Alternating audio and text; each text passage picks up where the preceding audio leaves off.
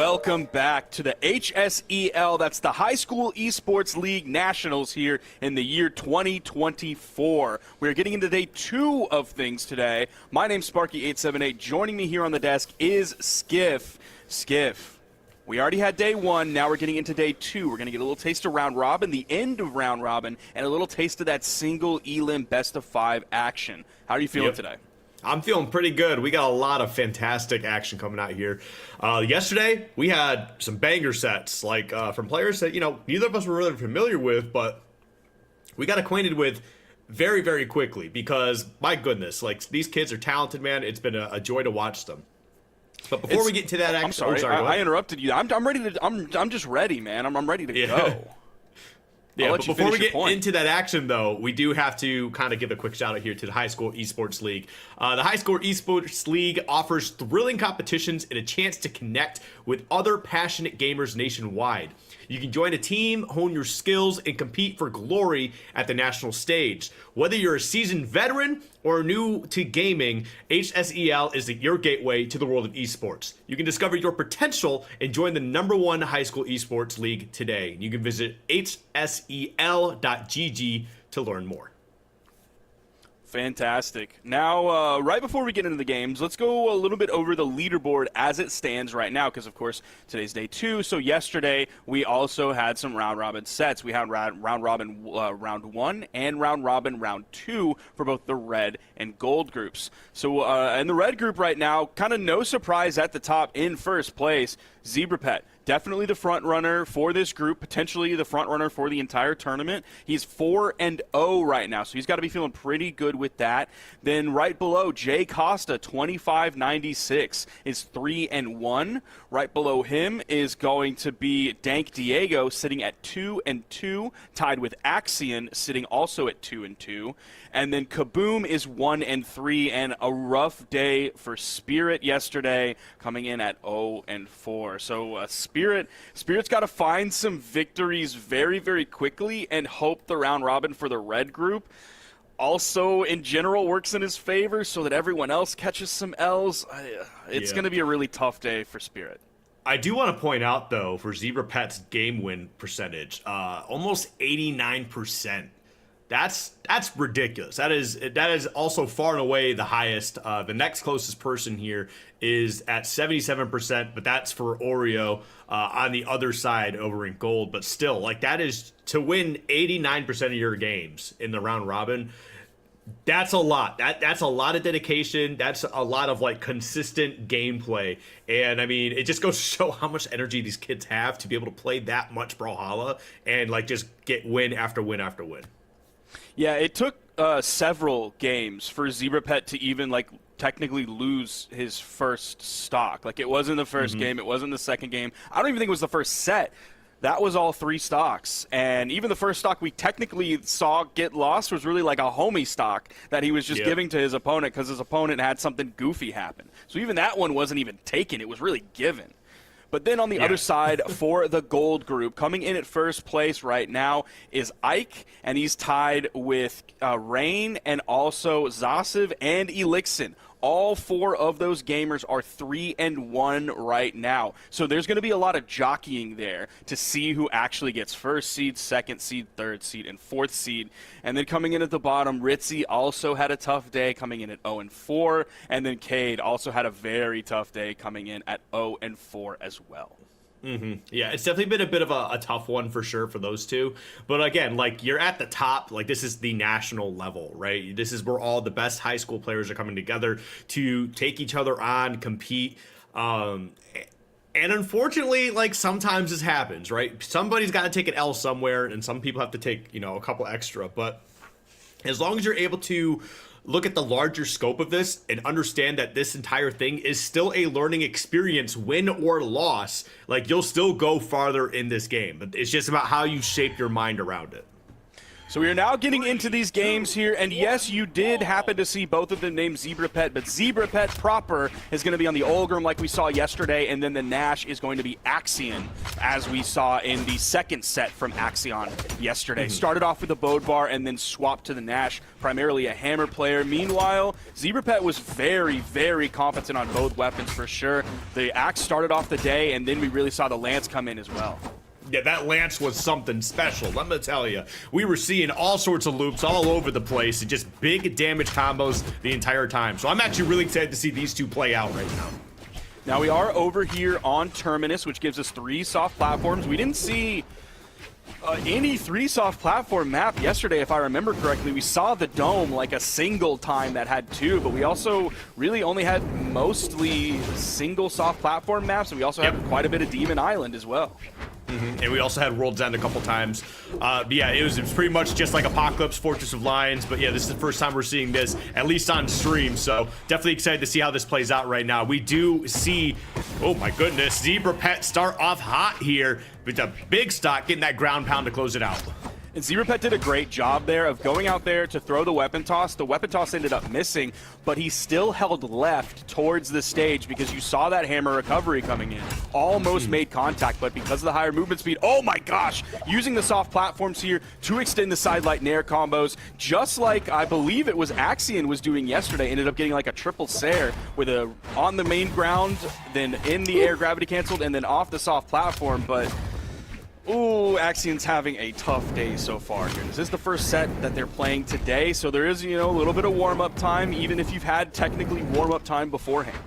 Yeah, no, it's definitely a little bit rough, but you know what? Again, like, it's day 2, right? You should be a little bit warmed up more than yesterday. And as you can see, finally getting on the board, which I think would be a good sigh of relief for Axian, just saying, all right, cool, I got that out of the way. I don't have to stress as much. Now I can just focus on playing the rest of my game. Ooh, I think he meant to do the downlight there off of the side, but the sidelight actually moved him forward, so he's technically in the air past the corner. So that down air ended up coming out instead of the D-light that he wanted. There we go. Yep, getting a couple of those hits in. Oh, does it pick up the spear now? That's definitely rough. Finding a way back to stage. Yes, okay, good. All right, now you're back on stage here. You're in the red though on your final stock, and now you see the one weapon you probably really don't want to see from ZebraPet is this Rocket Lance coming into play. Now, if he had an accident, oh, okay, he's just done there. It's over on that one. So one thing that I was curious on is like, what is ZebraPet going to look for here as the game finisher?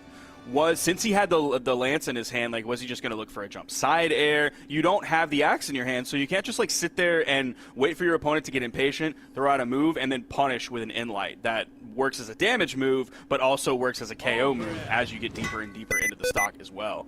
So yeah, we don't necessarily know what he's going to look for as the KO option on the lance, especially when it's like getting down to the end of the game, pressure's mounting. You want to take the stock as fast as you possibly can because that limits the amount of like counter punish time and comeback potential that your opponent can have. Was he just going to go for maybe a charged neutral sig, or maybe a side sig, or maybe was he going to wait around, throw out some safe nairs, wait for the weapon spawn to come in, grab the axe, and then just finish with that, because he has a lot of ways to take stocks with that, as we've seen this weekend. But now we're getting into this character switch here, going into the Orion for Axian, so that should be very interesting to see how this plays out. Interesting choice to swap to this. Yes, of course, it has the Lance crossover, and he's opting to go for the Spear v Spear against ZebraPet here, which rarely do people opt in to the mirror match. I messed up. It's not Axian, it's actually ZebraPet switching over. Yeah. So they're sticking with the Rocket Lance, so my apologies on that part. So it is interesting because like we saw the sidelight nair extensions with the soft platforms coming out. Maybe he wants to do that more here with the spear. Now it might be a little bit tougher because he will have to get the gravity cancel in there on the second one in order to get up high enough for the third one to be canceled on the soft platform. Yeah, okay, there we go. Once again, trying to get some of those signatures from Nash out ready in the play.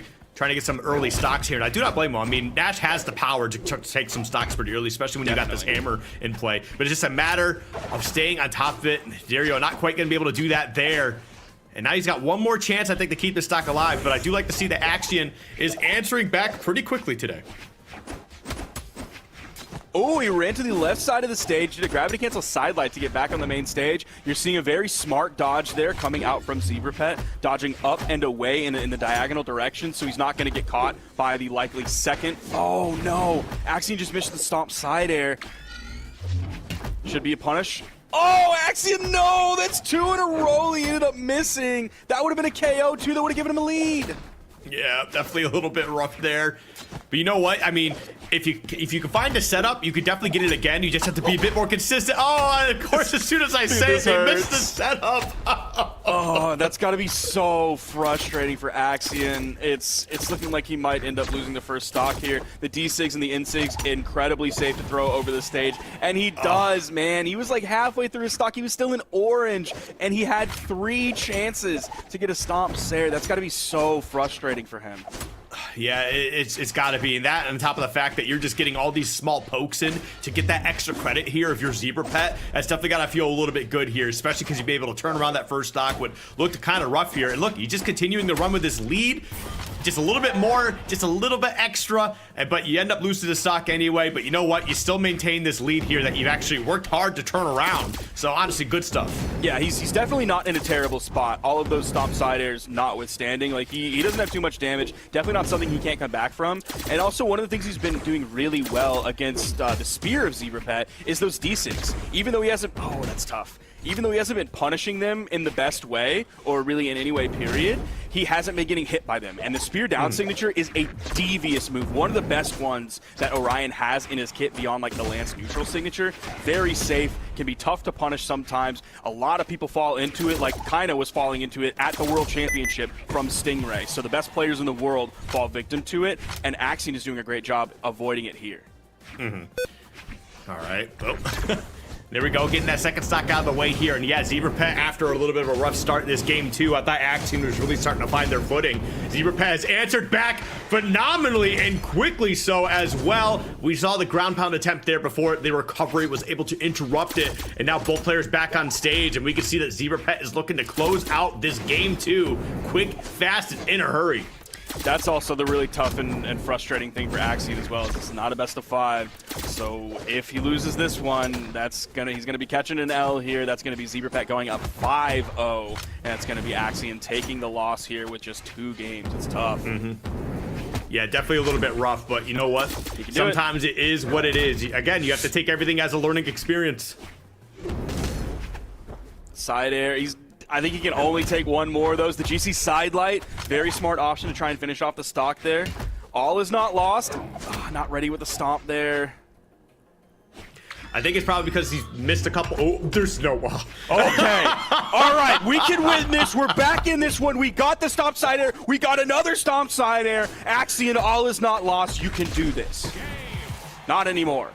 But still, we saw the turnaround. We saw him really start to lock in. And that was just a tough loss. Hopefully he can forget it like a goldfish and then realize that like he has the potential in him to hit those stomp siders, of course. We saw it yesterday. He's a very strong player. So dealing with those tournament nerves against like the best player in the tournament or the front runner of the tournament is tough, and it happens. Yeah, no, I mean, you started off well, but like that's kind of the thing that separates, good players from great players is that they can start off a little bit rough in the game and they know like exactly how to dial back in. They're like, all right, cool. I've been kind of slacking off here. Maybe I was just feeling a little too comfortable. I just got to start getting my focus back in, start getting a little more aggressive where I need to, and they can turn things around quickly. We saw like, oh, I'm going to start hitting my combos. I'm going to, I know what hits they're looking for. I'm going to be able to dodge these, and then I'm going to be able to get my extensions as needed to close out this stock first. And it's like just not being able to close out that first stock, I think might have hurt Axian a little bit mentally. But again, you have to lock in. You have to figure out a way to get back into the game, even after you start off great and then things start to falter off. So yeah, that is ZebraPet going up 2-0 over Axian. I forgot where Axian is on the leaderboard for the red group. He's sitting at 2-2 before that set, so now he's going to be sitting at 2-3. He has the potential to tie with Kaboom. Based on if Kaboom wins his next set, that would put them tied. And I think it would then go off of like game win percentage, like individual game win percentage, to see who actually makes it out, because 4 out of your 6 in the group end up making it into the single elim bracket. So that's really like the best thing that Kaboom could be hoping for, is like if Kaboom wins, then he's 2-3. They're tied. If he gets a 2-0, I don't know if his game win percentage is going to go up enough to put him over Axian there. That's a few deeper levels of math than I think we need to go into on this broadcast. It's too much math for me, that is for sure. I've been out of high school for a hot minute. And math is not for me anymore. Just give that to the players. They could probably, it's probably easy for them. They're still very frustrated. They better Yeah. be. They better be. I swear to God, you guys better focus on school. But all right, I think we are going to take a quick break here before we actually get into a player interview. So we'll be right back. Don't go anywhere. I love it. Like, I know a lot of people from other schools that I talk to, they envy us in a sense because they wish they had an opportunity to be able to be with your friends and compete. Even talk to my parents, they're like, wow, I wish we had that when we were younger. So it's a cool opportunity for sure. I would have probably never became friends with these people if I didn't join it. They're really cool. They're actually fun to hang out with. We got the hang of it pretty quick, and yeah, Generation Esports is a pretty decent website, I will say. The queuing is easy, you can figure out what time you want to play, and it's all around just super fun talking with other people from other schools.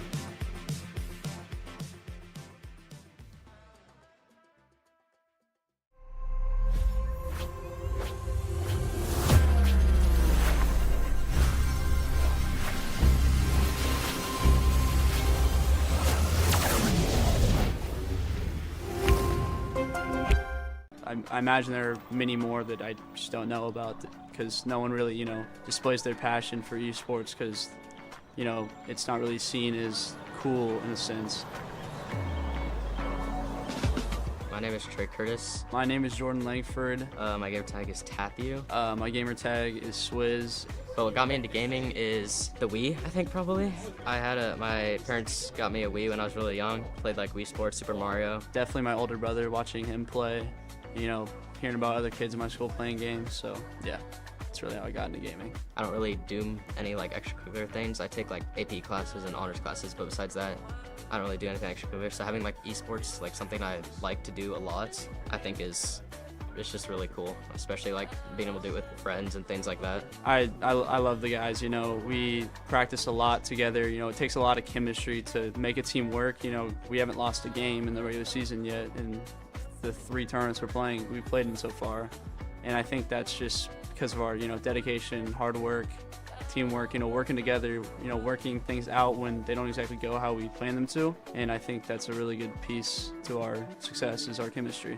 I guess I wasn't really too talkative in school and stuff. Meeting like 2 that were juniors at the time is like kind of cool as well, because they added me to their group on Discord, and so like I kind of talked with a few people there, so I guess kind of brought me out of my own friend group a bit and like just talk to other people. So I know a lot of people that love the game at my school. I mean, I play with a lot of them, but I imagine there are many more that I just don't know about, because no one really displays their passion for esports, because it's not really seen as cool in a sense, and I really think that can be put away, that stereotype.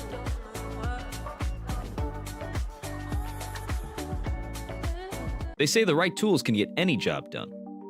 We agree. Introducing Blueprint, the platform for educators built by educators. Blueprint is user-friendly, featuring drag-and-drop scheduling tools and a robust gradebook. Designed for the scholastic world, Blueprint empowers educators to create powerful course content. Plus, Blueprint is the exclusive provider of the popular Gaming Concepts curriculum. Learn more about how to gain access to Blueprint today. You can use Valor's training platform to bring professional esports into the classroom, and I'm going to show you how in 30 seconds. First up, let's choose the training camp that's right for me. Our platform is inclusive of all experience levels, so there's a range of choices. Here you can see a structured training roadmap. Let's start our first session. Now I can scaffold my esports teams using learning, quizzes, and training. See, wasn't even 30 seconds. You focus on play, we'll do the rest. Sign up for free today at valoresports.com and take your program to the next level.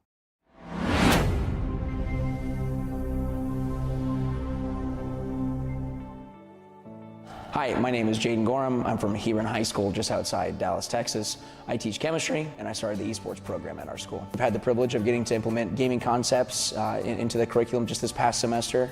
And now it's evolved into this elective where we actually had over 170 kids sign up for it in this next coming year. And so, kids are, lining up to try to take this elective. Gaming Concepts is an innovative curriculum that blends the excitement of competitive gaming with STEM and educational objectives to foster a strong sense of belonging among students. Schools using Gaming Concepts reported an increase in attendance of up to 10%, alongside an overall rise in self-esteem by 8.3%, and nearly 82% of students expressed they had never participated in any extracurricular activity before Gaming Concepts. Written by educators, for educators, Gaming Concepts features 5 unique courses distinctly tailored for middle school and high school students passionate about this growing industry. Bring the power of esports into the classroom, and you'll find just how impactful Gaming Concepts can be for your school.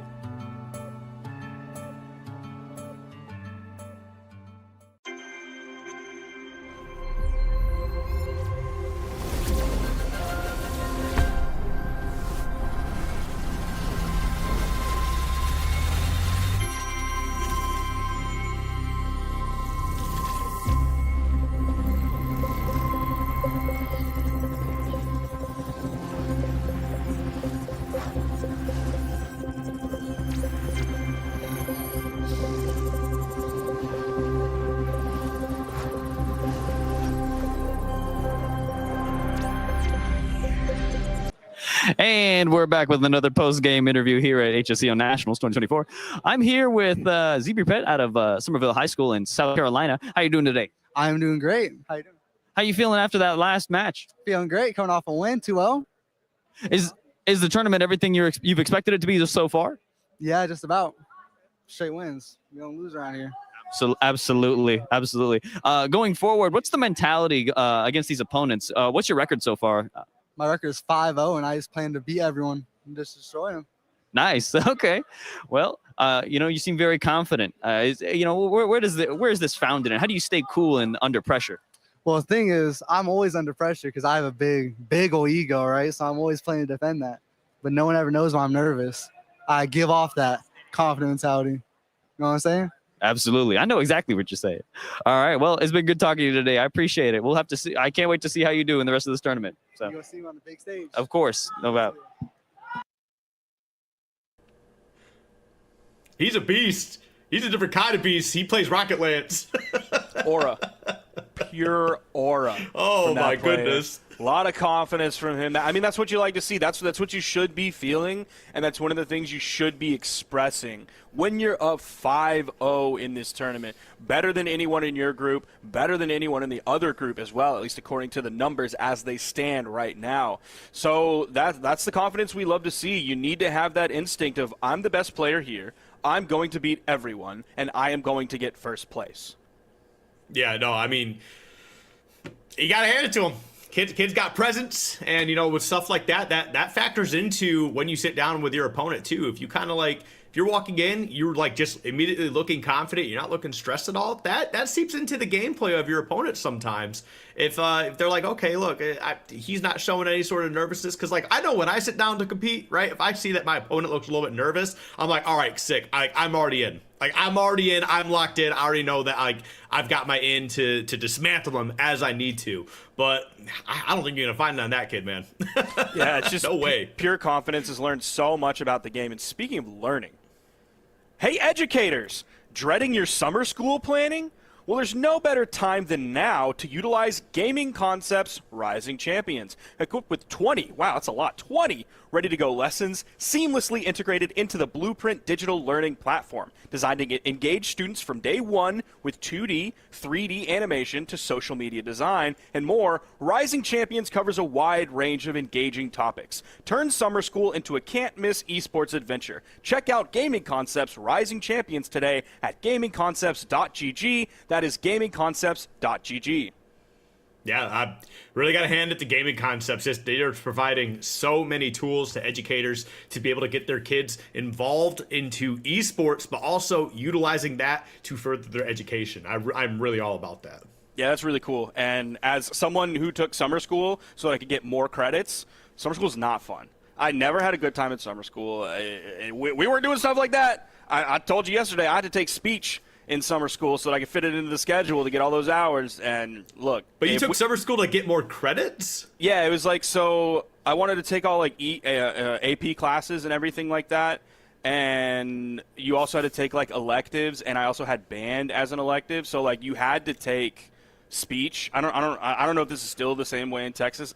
I took speech and I took health in summer school so that I could have like a packed schedule with a study hall as well, so I could do homework during the study hall. During the year, I could have study hall every single year. So I took health and speech in summer, and they were not fun. They were definitely not updated for the modern era with things like esports and animation and social media design and all that kind of cool, creative, fun stuff to like engage a modern learner. So that's very cool. Yeah, well, speaking of one of our modern learners, we do actually have a Through the Lens presented by Oakley for Dank Diego, who's going to be coming up next year. Let's check that out. This is Through the Lens, presented by Oakley. My name is Diego Munoz Diaz. I'm from Palmdale High School. I'm playing Brawlhalla, and I'm class of 2024. He's graduating tomorrow at 6. And then we're hopping onto a plane to Kansas City at midnight so that we can land, and then he has a game. I'm Coach John Fields at Palmdale High School. I coach esports. I teach AP Pre-Calculus, Physics, and Engineering Design and Development. It feels pretty exciting, honestly. I've never done anything like this before. So my mindset for him has just mainly been to have fun with it, because it's a once-in-a-life opportunity and he gets to go and enjoy everything. But at the end of the day, win or lose, life's still going to go on. Some opponents I'm looking forward to competing against are honestly the ones just from my district. You know, I've already gone against them, but online it'll be cool to go against them in person and see them in person. And for me to win it, it would mean a lot. It would be really cool. It would mean a lot for the school just because we are one of the smaller schools in our district, and we're in an area where anytime I tell people where I'm from, it's just we're northeast of LA. So we're not really like the big city place, so it helps legitimize not only esports, but the Antelope Valley as a whole. I would say I'm really determined, I'm gonna be watching the games, I'm gonna be trying to analyze, how they play, and I'm just gonna, I'm gonna do my best. That's all I can say.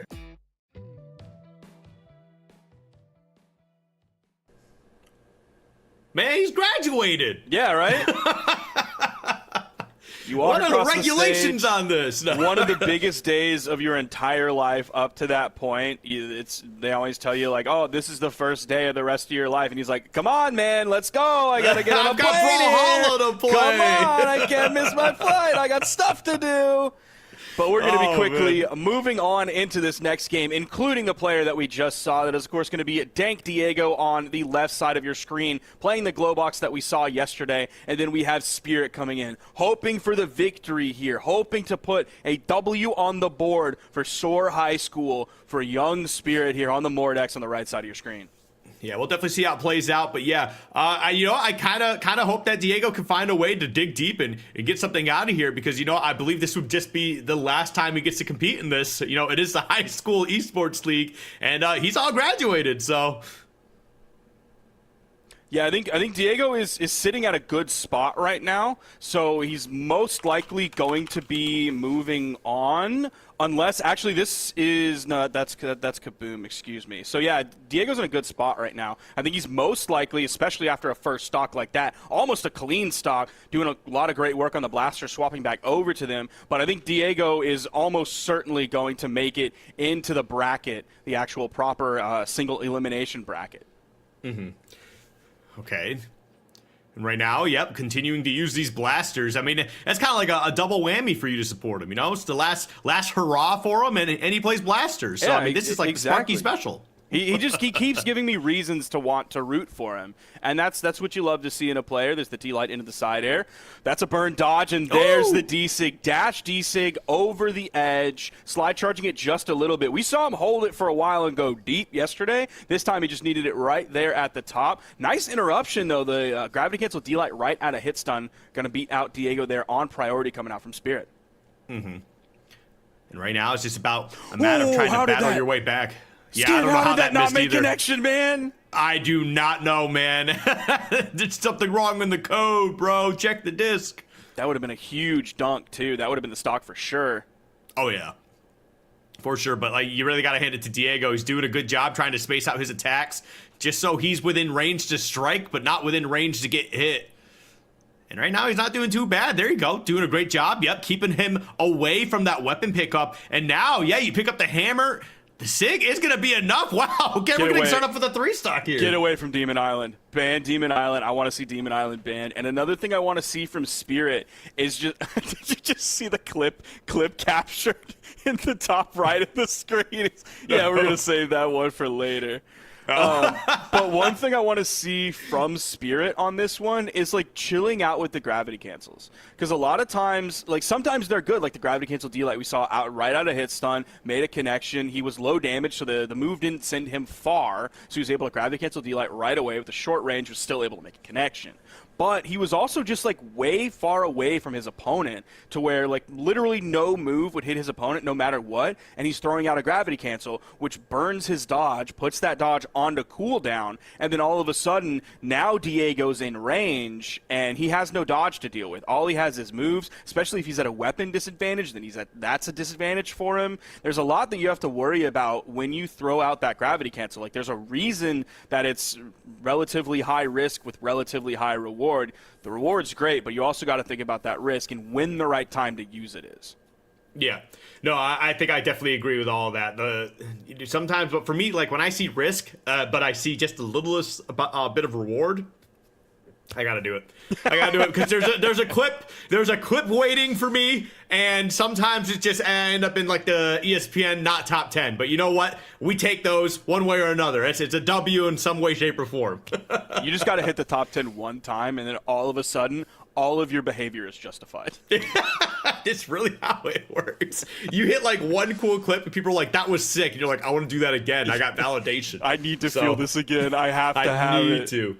All right, but hey, we're going to get right into the second game here. We just had to do a quick little fix for I think someone had plugged in a controller. There was just a loss of audio, but I believe we have that fixed. We'll get right back into this game too. Let's go. So again, we are sitting here with Diego and Spirit. Spirit coming into this one 0-4. That's essentially the win condition that we're looking at for Spirit right now, is to get that win on the board so that he can go home. Yes, learning some things that he needs to work on, but also at least taking that W. It's going to be tough because Diego was playing really well. Anytime Spirit made a mistake, and of course, players make mistakes. The best players in the world make mistakes. We're all human in that sense. So you're going to make a mistake at some point, and Diego was ready almost every single time for it. And we're going to be going to World's End here, so the thicker Demons Island, and we'll see how this plays out. Right now, okay, Diego trying to go in unarmed, but my goodness, Spirit definitely coming in with a different, feeling of aggression here with this sight. Okay. I didn't see a lot of sight in the last game, Sparky. He's showing it to you right now. Has a huge lead. He just has to keep this lead in his control. He can't just kind of waffle around, get hit by these blasters attacks. The D-Light Cider, that's a color change right there. That's turning him orange. He has to be careful to not get put into the red, or all of a sudden that lead he had is all for naught. It's made completely moot. Be careful. That down air, the bonk on the head, has enough to get up. Just barely gets above the GCD light that almost certainly would have led into the ground pound from Diego and the stock. Okay. And now both of them got their big weapons in hand here. We got the hammer versus the scythe. We saw the SIG create a little bit of space, and we kind of saw this earlier too. Okay, gets the stock out of the way. I was about to say, we saw this last game where, Axian just like had a great lead and was not able to close out that stock. And we almost had that again, but thankfully for Spirit, they had a big lead. They started to lose it a bit, but still got that stock out of the way to maintain it. So now he has gauntlets. Got to find the way to get in. He's doing a great job of overspacing almost all of these blasters moves so far, and then in order to whiff punish them, then moves in while Diego is still in recovery, still in that end lag. So doing a great job so far. Does get hit by the side signature, but there I think he built up like over 50 damage onto Diego, so he still has a nice lead here. Definitely not something Diego can't come back from, but still, great extra credit, great damage. Yep. Okay, there we go. The weapon toss, I like that. Just create a little bit of space for yourself, and then you're able to get back on stage with that same weapon back in hand. And there you go, a nice little three-piece combo. Now it's just a matter of trying to maintain the stage control. Doing a really good job here. Yep, gets him disarmed in the process. Can you close this out? You stomp Sayre, puts him off stage. Looking for the ground pound, maybe? Yes, gets it, but will he recover? No, he won't, and there we go. We've got Diego with the lead. And he has a solid lead here, too. He's like deeper into the orange. He's not even really in KO damage yet. If Spirit finds a nice dunk here, that could be like right over on the corner, right place, right time. That could be the stock here. Getting barely away from that down signature. Does have the scythe in hand, has potential to build the big damage like he did early on in this game. He just has to find the KO move here now. The damage isn't as important as finding that KO. Oh, there we go. Gets a couple stray hits in there, and there we go. Yeah, we're back. I want to see him keep that scythe. I feel like when he has that scythe in hand, he's really making some magic happen. I understand going for the weapon toss and picking up the next weapon there, but like, I feel like you need to stick to your strength at this point. This is Spirit's last chance, and it's gonna be taken away from him by Dank Diego, going up 2-0. But we saw a lot of good stuff from Spirit. I'm gonna talk to Spirit right now. I don't know if you're gonna watch this back, but this is helpful, Spirits, friendly can advice you hear me? from Sparky Spirit, can you hear 878. me? Your scythe was solid. We loved your scythe. When you had gauntlets in your hand, it's definitely not that they were bad. You had solid gauntlets. They were good gauntlets. But one thing you specifically, I think, need to work on is your sidelight options, whether that's just a sidelight into a recovery, a sidelight into a gravity cancel sidelight in the same direction, getting the dodge read into the recovery, or sidelight into a gravity cancel sidelight the other direction for the other read, then going into the recovery. So your sidelight follow-ups, once you like bake that into your gameplay and it becomes second nature, I think you're going to be in a really good spot with this legend, because gauntlets are amazing. Scythe is also really amazing, but Mordex is such a good character that both weapons are amazing, and once you can really fully utilize the kits in both weapons, like you're doing with Scythe right now, you're going to be in a really good spot, because you also have strong signatures on the gauntlets. Then you're not as reliant on the Scythe. So that's just my helpful advice, and you're going to be a monster with Mordex. Yeah, no, and Mordex is a very good champ. We see our legend, excuse me, we see a lot of good champions actually within Brawlhalla actually run that Mordex as well. And you know, Sparky's the guy to listen to, man. He is the most electrifying man in Brawlhalla. It says so in his Twitter bio, in case you didn't know. Yeah, but also like you said it today, so like they say it about me. It's not just like self-ascribed, like they say it as well. I will always say that about you, Sparky. But I think we are going to take a small break here until we get to our next little bit of action, which shouldn't take too long. So don't go anywhere. We will be right back.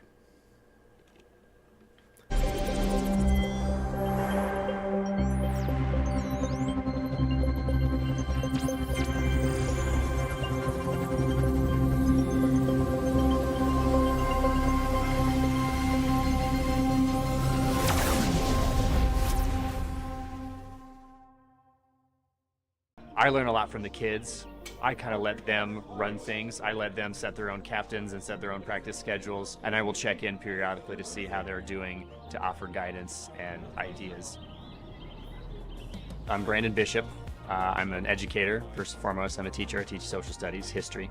As a kid, I grew up with like the console wars, so like PlayStation 2, we got one for Christmas, and that's kind of how I got into gaming. So yeah, I think the biggest skill that gaming can teach, especially with this at this level, is communication and cooperation.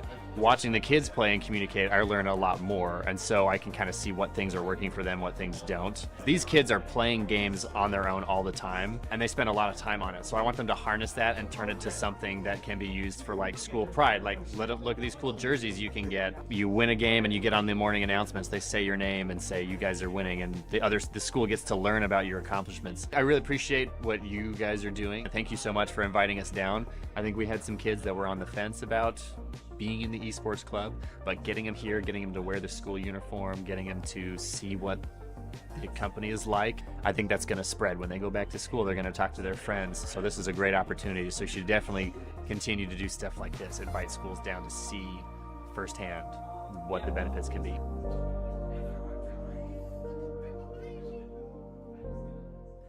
Hello, educators. Welcome back. Are you ready to take your scholastic gaming to the next level? Because we are. We know you've been loving the Gaming Concepts curriculum, but don't worry. That amazing content isn't going away, just moving. Starting this fall, we'll be transferring your Gaming Concepts learning experience to our brand new US-based platform, Blueprint. But what's Blueprint all about? Blueprint is a cut above the average learning software It's packing some serious upgrades. The interface is user-friendly, so you won't have to spend ages figuring it out. The platform also has robust security measures to make sure that your important data stays safe. It's also the exclusive provider of the Gaming Concepts curriculum. Plus, we're making the migration process super smooth. Clear instructions and support will be right at your fingertips. But wait, there's more. Blueprint is a living platform. That means you'll get regular updates and fresh, new content to keep your esports curriculum at the cutting edge. We'll be making continuous improvements based on user feedback and emerging best practices to help educators stay ahead of the game. Blueprint will also house a library of free curriculum materials, which you can use to expand your own knowledge and share your passion for esports education with others. Blueprint is a game changer for educators, a platform focused on enhancing student. And we're back with another post-game interview. I'm here with Diego from Palmdale High School in California. How you doing, Diego? I'm doing pretty good today. How you enjoying Nationals so far? It's honestly really cool. It's not what I expected at all, but I really like it. Oh, was last match? How was that for you? I went well. I won both games. Probably didn't play as hard as I should have, but What's your score count so far at Nationals? right now I'm 3-2. Very nice, very nice. And in terms of opponents, is everyone up to about the skill level you expected so far? Yeah, there's a lot of really good players out here. Okay. Anyone in particular looking to play against? Honestly, I've played just about everyone. You know, we've been practicing here at these computers, but maybe ZebraPet again. He's really good. Very nice. Well, nice job, Diego. Can't wait to see what you do here at Nationals. Thank you. And we are back, ready to move on into our next game here in the red group. Or are we moving to gold group? Excuse me. Was that our third set? These sets are going by lightning fast. Our third set's come up right here. We got Jay Costa taking on Kaboom. There you go. That's what I was looking for. So let's see. Jay Costa is right now at 3-1, and Kaboom is at 1-3. So the inverse of Jay Costa right now. If Kaboom can win this set, that would put him up 2-3. He'd be tying with Axian, and I think if it's a 2-0.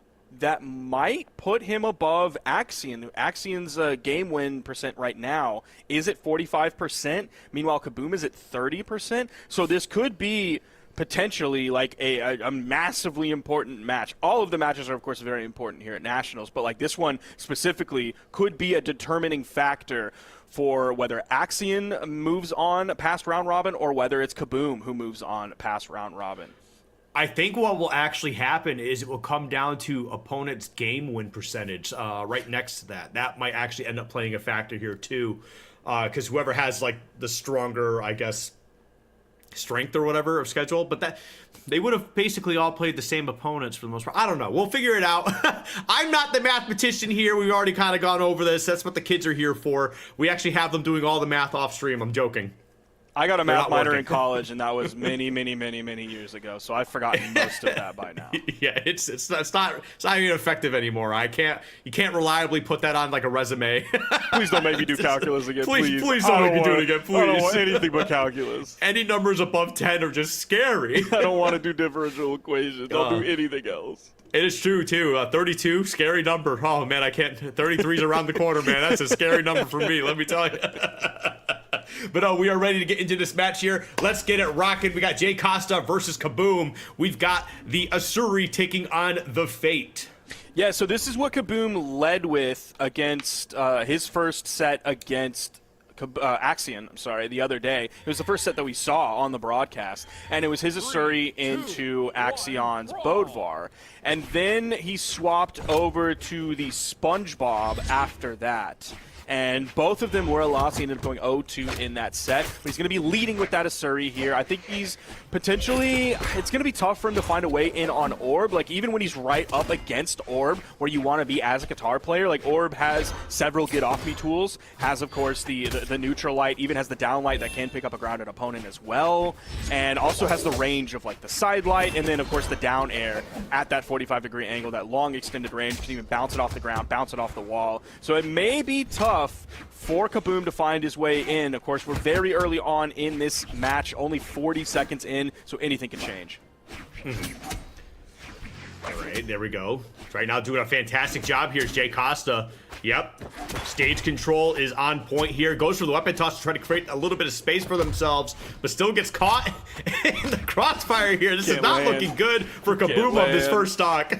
And it's just like we need to not be on Demon Island. I think especially if your opponent is like a strong edgeguarder or has a strong edgeguard weapon like Scythe that can do very well in either advantage state or disadvantage state. I think you need to just not go to Demon Island. Avoid it at all costs. Go somewhere else. It looks like we are going to, I'm not sure exactly what's happening with the stocks here. We might just be remaking this one, or are we going to go into it? Okay, I think we might just be throwing this one away. It looks like there might be some connection issues with the peripherals. It sounds like there's a constant connection, disconnection. So I assume maybe a controller is being connected, disconnected. But regardless of that, so that first stock, it was pretty much just a fate show. Let's be real here. Jay Costa was just controlling the space everywhere with that Scythe, and that's kind of seems to be like the recurring story today. Is outside that first game, Scythe is just. I mean, it's always been such an incredible weapon, right? But the way that like Jay Costa has been using it here, and last game with who was it? I'm sorry. Was it Rain? Who was it? It was Diego. I think it was Diego. Yeah, it was Diego was playing Cassidy. No, it was Spirit. That's right. That's exactly right. Spirit on more decks. Yeah, like because Spirit, like when Spirit was playing Scythe, like we were talking about it too. Like that Scythe was just crisp, right? It's just when we got to the gauntlets, like it wasn't bad. It was just there's just a little bit of something missing. But yeah, Scythe is just such a great tool to control so much space on and off the stage. Like you basically just kind of create this bubble for yourself, and you're like, if you come in here, I'm gonna get you. Like do not come into this bubble. Like I am a danger. I am a menace. Right, and I am trying to create problems. Scythe if you went to this bubble, Scythe has always been one of those weapons that has been effective at like almost every level of gameplay. Like maybe for like up to gold, I don't really know how effective Scythe is, like what the win rates are looking like or what the pick rates are looking like down there. But like once you get into like the upper stages of plat and then like anything beyond that. Into Diamond, then into 2300, 2500, 2700, 3000, even like the professional players at BCX. Scythe has been a very effective weapon that a lot of players find a lot of success with and are able to use very well just because so many strong tools are baked into the kit. And of course, as you get better, you're like given more access. You're able to access more of those tools more often. And that's what the Scythe players have shown us this weekend as well. 3, 2. Yeah, there we go. Going to be going right back to Demon Island here. Okay, we're just going to start it right back up from the beginning. I respect that. And we're going to see how this plays out. Immediately, though, we've got that Scythe from Jay Costa.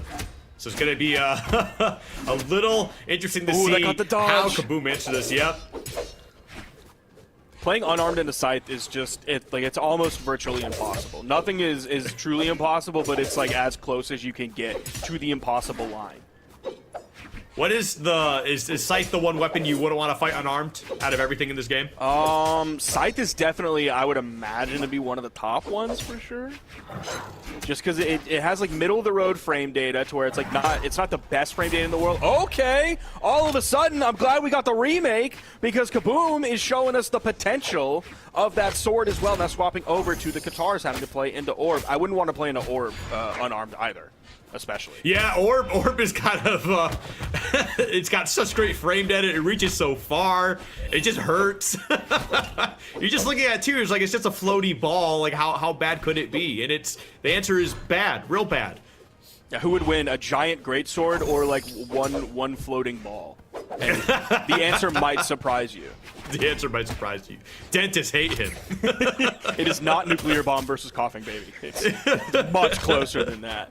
But yeah, and especially like as people are exploring Orb in the meta much more now than we used to in the past. You would have like a couple Orb champions, like Radish, if we're talking about the pro player scene. But now that people are pushing Orb more and more at all different skill levels, like it's really becoming a demon. And right there, okay. Doing a pretty solid job. Doing it again. Now we got that Scythe. We're going to be keeping him off stage, or at least, controlling one part of it for a very good amount of time. And we saw that neutral sig attempt. Just probably just, you know, creating a, hey, if you jump in, you're gonna take you know, a bit of damage here, but if not, like, cool, you're not gonna be able to punish me for it because you're all the way across the stage. But we do see things get evened up here. Jay Costa gets rid of the scythe, goes back to the orb here, probably looking for a little bit of that combo potential of putting him right off stage. Great lead for Kaboom here. Almost has Jay Costa into KO damage. That's going to do it with that neutral light as well. And the follow-up side air. Just waited for just a moment. If you initially go out there, I think Jay Costa would have been ready, and he even threw out an attack, but Kaboom wasn't anywhere near him. And now keeping it going here, forcing Jay Costa off stage with the D-Light there. The dash jump side air, just instant movement. Very tough to react to, so great movement coming out. Even the GC side light, like, it moves you down a little bit, so you can be one jump height up to get away from like a lot of different grounded moves, and then it'll move you down so you still hit your grounded opponent while also being safe from their moves. Okay. Whoa, okay, we saw that yesterday too from Jay Costa a couple times. Honestly, it's a crazy play, but like it's been working out really well for him, so I'm glad to see that he's still kind of keeping that going here.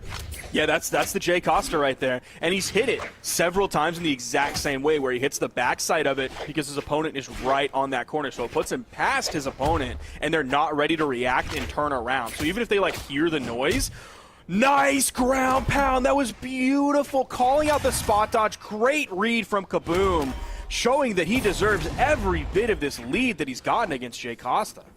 And now we're kind of getting into the nitty-gritty of everything. And this is where things get a little bit testy too. I like the fact that we got the scythe coming out here because I think this is just such a great tool to build up damage to try and turn things around. Unfortunately for Jay Costa though, Kaboom will get the upper hand and get that first W. Great work from Kaboom there. Coming back from the issues, like the connection issues or whatever happened in game one, and just completely wiping that from your memory, and just coming out and doing some really solid gaming, doing some great Asuri gaming, showing us all the Qatar stuff you want to see, all the sword stuff you want to see, ending with a signature as well, so something that's very unique to Asuri as a legend that no other legend will have is that down signature right there. So showing us every single reason why it's worth it for Kaboom to pick Asuri, and that's what we love to see. All right, well, here we go. 3, 2, getting into game 2, and we've had nothing but 2-0s today, and we had a little bit of that issue yesterday. We did end up getting a game 3 or 2. We'll see if Jay Costa can try to break this streak from what we've got going right now.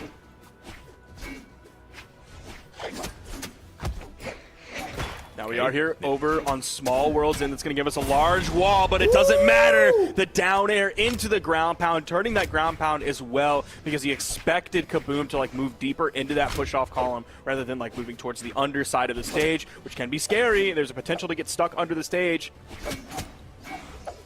Okay. Here we go. All right. Both of them kind of jockeying for position here, trying to find their openings. Nothing super crazy on this second stock here for Kaboom, but Jay Costa just maintaining the lead that they have is good enough at the moment. Oh, went for the D-Light ground pound. That D-Light was a little bit of a weird pickup. Put him much past Jay Costa, so he wasn't able to find the hit there. There's the D-Light, and you can see right here that pillar under the stage, which is why Kaboom faded out towards the push-off column on the left side when he got hit with that ground pound rather than going under the stage like we've seen before. That's exactly why that pillar is there, to deny that movement under the stage. Yep. Okay, right now, still, things are definitely looking still rough for Kaboom here. Has found a hit or two on this second stock for Jay Costa, but Jay doing a great job here. Again, if you're not off the stage on one side, you're off the stage on the other side, but we do get the Sair to close it out with the orb. And now, again, just great lead for Jay Costa in this game too. There's the side light. Tried to catch the dodge in with the neutral light back the other direction. We see the sword coming out from Kaboom. He did a lot of work on sword in the previous game. We're potentially heading in to one of the very few game 3s that we've seen this weekend, Skiff. Okay. And there we go. Yeah, Jay Costa just continuing to do a great job here. Oh, you gotta be careful. Whoa. If you are Kaboom. What a huge turnaround. That is so huge. What a spot dodge from Kaboom. A very bold move to use in that moment. Needed the Hail Mary to be able to find the KO, and he went for the high risk, high reward play. Gotta respect that there. It could have easily not worked out, and that could have been it for Kaboom, but he is here. He wants to force Axian to potentially swap places with him, and we are going to a game 3, even though Kaboom doesn't win that one. But man, that spot dodge was beautiful from Kaboom. Yeah, very, very well played. It looks like we're going to be seeing a switch of the characters here as SpongeBob is going to get locked in. And you know what? I don't hate this. I like it. Yeah, I really like it. I think Axe alone will do so much work for you here. It covers so much space. It's quick, right? It's not like an incredible combo tool like anything that Fate has, but it'll get the job done. And we're moving in to the Western Air Temple. Again, you saw right before the stage zoomed in, also does have a pillar, just like Small World's End that we just saw. So no ability to go under the stage. You can technically go under the stage, but not all the way under to the other side. First weapon going the way of Jay Costa. Yep.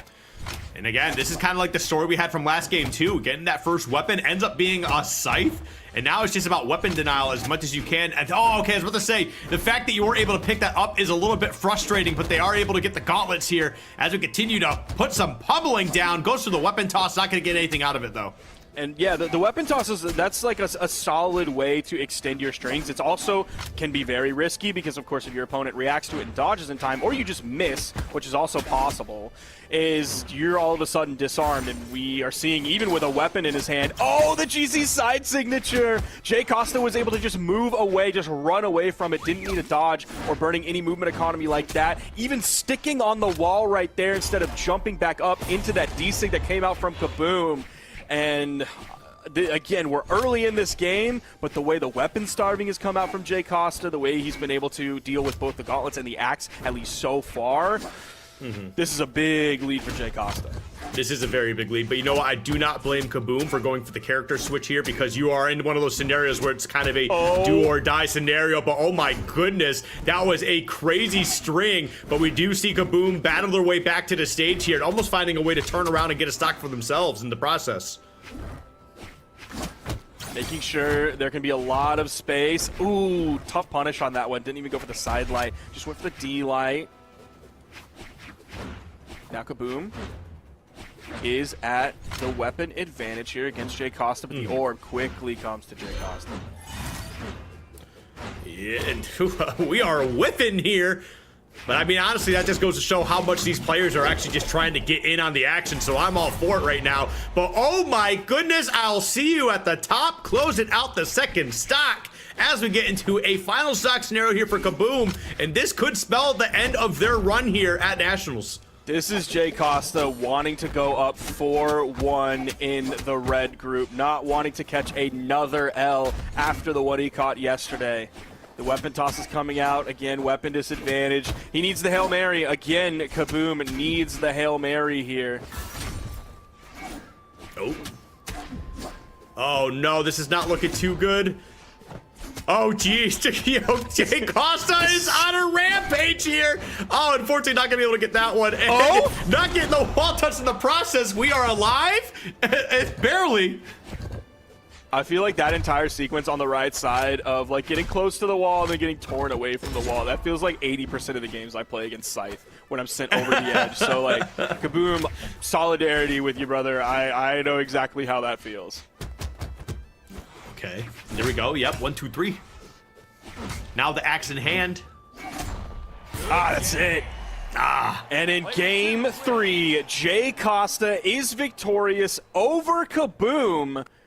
And now Jay Costa is up 4-1, still behind ZebraPet, who is, as we heard in the interview earlier, 5-0, undefeated so far.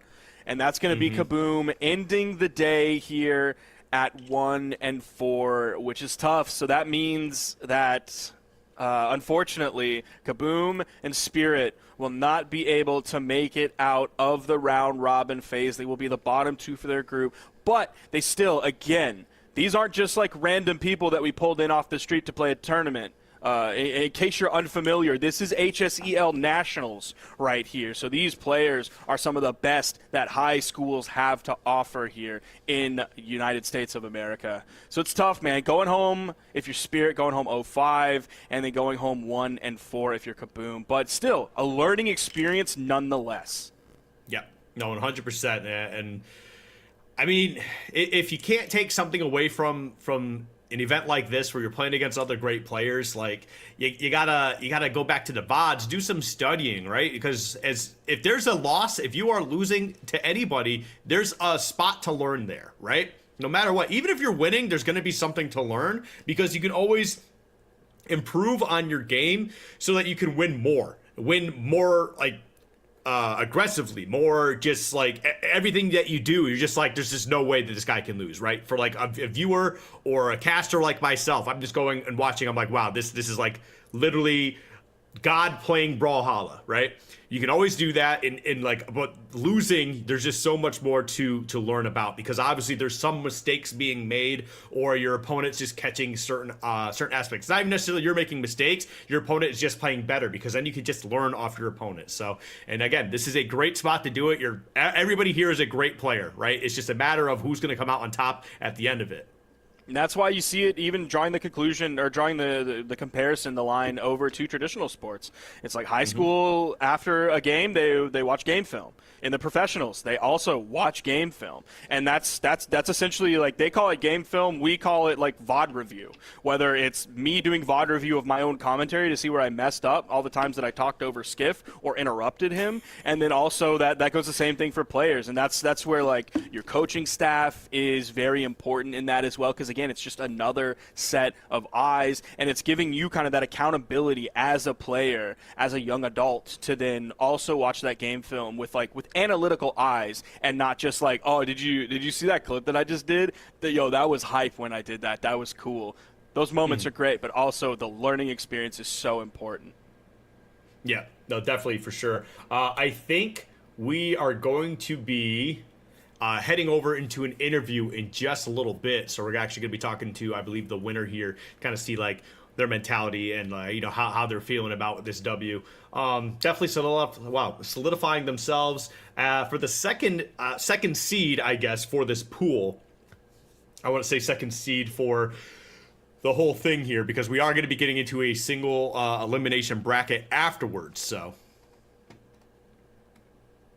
All right. Well, we are going to be getting into this interview right now, so hey, let's go check it out. I'm here with Jay Costa from Middle College High School, I believe. Yes. How are you doing? I'm doing good. I just won, so I'm excited. Nice. How are you? How are the nerves feeling in the tournament so far? Well, up to this match, I felt good, because this match, my last opponent, I fought him in ranked before, and my record on him on ranked is 0-8. So this was the first time ever beating him, and at a LAN tournament, which is great. What's your record so far at the tournament? So far, I'm 4-1. So I'm looking forward to go all the way. Okay. And who's your final boss for this bracket so far? For the bracket, I'm looking forward to fight Xavius and the number one player. I forgot his name. Zebrapet. There you go. Okay. That's a very common answer around here. Well, we wish you best of luck, Jay Costa. You got this. Thank you.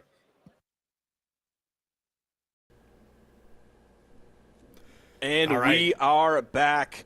That is the last set of the red side of round robin things. That was Kaboom versus Jay Costa. So just giving you the rundown of what we saw so far today. It was Zebrapet with a 2-0 win, putting him up 5-0 undefeated in the red group against Axian. Spirit lost 0-2, or really a 2-0 win from Dank Diego's perspective, and then a 2-1 win for Jay Costa over Kaboom here. Those are the three sets we saw rounding out red group. Mm-hmm.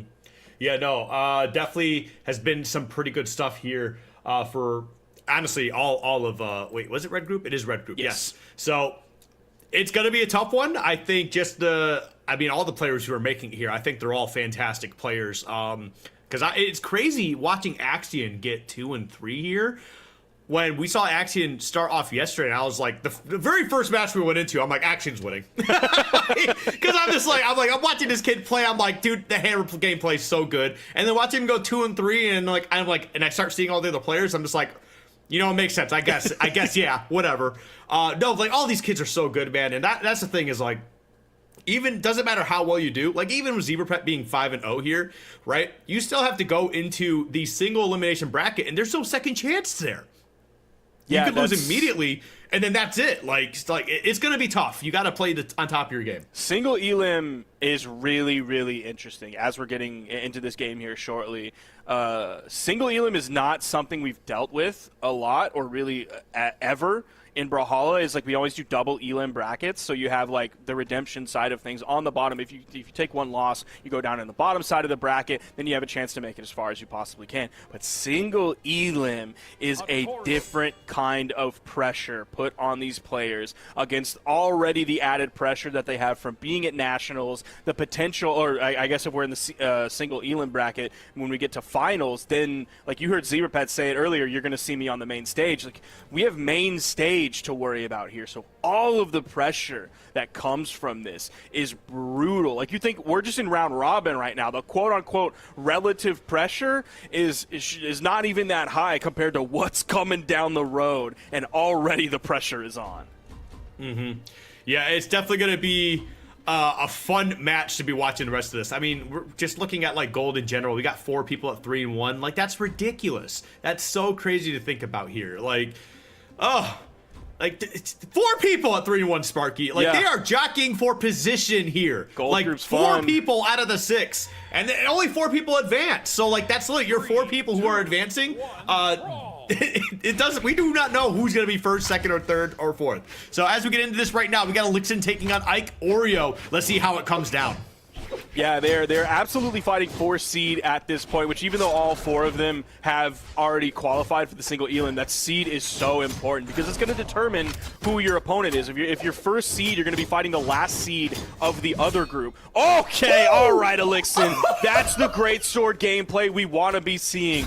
Throw out your starter, throw out your bridge, get the dodge, and then go to town. Yes, beautiful gameplay from Elixon.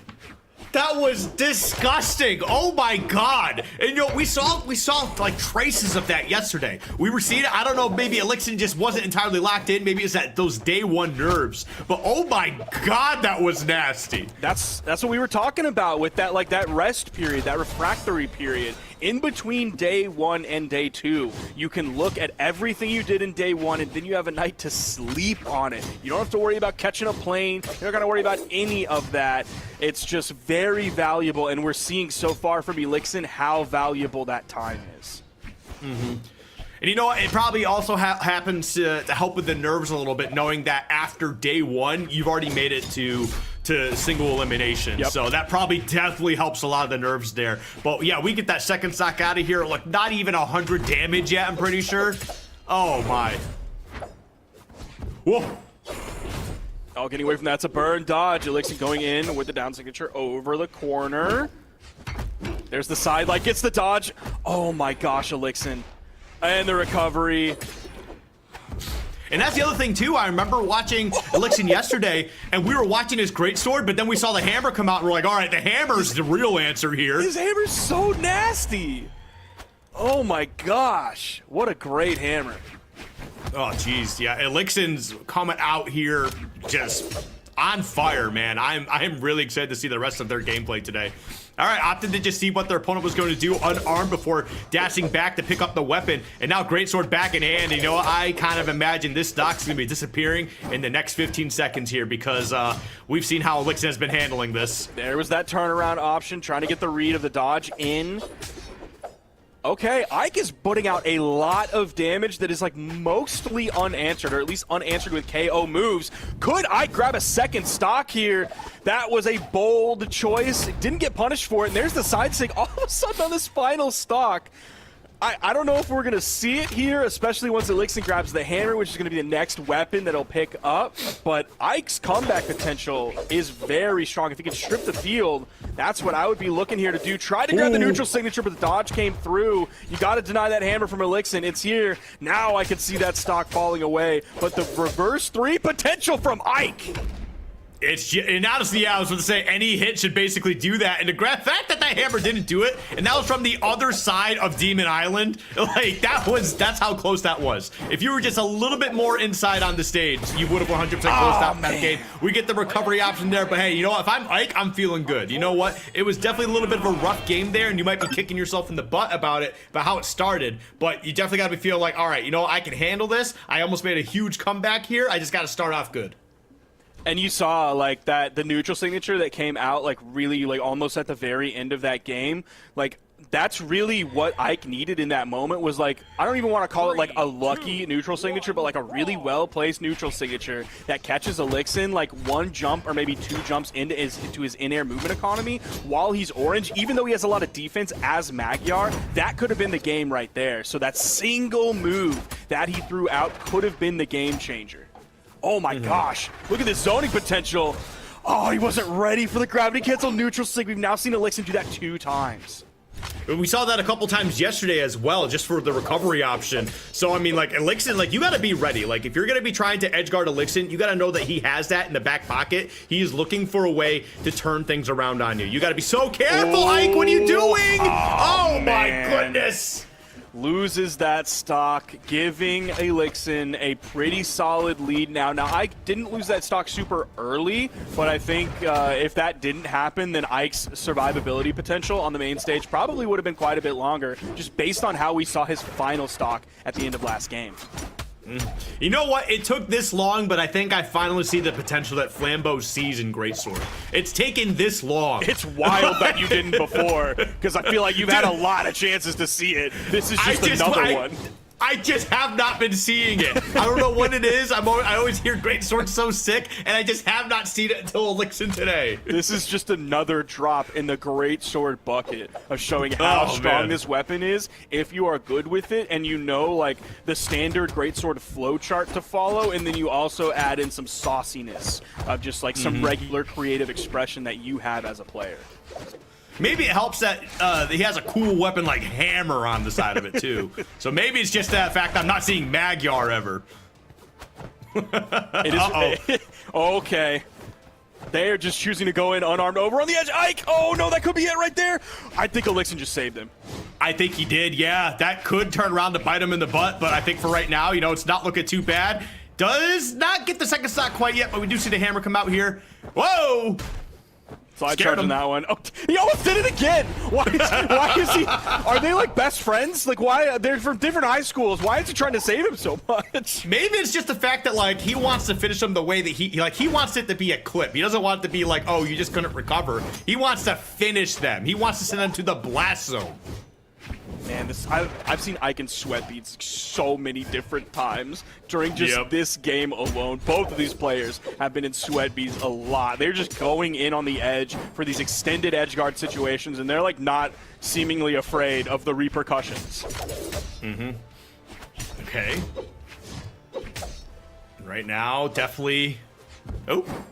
That was so a close. Little bit rough here. That was very close. I do like his new end-sig attempts with the sword. It's just a matter of just like landing them, because right now he's been good. Like he knows what he's looking for, and he's like on them. Like he has the read. It's just the timing's off just a little bit.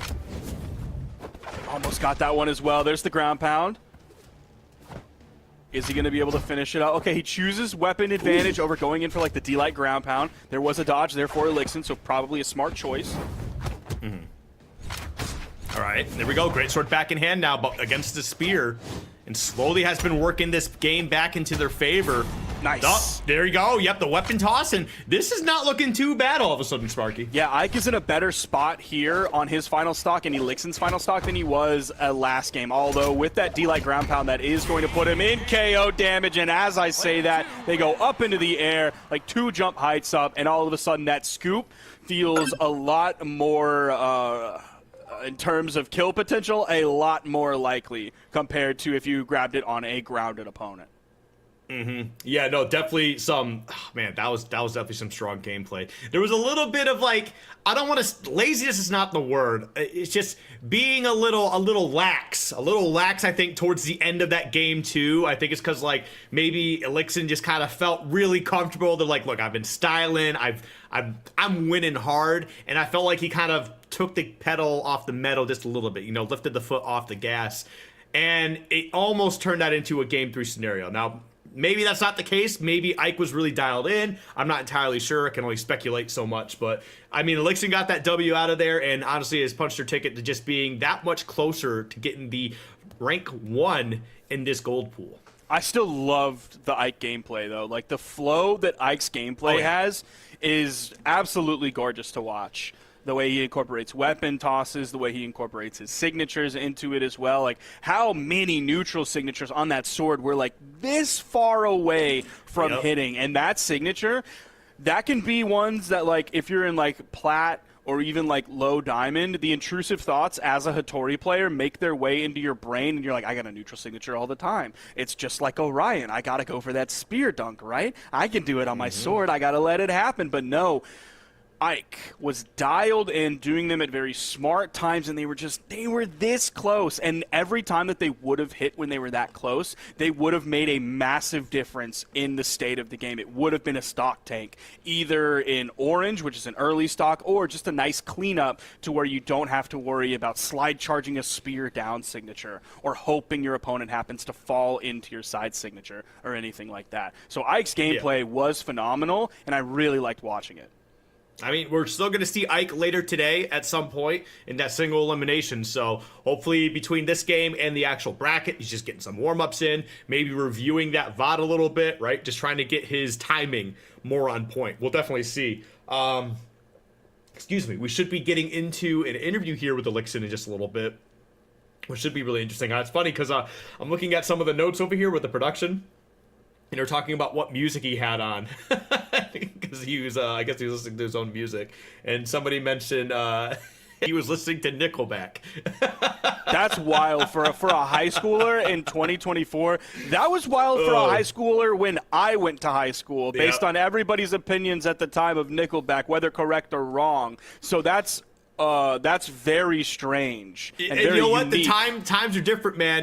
Maybe everybody got over those Nickelback memes and the kind of back. Listen, I'm not gonna lie here, okay? There's a couple Nickelback songs I'm just like, turn that up, right? Most of the time I'm like, turn that off. Like, I don't want to listen to anything on this road trip. But there's a couple songs I'm like, all right, yeah, okay. So we're gonna go ahead and throw it over to that interview with Elixon to see what he has to say after that game and his amazing Magyar. Hello and welcome back to HSEL Nationals 2024. I'm here with Elixon from Commerce High. Now, Elixon, how you feeling? I'm feeling pretty good. I just won my 4th game against Father Oreo, and it was a pretty good fight. I'm enjoying it here. Everything's fun. Everything's doing well. But Father Oreo was a good opponent for my first or second day here, my first game at the second day. Awesome. So talking about that match with Father Oreo, like, what was one of those key moments or kind of strategies, outplays that you think was a real significant point that secured you the W? Well, whenever I was watching him play, he's more of a punish player. And basically he just waits and for me to mess up, of course, or anyone to mess up, and that's whenever he strikes. But instead of waiting or letting him punish me, I just played great sword and then let him come to me. I won, and I even saved him in one of his stocks. But yeah, I love the game. Love it. So I know we still got more Brawlhalla to play. So what's your mindset for future matches? My mindset for future matches is to just keep on playing, keep level-headed, listen to music while I play, just stay calm and just keep playing. Just don't give up or don't let it get in my head. Yeah, we saw you popping off. What music were you listening to? I was just listening to indie music. Like, my whole playlist is messed up. It's just it ranges from everything, and it was just going on. I was even confused. Well, it seemed to work out. Hey, congratulations on the W. I know we'll be seeing you later. Have a great rest of your day. Oh, man. I relate to that. Even I have that type of playlist. Like, literally yesterday, I was listening to Not Like Us by Kendrick Lamar, and then I went into It's Bug Snacks by Caro Benito. And I was like, what is going on, man? Oh, jeez. Great interview there with Elixon. And our next set is going to be Cade versus Ritzy. So I believe they are both at 0-4 right now. Yes, so this is Cade versus Ritzy, both 0-4 for the gold group. So one of these players will be walking away from HSEL Nationals with the victory over the other one with their single victory for the weekend. So this set, although it's not like a qualifier for the single Elin bracket or anything like that, it is still very, very important because one of these players will be walking away only defeated and one will be walking away with a single victory. Is it going to be Cade or Ritzy? We have Cade coming in with the Orion and Ritzy with the Kaya. All right, well, here we go into this first match. Here we're going to be on Fortress of Lions. And you know what? Despite all the jokes I've made, we've actually had some really good stage representation this entire weekend so far. Yeah, for sure. It feels like it's been a little bit of a minute since I've seen Fortress of Lions. And who knows, Cade might not be seeing much of Fortress of Lions. The way Ritzy is starting this one out, completely untouched so far. You can see up in the top right of the screen, a very white shirt there on Ritzy, fresh. The double weapon bonk onto Cade. I love it. I love it, man. The double weapon toss, I was sick. Like, I don't know what it is, but it's just the double bonk. Just, I don't know. It reaches my soul in a certain funny aspect that most things don't. But here we go. Okay. Now we got that rocket lance in there and getting some damage done in the process. We saw a side light, we saw an in light, and then we saw a D light as well. So Cade trying to fire back here. Has almost added up about 50 damage on this before he falls, so it is a large lead in Ritzy's favor. But again, we're just in game one, early on in game one, and we saw like the comeback potential from Ike in really both games in the last set that we just watched. So this is not any indication of necessarily how the set is going to go. Ooh, the double D light as well. Once you get the dodge, you can go for the double D light. Okay, there we go. Going on and putting down some decent damage here, yeah, and I mean, Ritzy just continues to just really kind of control the pace of the game here. Everything kind of flows through what Ritzy's doing, I think. Cade is trying to put a stop to that, trying to make their own momentum here, bring out their own energy, but it has been a little bit rough here, Sparky. Yeah, and based on the way that Ritzy has been priming these spears a lot, it seems like the biggest focus from Ritzy is on the spear as opposed to the bow. So if Cade can maybe focus on trying to deny either the spear or like force Ritzy onto the bow or unarmed, that might be sort of the win condition that Cade is looking for. I don't know if it's going to happen in this game because he's coming in on final stock. Meanwhile, Ritzy is still on his first. Yeah, it's definitely looking a little bit rough. And I mean, Ritzy's just landing like almost all of these SIGs too. Like, it's been a really good like percentage landed so far. And I mean, yeah, now up 3 stocks to 1. Granted, I think they're going to lose a stock here before this match is over. I'd be surprised to see a 3 stock here, especially with Orion on the other side of the screen. Yeah, all you need is like a stray side air, a stray recovery, and probably both of those will do it. Or side sig, even from the middle of the stage, is going to make the connection and lead to the KO. Yep. Now, to see Cade turn this around, I don't think it's very likely, just going off of how Ritz was playing, starting this game off. It's just been high energy the entire time. Of course, as soon as I'm saying all this, Cade getting some nice little onesies, twosies in there, putting down some decent damage. You don't have to be a crazy combo machine, you just have to be consistent. And so now, even if Cade ends up losing this game, like, the most important thing that he can do right now is, like, learn as much as he can from the way Ritzy is playing. Like, we've already seen him use the in-light, D-light several times on the Lance now, and it's not true on Orion. It is true on a high dex Vrax, a 9 dex Vrax, but it's not true on Orion, even in the dexterity stance. So that's something that, like, Ritzy also needs to learn as well. I don't know if it's actually jumpable. I'm just not used to seeing anybody use that as the follow-up off of in-light, unless you're playing Vrax. So I don't actually know if it's even jumpable once your dodge is down. Yeah. Okay. And right now, landed. Both of them on the ground here. Honestly, either one should be losing a stock relatively soon. I'm surprised there was no punish on that. And both of them just throwing out some SIGs, trying to hit each other and whipping in the process here. Another one comes out, and you're only going to get a couple of hits. So what Cade hopefully maybe noticed the last time he just hit the side light is that Ritzy dodged down. So he should be ready now to start throwing out the D-Sig, and there's one of them. That one did come out raw. It wasn't a follow-up off of any attack. There's the bow dare. But Cade was really close to bringing that down to a one stock apiece game despite being behind. But I do want to see him use spear down sig a lot more, especially compared to the other ones. Like the neutral signature, everybody knows, like those are the intrusive thoughts I was talking about with the Hattori that can sometimes creep in that we didn't see Ike do. But overusing the neutral signature, it's long, it's super telegraphed, especially if you hit it on stage. Like, it's not really doing that much. You really only want to use it kind of as that dunk. But the D-Sig on Spear is an amazing move. You catch someone, it covers both sides, in front of you and behind as well. It's stacked. You can gravity cancel it, and it's great. There's so many different opportunities for you to use that signature really well. Okay, Cade, that's the dunk that he wanted to see before. And you know, this is exactly what I was going to try and bring up here too, is that Cade needs to come into this game too thinking, hey, I'm playing good. Now, granted, the start was a little bit rough, and I think that was more just due to Ritzy just being on fire. But as the game went further on, like, if it went a little bit longer, if there was like another stock or two, Cade probably could have made the comeback. He was playing really great at the end of that. So coming into this game too with that same energy is exactly what I wanted to see. Now that was a great turnaround with the side light from Ritzy, getting the read to the side light one direction, turning around the other. Unfortunately, Ritzy didn't push that further because he did grab the dodge on that, so you do side light, D-light into a neutral light there as an unjumpable combo.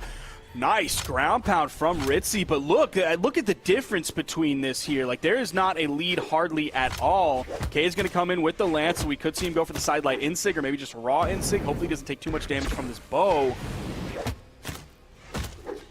Okay, now look at this, man. Just controlling that space there, missing the sig in the process, but still, the tempo that you've kind of built up for yourself after losing that first, or excuse me, after a rough start into the second stock has been great. Ooh. All of a sudden, Skiff, the like small lead has turned into a gigantic one. Cade is almost in KO damage at this point. Gets the dodge through on that side light. A little bit slow with the punish of his own. There's the D-Sig starting to come out. And the gravity canceled down heavy, the breakdance to get the KO. And now Ritzy is yet again up 2 stocks. Yeah, and this is definitely a little bit rough here. And, you know, I think you could start to see kind of the desperation come in on that second stock from Cade. We saw just some SIGs just being thrown out, trying to close that stock out, and I get it. And, like, strong move will take the stock, and you're just trying to get it out of there just so you can move on with the rest of the game. And sometimes it just kind of really sits into your mental here. But Ritzy looking like they're just really comfortable in the rest of this game. They got nothing to really worry about, I feel like.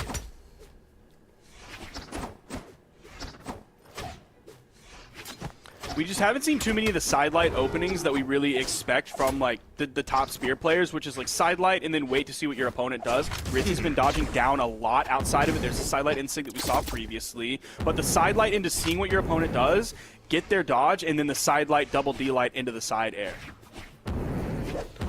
Okay. And here we go, getting...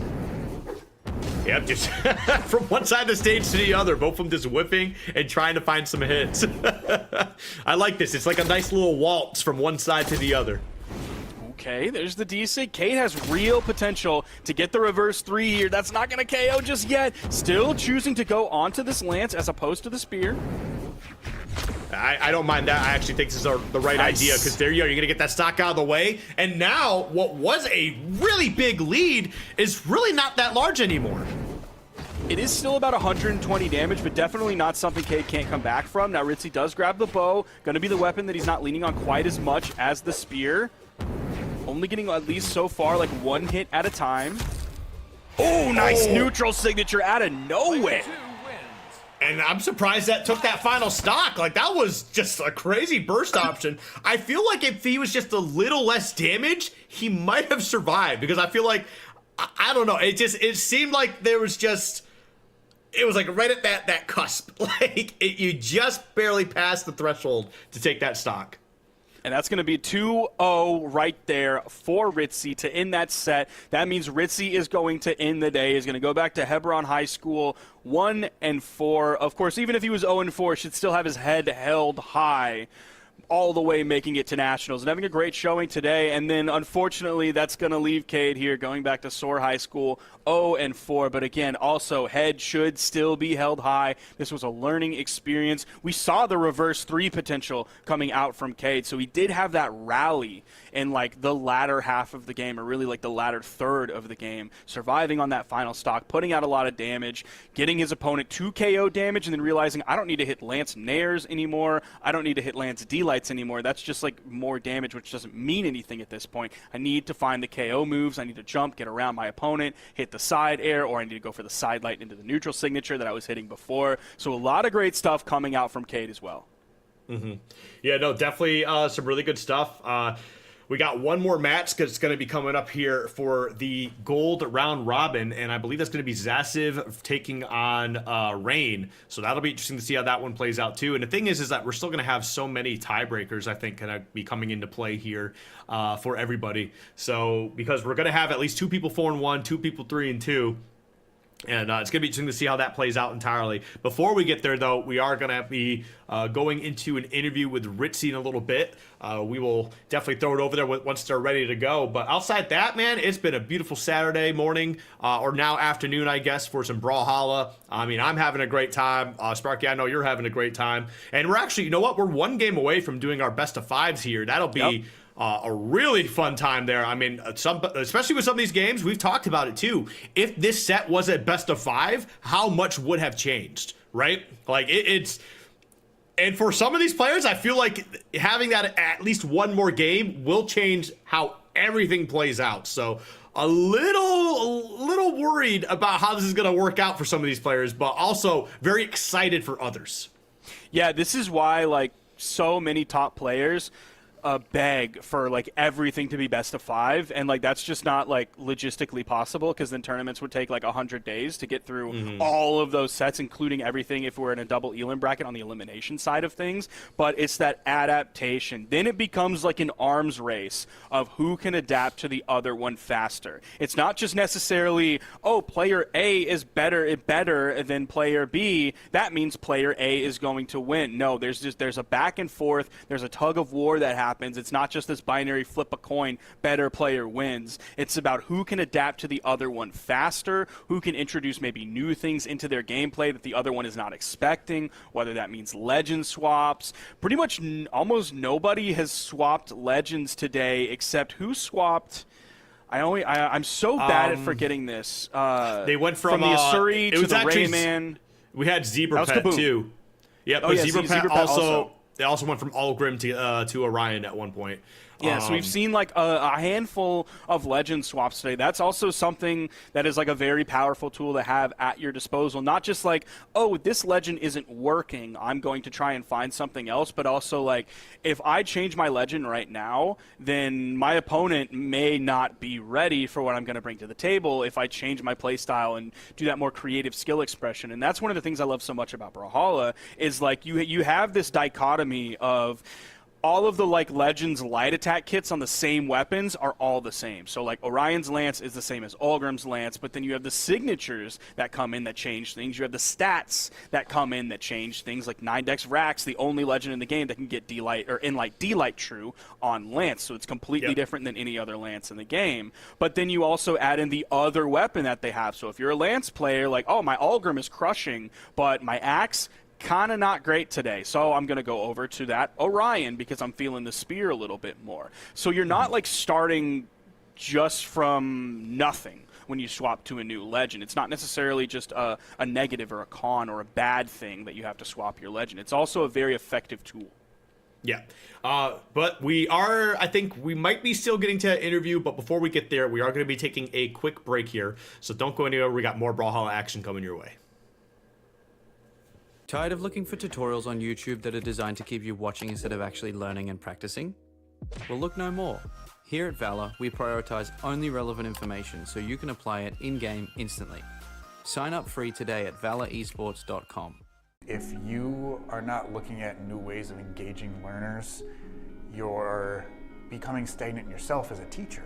The reason this works in schools is because if you give kids what they love, they will do it in your school. The gaming concept curriculum is that for video games. It's saying video games are here. They've been here for 30 years, but now it is broadly used. 97, 98% of middle to high school students play video games of some sort. And how can we bring that structure to that world and use it to our advantage for engagement and innovation inside of schools? Gaming Concepts gave me the opportunity to bring career exploration. It gave me an opportunity to provide college exploration in a way that none of the programs that I do now. These types of games will provide those students with an eagerness to be at school. All of these different types of kids can come together and they work together, and it's just so fun to see them winning together. So my name is Lori Burney. I'm with Geyer High School and from Denton, Texas, so part of Denton ISD. There is a future in it. You can go to school and get a scholarship with it. You can go into so many different areas and aspects of esports, leads to game design, computer science fields, and I just think that it's pretty limitless, what they could do. And it's our job as the adults and the educators to kind of, help guide them through, these different avenues that they want to go through and explore. Now our district has passed a bond where they're actually going to put $500,000 towards building esport labs in all of our 5 zones. So we're really excited about that and how they're going to build it out. And that may never have happened had, this group not have, persisted and, kept at it to continue to play and put Geyer, Texas or Den, Texas on the map.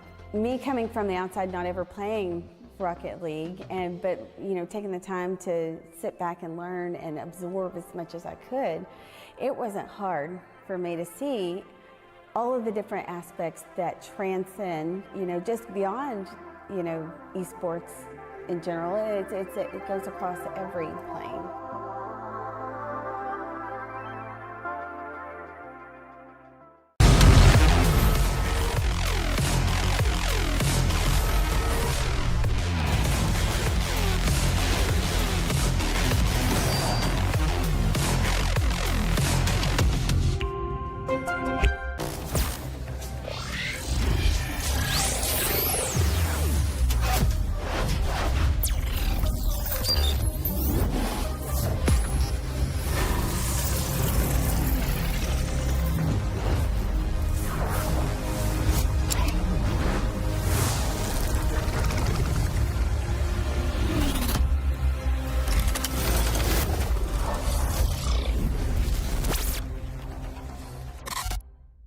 Hello there, gamers and mental health enthusiasts. Today, we're diving into a groundbreaking study that explores the intersection of scholarly gaming and mental health education, and how it can impact the self-esteem of adolescents. Picture this: a world where scholarly gaming isn't just about mastering technology-based career skills or dominating the world of video game business. No, it's a world where gaming becomes a gateway to improving mental health. 3 visionary educators and a school-based health intervention expert came together to create a curriculum that aligns with academic guidelines from the International Society for Technology. Hey everybody, welcome back to HSEL Nationals for Brawlhalla. My name is Skiff, with me is Sparky, and we have one more match to go before we get into the single elimination bracket coming up here. Sparky, how are we feeling today? I'm feeling really good. We've seen a lot of interesting sets so far today. Gold group is, at this point, no disrespect to the red group, but the most interesting group because we had 4 different players going into today tied at 3-1. So as you said right before the break, 2 of them will be moving up as 4-2, and then the other 2 will end up being 3-2. And we have the other 2 players that we're looking at right now to see which one moves to 4-2, which one moves to 3-2. It's Zasiv versus Rain, and we're getting some Artemis gameplay here. That means we're getting some Lance, and we're also getting some Scythe, and then Rain coming in with the Jay Yun that we saw yesterday. Keep in mind, Artemis has that really cool skin out now too, so so definitely if you're looking into getting into this game, definitely check it out, man. Artemis got some cool stuff. But anyway, starting off on Demon Island here, we've got Zasiv starting off with that scythe, and we got Rain immediately into that great sword, the Jaeyun special. And you already see Rain going to work here. Already has Zasev in the orange, grabs the signature as well, tosses that up, throws away the sword to try to at least put out a hitbox towards Zasev, but getting the weapon of his choice as well. So great decision-making there in the moment. Zasev cannot land whatsoever here. Taken off the top, the neutral sig to send him up there, and then the follow-up with the recovery right after that. Rain is in control of game one. All right, and there we go. Getting some decent hits in. These two are now jockeying for position while Rain has a nice little lead here. Doesn't have to force anything if they don't want to. They can honestly just wait for Zasev to approach the entire time. Now, that's something that Zasev might have a little bit of an easier time with, at least given the stats of Artemis. One of the reasons that a lot of people like Artemis as like a oh my gosh, the D-Light has so much stun time on it that it gave Zasev the time to pick up the weapon and then throw out the down air. I'm surprised we didn't see clip captured in the top right of the screen because that was sick. I'm hitting clip capture on my own computer. I want to see that again later. Oh my goodness, that was so dope. And now Zasev, I mean, when you hit a clip like that, even if you're down, you start to feel a little bit better about yourself. You start to feel a little bit more confident. So we'll definitely see how it works out here. And right now, immediately picking up that scythe, these two are going to continue to do battle here. With Rain, does have a nice little lead here, but Zasev on the offensive. Yeah, on the other side of things, like it didn't seem to shake Rain too much as he was able to answer back, especially with like a fatal knockout move in that moment to find the KO. There's the sidelight into the neutral air. I'm not sure if that GC neutral signature was either a bait to force Rain up and then all of a sudden Zasev turns around with the side air and gets the KO, or if that was a misinput and he meant to do a gravity cancel neutral signature towards the left blast zone instead. I'm feeling it was definitely a misinput. That's my gut's telling me that. I love to give the benefit of the doubt to the players, but you know what? Sometimes things just seem a little too out of place here. But it does not matter because Zasev's going to be able to respond, immediately taking out that second stock. And granted, you're in the orange, but things aren't looking too bad for you. It looks like he's starting to got his momentum going. The groove is looking funky right now. Ooh, Rain's immediately going to throw away that sword. I was about to say, like, okay, now Rain's going to have to play with the sword, which we haven't seen really too much of specifically today. It's been all the great sword, but he tosses it away, grabs the next weapon spawn instantly, and now Zasev is the one disarmed, able to pick up that lance pretty quickly. The jump side air. Okay. And there we go. Going to be, yep, the weapon toss. Just trying to find a way in, and Zasev, you can see, definitely wants to get aggressive, but is really just waiting for Rain to swing as like some sort of punishment to diving in, and then trying to find a way to open that out to, you know, get their damage and then put some pressure on the Rain here. But that is going to be the final stock as you got a little too aggressive and Rain was able to clean it up. And I could see the vision here for Zasev. I could see what he's trying to do. Now, I think you're exactly right in pointing out what you did towards the end where Zasev was, like, waiting for Rain to, like, get impatient and throw something out. And then on the other side of things, Rain acknowledged that and was like, I'm just not. Like, I need one stray hit here. You're in the red. I'm in the yellow. Like you have to come over to me to do something or you're not going to be able to knock me out. So that was Zasev being smart. That was Rain being smart. And then as you saw at the end, Zasev, who tried to determine the game state of slowing things down, he actually got impatient first and ended up getting caught by Rain. So it was a battle of patience that Zasev initiated, but ultimately Rain came out on top of because he just happened to be more patient in that moment. Very smart gameplay, really from both of them, but especially from Rain. Yeah, no, absolutely agree on all facets there. We'll definitely see how it plays out into that next game, though. Granted, we've been seeing a lot of 2-0s again today, so we'll see how it goes forward. But I feel like with these two players, I feel like they're pretty even in how they're approaching some things and how they're attacking each other. So we'll see how it plays out. Ooh, okay. Okay. Let me ask you this, Skiff. You said you saw the vision for Zasev earlier. Do you see this vision? I did not see this vision at all. Because, like, I feel like, yeah, you still have, oh, wait, what's your other weapon again? I'm sorry. It's Spear. Okay, yeah, I thought so. Yeah, you still have, like, access to, like, a long pokey weapon that's, like, kind of quick with Spear, right? But, like... the great sword, I definitely was not seeing the great sword. That's something that definitely like just came out of nowhere. Dude, that was a clean stock. Did not take a single hit until just that right there. Now, Arcadia is an interesting choice. I don't know if Zasib just didn't want to do the mirror match, but Arcadia is a very unique character. Of course, still sharing the greatsword and then having the spear, which is very straightforward, very normal. But we did see the little like kind of trap get set on the ground before. Her signatures are so unique in that she kind of like sets these traps for you to fall into, and she's just different than every other greatsword legend. Yeah, that's definitely something you want to see. And it's something I think Brawlhalla does really well, too. Is just like, even though so many champions can share a weapon, it's just how unique their signatures and like how different they play in that. So definitely super dope. But yeah, okay, I don't know what vision I saw before, but like it definitely was not this. And it has not been looking good. Like, I'm not trying to talk down Zasiv at all. It's just that I get it. You're trying to make a play here, but I think Arcadia might have been the wrong play. Okay, still signs of life here. They're going to be at least even on stocks, but yeah, Rain's greatsword. No disrespect to Zasiv's greatsword, like Rain's is just straight up better, and that comes from when you're like seemingly exclusively Jay Young player. Now hang on a sec. Maybe there's something here. Hang on. Wait. All right, maybe the vision's coming back to me. He is keeping Rain on the run pretty well. Yeah. It's slow, but it's building up. Okay, now hang on a sec. This is almost, a Zasiv lead. Everything I just said, forget about it. I'm sorry, I was not familiar with your game. I don't care that Rain took that stock. You had a great second stock there when almost, I just didn't believe anymore. So, hey, let's get it. Let's get it, dude.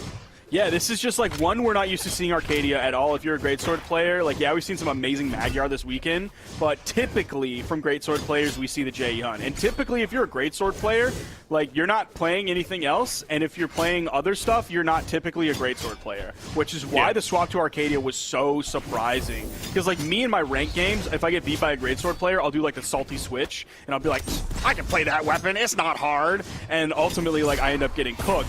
Zasib is clearly he different from me for sure. Yeah, this is much better. This is definitely coming down to a last stock scenario here, and honestly, if he can play this last stock here as well as he did the second stock, this could very well go to a game 3. Almost losing that though. Okay, okay, there we go. I like that. I'm saying I understand going to the great sword, but the regular sword I think is doing a lot for you, and it seems like Rain picked up on that at the last second as well, opting to stay here, and that is going to be the final stock. You know what, Zasiv? I saw the vision. It took me a while, but you made me a believer. Unfortunately, it was just a little too slow there. You're still going to be moving on to the single bracket here, so you don't have to be giving up at all or anything like that, but you definitely clutched it out the end. I'll give it up. I'll give it up. It almost like it almost looked like a salty pick or a desperation pick, where you're like, oh, I got cooked in game 1. I don't know what to do. I guess I'll play the same weapon you do, and I play spear too, so boom, locking in Arcadia, final answer. But no, he obviously showed us some amazing stuff. Unfortunately, like that first stock was really rough. And it was basically a clean stock as well, so he was basically a stock deficit the entire game. And if you look at the way that it ended, if that first stock didn't go that way, if the first stock went the way of the other two stocks, I don't know if we have a different result, but we definitely have a different journey to that result than what we had. So no disrespect here whatsoever to Zasib. Showed that he had a solid greatsword. One of the things I really loved is he would throw like out his side light and then his neutral light, and then he would like jump and then dodge down, indicating like feinting, like, oh, I'm going aerial, so that you maybe get scared and blow your dodge, or you go back down to the ground, and then you can start, maybe you go for your in-light opener, you go for in-light D-light, slide across that sword on the ground, and then you go with the finisher of your choosing after that and getting that KO. So knowing like that idea of greatsword knowledge shows that it's not just a desperation pick. He's not like, oh, you're just carried by greatsword, let me show you, I can do it too. Like, no, that was a very competent greatsword player as well. Yep.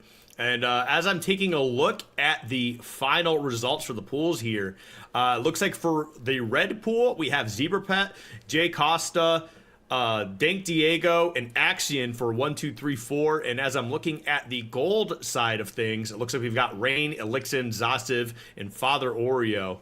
I don't know if that's definitely 100% confirmed the correct order, but that's what I'm getting on my screen here. So, hey, good stuff to all of those players. Still, a good hard-fought weekend for the players who didn't quite make the final single elimination bracket, but I do want to give a shout-out to the players who did make it for sure. They've definitely battled hard all weekend, and yeah, from what we saw from Gold was going to be, a bit of a bloodbath trying to figure out who's going to be what and in what position. It seems like we got our final rankings here, but we are going to be going over to this interview in just a little bit. We're going to get some words from Rain to hear about their thoughts and probably about some of their thoughts about moving forward here in this bracket too.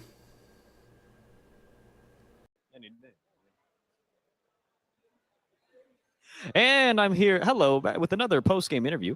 I'm here with Elijah from O'Day High School in Washington. How are you doing? Doing good. I'm feeling really good. Yeah. How was that last match for you? That was probably the hardest match I've ever played. I mean, going into this tournament, I've never beaten that person once before, so that was really, amazing for me. Would you say this has been your best showing so far? Definitely my best showing. I don't think I've ever played like this before, and I'm really grateful of, all the fellow competitors with me, and, they're all helping me out and, teaching me as I'm playing, so I'm really grateful for that. What's the game plan to defeat those competitors, though? Because, it's all about the win. I think it's all mental game, just, dialing in, locking in, focusing, and really not letting, all these things get the best of me and just playing my best. Very nice, very nice. Well, nice to meet you, Elijah. Technology education. This curriculum spans 40 lessons, delivered over 14 weeks, with a minimum of 120 minutes per week. But here's the twist. 83 schools were invited to participate, but they were divided into two groups, those with mental health moments and those without. The non-mental health moment group got the scholarly gaming curriculum alone, while the mental health moment group got an extra layer of education.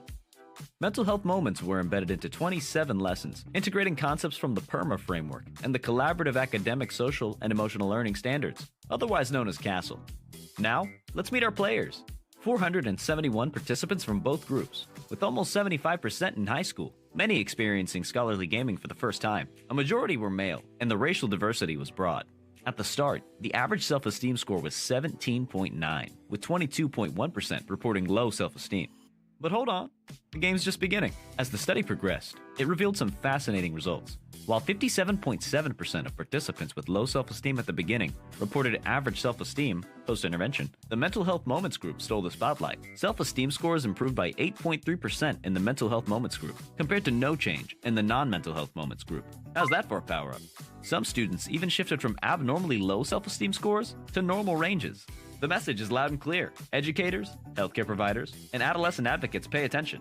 Non-traditional educational instructions, like scholarly gaming, combined with mental health moments, can significantly improve students' well-being. And there you have it, a journey through the power of scholarly gaming and mental health moments. Remember, your self-esteem matters, and sometimes, all it takes is a little extra support to level up. Thanks for joining us on this adventure. Until next time, keep gaming, keep learning, and most importantly, keep believing in yourself.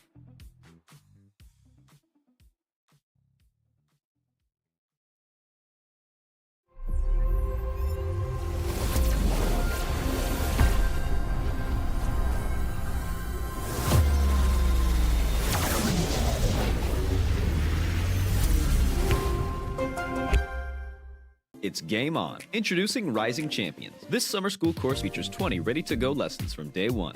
Utilizing the Blueprint digital learning platform, you're able to fully customize your experience. You can either use our preloaded lessons or add your own. Encourage your students to have fun while learning technical skills like 2D and 3D animation, computer maintenance, social media design, esports career building, and much more. Summer is about having fun. So sign up for Rising Champions today. I love it. I know a lot of people from other schools that I talk to, they envy us in a sense because they wish they had an opportunity to be able to be with your friends and compete. Even talk to my parents, they're like, wow, I wish we had that when we were younger. So it's a cool opportunity for sure. I would have probably never became friends with these people if I didn't join it. They're really cool. They're actually fun to hang out with. We got the hang of it pretty quick, and yeah, Generation Esports is a pretty decent website, I will say. The queuing is easy, you can figure out what time you want to play, and it's all around just super fun talking with other people from other schools.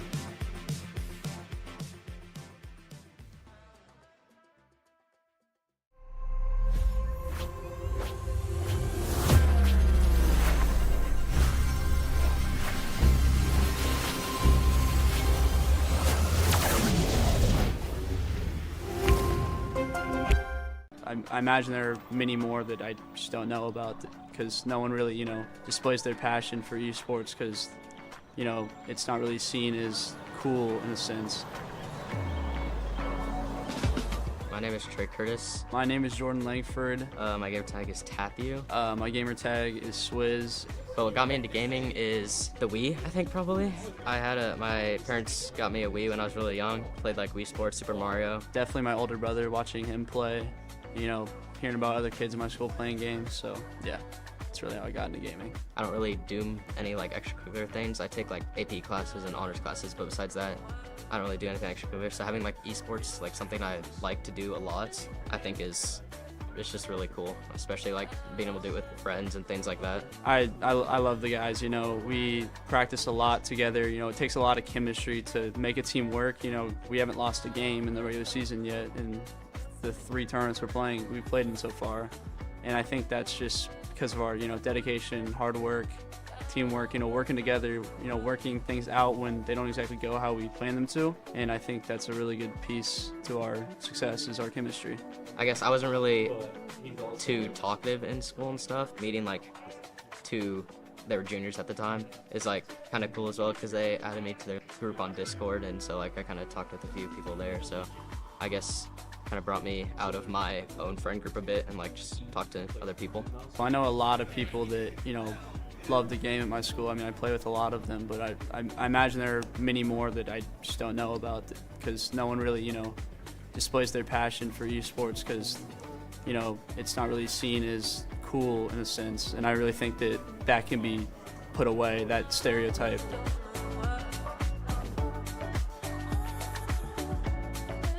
They say the right tools can get any job done. We agree. Introducing Blueprint, the platform for educators built by educators. Blueprint is user-friendly, featuring drag-and-drop scheduling tools and a robust gradebook. Designed for the scholastic world, Blueprint empowers educators to create powerful course content. Plus, Blueprint is the exclusive provider of the popular Gaming Concepts curriculum. Learn more about how to gain access to Blueprint today. You can use Valor's training platform to bring professional esports into the classroom, and I'm going to show you how in 30 seconds. First up, let's choose the training camp that's right for me. Our platform is inclusive of all experience levels, so there's a range of choices. Here you can see a structured training roadmap. Let's start our first session. Now I can scaffold my esports teams using learning, quizzes, and training. See, wasn't even 30 seconds. You focus on play, we'll do the rest. Sign up for free today at valoresports.com and take your program to the next level.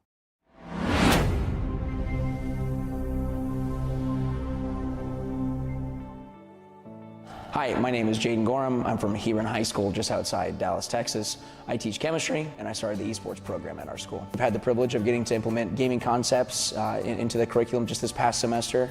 And now it's evolved into this elective where we actually had over 170 kids sign up for it in this next coming year. And so, kids are, lining up to try to take this elective. Gaming Concepts is an innovative curriculum that blends the excitement of competitive gaming with STEM and educational objectives to foster a strong sense of belonging among students. Schools using Gaming Concepts reported an increase in attendance of up to 10%, alongside an overall rise in self-esteem by 8.3%, and nearly 82% of students expressed they had never participated in any extracurricular activity before Gaming Concepts. Written by educators, for educators, Gaming Concepts features 5 unique courses distinctly tailored for middle school and high school students passionate about this growing industry. Bring the power of esports into the classroom, and you'll find just how impactful Gaming Concepts can be for your school.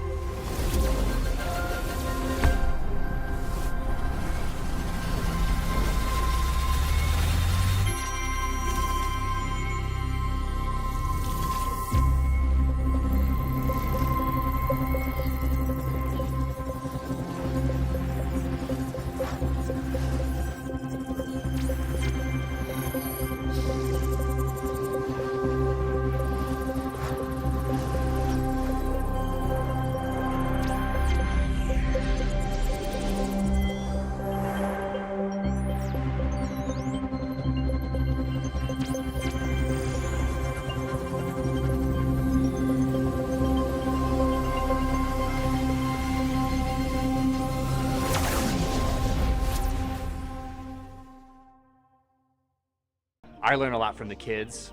I kind of let them run things. I let them set their own captains and set their own practice schedules, and I will check in periodically to see how they're doing to offer guidance and ideas. I'm Brandon Bishop. I'm an educator, first and foremost. I'm a teacher. I teach social studies, history. As a kid, I grew up with like the console wars, so like PlayStation 2, we got one for Christmas, and that's kind of how I got into gaming. So yeah, I think the biggest skill that gaming can teach, especially with this at this level, is communication and cooperation. Watching the kids play and communicate, I learn a lot more, and so I can kind of see what things are working for them, what things don't. These kids are playing games on their own all the time, and they spend a lot of time on it. So I want them to harness that and turn it to something that can be used for like school pride. Like, look at these cool jerseys you can get. You win a game and you get on the morning announcements. They say your name and say you guys are winning, and the school gets to learn about your accomplishments. I really appreciate what you guys are doing. Thank you so much for inviting us down. I think we had some kids that were on the fence about being in the esports club, but getting them here, getting them to wear the school uniform, getting them to see what the company is like, I think that's going to spread. When they go back to school, they're going to talk to their friends. So this is a great opportunity. So you should definitely continue to do stuff like this, invite schools down to see firsthand what the benefits can be.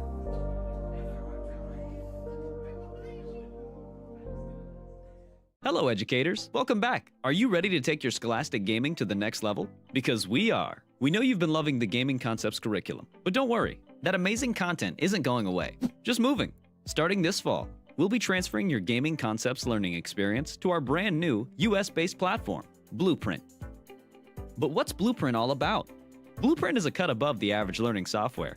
It's packing some serious upgrades. The interface is user-friendly, so you won't have to spend ages figuring it out. The platform also has robust security measures to make sure that your important data stays safe. It's also the exclusive provider of the Gaming Concepts curriculum. Plus, we're making the migration process super smooth. Clear instructions and support will be right at your fingertips. But wait, there's more. Blueprint is a living platform. That means you'll get regular updates and fresh, new content to keep your esports curriculum at the cutting edge. We'll be making continuous improvements based on user feedback and emerging best practices to help educators stay ahead of the game. Blueprint will also house a library of free curriculum materials, which you can use to expand your own knowledge and share your passion for esports education with others. Blueprint is a game changer for educators, a platform focused on enhancing student engagement, motivation, and ultimately, academic success. This powerful platform is designed to make teaching easier, more collaborative, and way more exciting. So what are the next steps? Change can be scary, but don't worry, you're not flying solo. Generation Esports is going to be with you every step of the way to ensure a smooth transition. So keep an eye out for emails from the Generation Esports team featuring upcoming training videos to get you familiar with the platform and info on how to access Blueprint. Finally, be sure to share this video with your fellow Gaming Concepts educators and get ready for an amazing fall semester brought to you by Blueprint. Tired of looking for tutorials on YouTube that are designed to keep you watching instead of actually learning and practicing? Well, look no more. Here at Valor, we prioritize only relevant information so you can apply it in-game instantly. Sign up free today at valoresports.com. If you are not looking at new ways of engaging learners, you're becoming stagnant yourself as a teacher. The reason this works in schools is because if you give kids what they love, they will do it in your school. The gaming concept curriculum is that for video games. It's saying video games are here. They've been here for 30 years, but now it is broadly used. 97–98% of middle and high school students play video games of some sort. And how can we bring that structure to that world and use it to our advantage for engagement and innovation inside of schools? Gaming Concepts gave me the opportunity to bring career exploration. It gave me an opportunity to provide college exploration in a way that none of the programs that I do now. These types of games will provide those students with an eagerness to be at school. All of these different types of kids can come together and they work together, and it's just so fun to see them winning together. So my name is Lori Burney. I'm with Geyer High School and from Denton, Texas, so part of Denton ISD. There is a future in it. You can go to school and get a scholarship with it. You can go into so many different areas and aspects of esports, leads to game design, computer science fields, and I just think that it's pretty limitless you know, what they could do. And it's our job as the adults and the educators to kind of, you know, help guide them through, you know, these different avenues that they want to go through and explore. Now we have, our district has passed a bond where they're actually going to put $500,000 towards building eSport labs in all of our 5 zones. So we're really excited about that and how they're going to. We are back here at HSEL Nationals. The round robin phase is over. We watched quite a bit of it, and we saw some amazing gameplay from a lot of different players. Just to give you a little bit of overview from the beginning, there were 2 groups of 6 players, the red group and the gold group. They went through 5 stages of round robin where everybody plays everybody else in their group. The top 4 players from each group move on into a single elimination bracket where their seed is determined by their score at the end of the round robin phase. And unfortunately, 6 minus 4 is 2. That means 2 players from each group, unfortunately, will not make it into this bracket, and their HSEL Nationals run is over. But, of course, congratulations to them. I'm sure this was a fun, effective, and great learning experience for them as well, and I can't wait to hopefully see them in future HSEL Nationals as well. But we're now focused on the 4 from each group, Skiff. We have, give us our seeds. You got our seeds for us? Give us our seeds. Yeah, we do. Also, I just want to give you a good applause because you used your math minor. You did math today. Yeah, I did You're math. so smart. You're so smart. All right. But our first seed we have is, honestly, it's no surprise. It's Zebra Pet. I think the only player to go undefeated in the pools, if I'm not mistaken. And they're going to be taking on the 8th seed, which is going to be Ike, our father Oreo, as some would call him. 4th, we've got Elixon going to be taking on the 5th seed Dank Diego, which I think is going to be a pretty, that's going to be a barn burner of a match. Although going off of what we just saw with Diego kind of struggling against Greatsword and how Elixon's playing today, it's going to be interesting to see how that plays out. Into the 3rd seed, Jay Costa, going to be taking on the 6th seed Zasiv. So we'll see how that kind of works out there as well. And then number 2 seed, Rain, going to be taking on the 7th seed, Axian. So honestly, all of these games happening today, all 4 of these matches we're going to be coming up here are all best of 5. I'm excited to see how these play out because these are going to be phenomenal. And keep in mind, these seeds are set up where it's 4 from each group, and they're then kind of like zippered into each other, where like Zebra Pet is from one group and then Ike is from gold group. Elixon is, I believe, in red. I can't remember specifically which group they're in, but it's a member of red group versus a member of gold group. So we're getting to see new matchups here as well. We might see some repeats later on, depending on who wins and ends up filtering down the bracket. But we're getting into this one here. It is Zebra Pet versus Ike. Now, earlier, we saw like the sets that we saw today from Ike, he kind of struggled a little bit in the beginning, ended up going down to like last stock while his opponent was oftentimes still on their first, but then the comeback potential from Ike. But this is Zebra Pet we're talking about. Front runner for the tournament, Skiff. Yep, and honestly, I really like the skin they've been running. I just kind of see this is the Zebra Pet skin now. Like anybody who runs the skin after this, they're running the Zebra Pet. That's just what it is. It's not me. That's not my fault. I don't make the rules, even though I make up the rules. So. Yeah, we just need to see the tweet on Twitter where it's like the picture of him holding one weapon and the other one is thrown in the air right above his head. And he's just like claiming this drip right now. Not only is he claiming the drip, he's also claiming the first stock of Ike almost untouched. I believe that's like maybe a weapon toss or maybe one single unarmed hit. There's another single unarmed hit. So we might see like a repeat performance from Ike, but you still got to be worried about final stock Ike. Final stock Ike is just different. Yeah, and it is going to be interesting to see how Ike starts to kind of like find their flow here. We talked about his game flow all weekend. It's been phenomenal, and this is quite honestly the toughest challenge he's going to be facing here. So it's really going to be interesting to see how he gets into that state. How does he start making things all come together? I mean, right now, game 1, I mean, I'm not surprised. Zebra Pet, I feel like, is a large obstacle to climb for anybody, especially in a game 1 scenario. Now, we are over on Demon Island with those teeny tiny sidewalls, but we haven't really seen too much edge guarding come into play here. There's the GC D-Light into the recovery. Not quite enough to KO because Demon Island does have a very high ceiling. There's the side sig. That recovery, it was just too low that it wasn't able to find a KO, even though Hattori is a lower defense legend, but I believe Ike is playing the defense stance going from 4 to 5. So really more of like a mid-tier in terms of defense size. There we go, getting another stock off the board here. And Ike, nice, there we go. up. Yep, I like that. You just take a little bit of time, grab that spear immediately, and then send them to the blast zone here. And hey, like we're seeing once again, Zebra Pet is mortal. And last stock Ike. I don't know what it is. That used to be like Noel way back in the day. Like if you went up 2-0 against Noel, you were going to lose. For some reason, you were just going to lose because when he's down 0-2, like that's when he opens up with his like game-winning jutsu and all of a sudden takes everything. I mean, yeah, it's the same thing that would happen over in Smash Bros. As well. NK Leo, if you were up 2-0, you were actually statistically more likely to lose the set for the longest time, which is a crazy thing to see. But as we can see right there, Zebra Pet kind of doing the same thing here. Listen, I am up 2 stocks, and I am going to take you out. Yeah, speaking of 2-0, that is a 2 stock to the 0 of Ike in favor of Zebra Pet here, and forcing the legend swap. I think we've only seen Ike play Hattori this entire tournament. Now moving over to Bryn, gonna carry over the spear from the Hattori. Not gonna quite have as much movement speed, but still, 7 movement speed feels really, really good. And like the lowest stat that Bryn has here, since he's going in the strength stance, is like 4 dex, which again, dexterity is like the least prioritized stat in all of Brawlhalla right now, unless you're like a 9 dex Rax player like myself, and then it's like very important to you. But other than that, like the dex doesn't matter here. So great stat distribution coming out from Bryn. Haven't seen too much Bryn this weekend, but we'll see what he does with the axe. Yeah.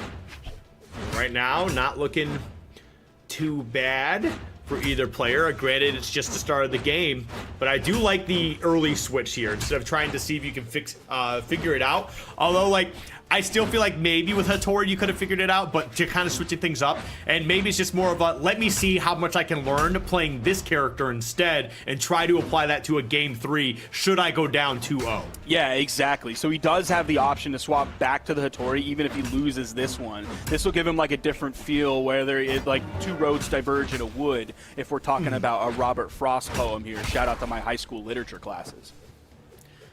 Man, what a cool dude, huh? I don't know anything about Robert Frost except that poem. He's got great books. I don't like reading, right? Hey, and I'll read his stuff. Like that just goes to show. I mean, reading is great, and everybody should engage in reading. High school gamers out there, reading is important. It is. Yeah. Ignore everything I just said in the past 20 seconds. All right, as we get back into this game here, yeah, no, definitely still looking pretty good here for Zebra Pet.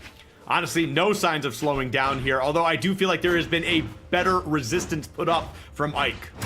And I think this is like definitely due to like the mindset that he has and the way he wants to play Axe. He's definitely slowing things down quite a bit. He's not using those weapon tosses to extend his strings. He's still getting handled by Zebra Pet quite a bit, but he's just like kind of doing some regular Axe player stuff of like floating above them and then fast falling down with a down air, or like waiting for them to make a mistake and then dashing in light, going for the side light neutral air standard stuff, or like trying to land with a ground pound right there, hoping Zebra Pet's like kind of on top of him, but not fully stacked. So yeah, like we're seeing some good stuff from the Axe. Potentially gonna get this stock taken away here soon. Oh, kind of a weak punish there from Zebra Pet, going for that neutral air rather than the jump side air that might have led to the KO in that moment. Does still wrap it up and clean things up there just a few moments later.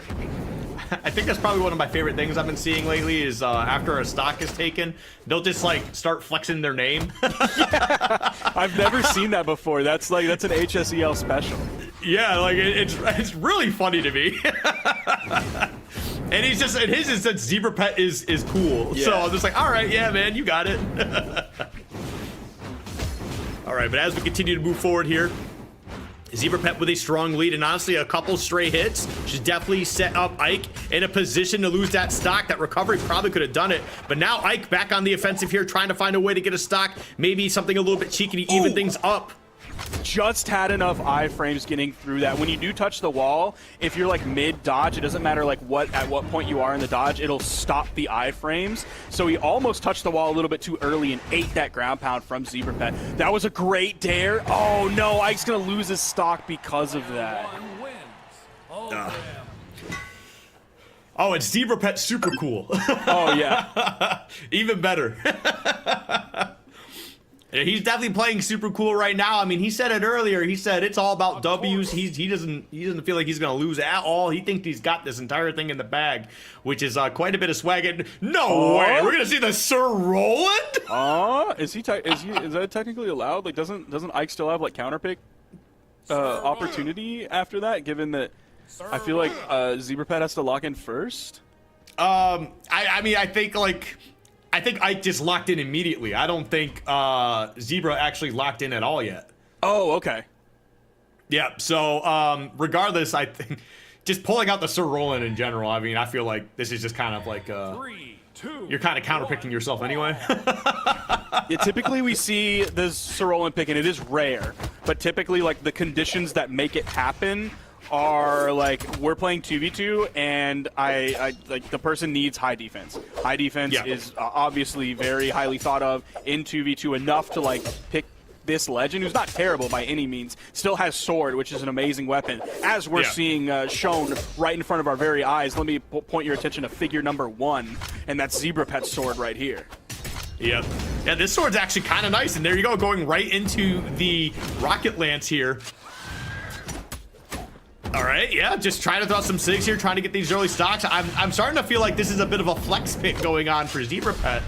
Feeling confident, you know, he's up 2-0 right now in the set, and yeah, definitely looking to close it out with a 3-0. And D-Sig on Lance is very good. Probably one of my favorite moves. Definitely my favorite move from this kit. It's very fast. It doesn't have like the highest range in the world, like especially compared to like the side signature. But if you think about how long the side signature lasts, as opposed to like the single poke that comes out from the D-Sig, like it's a relatively safe move. Has some decent KO potential on it as well. Like it's definitely a good move to use. Yeah. Okay. And here we go. Putting some decent damage on the board here. Yeah, just picking things up as they come out. Uh-oh. Whoa, that was a little bit scary there. Ike almost jumping right into that too. But Ike on the Satori is definitely trying to find that rhythm again. And I don't know, maybe there's just a little bit of frustration here, stopping him from just kind of getting into that flow state. And we're especially on Demon Island as well, which is a very large stage in terms of the blast zones. So like the ceiling is very high, the right and left blast zones are very far away. There's no soft platforms to try to like extend the gameplay upward if we're talking about like a Miami Dome or any of the other soft platform maps. So yeah, it's going to be tough to KO him here. That didn't even send off screen, by the way. That was from the wrong side of the stage, and it didn't even send off screen. The D-Light Sair just barely sending off screen. I don't know if a D-Light recovery will KO here, but the jump side air does from the sword. And Ike, again, at a full stock deficit, going to be very tough to come back from. Yeah, I feel like if we had player cams right now, we could see exactly how cool ZebraPet is looking right now. Super cool to be, in fact, and he's just chilling right now. I think he's feeling confident. I don't think he's got a worry in the world about the rest of this match here, but you still can't sleep on your opponent. You still got to do your job. And this is only the first round too, so like as much as you want to, you know, try and send a message to the rest of the bracket, you still want to make sure that like you're still doing your job and getting this done.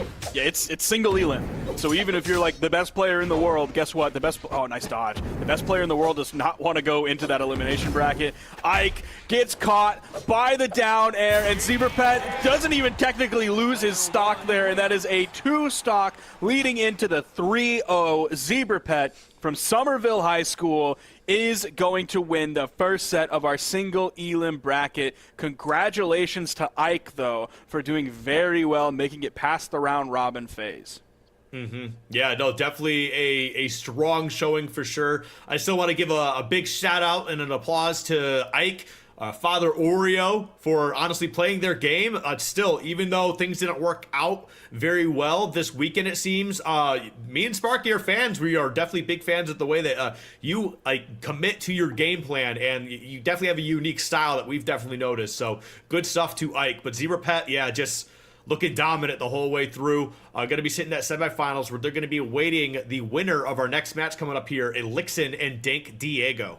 Actually, our next match is going to be Rain versus Axian. First, excuse before me. that. I know you're excited to see Elixon and Dank Diego. I myself am too. That's one of the ones I'm looking forward to most here, because I want to see how Diego's blasters and hammer on that glow box deal with Elixon's great sword and hammer. I don't know. Elixon's kind of on fire today, so we'll see that. That will actually be, I believe, our last set of this quarterfinals round today. So it'll be our 4th set today. We're going to have Rain versus Axian, and then we're going to have Jay Costa versus Zasiv, and then the highly lauded Elixon versus Dank Diego match.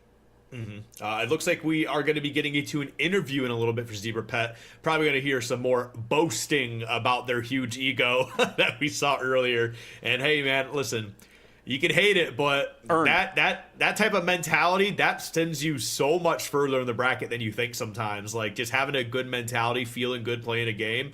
Like, when I'm feeling good, when I'm having a good time playing a game and I feel like I'm better than other people, I play so much better than I do normally. So, and that's in anything. That's in like real sports, like basketball or just other video games. Like, if I feel like I'm that guy, I just play better. It's just what it is. I love when a player has an ego, just in general, because it's just more entertainment. But I love when a player has an ego and they have 100% earned that ego, because at the end of the day, there's nothing you can say. You can't be like, oh, well, yeah, okay, dude, but you're not that good. It's like, well, he came into this 5-0. He's first seed. What are you going to say? He's beaten everybody that he's come up against so far in like almost in like 2-0 fashion. I believe it took several sets for him to lose even a single stock. He was throwing out 3 stocks before. So he talks about having a big ego, and he has earned that ego. It is well deserved, and I love to see that. Yeah, definitely is doing pretty solid here. But all right, looks like Zebra is ready for this interview, so we're gonna send that right over here. Let's see how it all breaks down.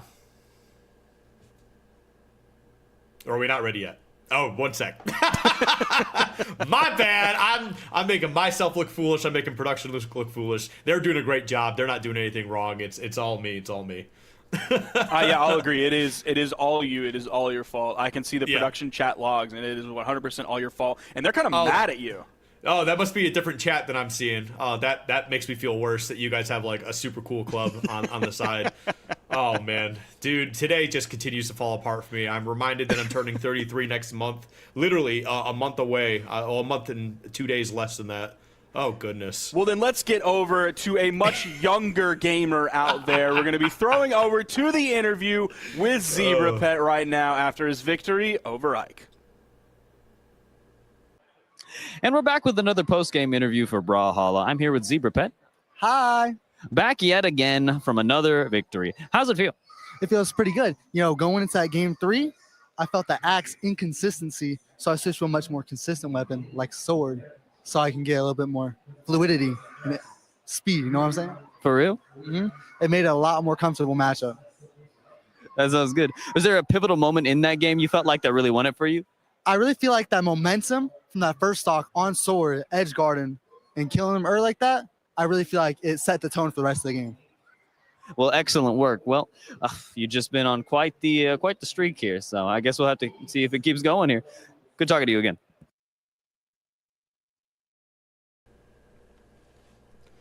All right, hey, was not surprised at all. Just the constant same confidence that we saw earlier, and again, for good reason.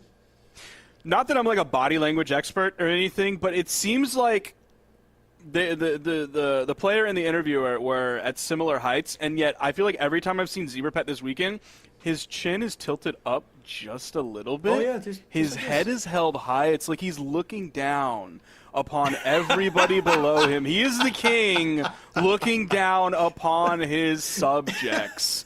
The interviewer is not even in the bracket. He's still like, I'm better than you. I'm so much better than you at this game. He's like, I'm that guy. I'm literally him. They must have forgot that I'm him, and I'm going to show all of them. Love the confidence coming out from Zebra Pet. Every time we've seen him, he's been like all smiles the entire time. So he's got to be feeling good. He's representing his high school, loud and proud. We love that.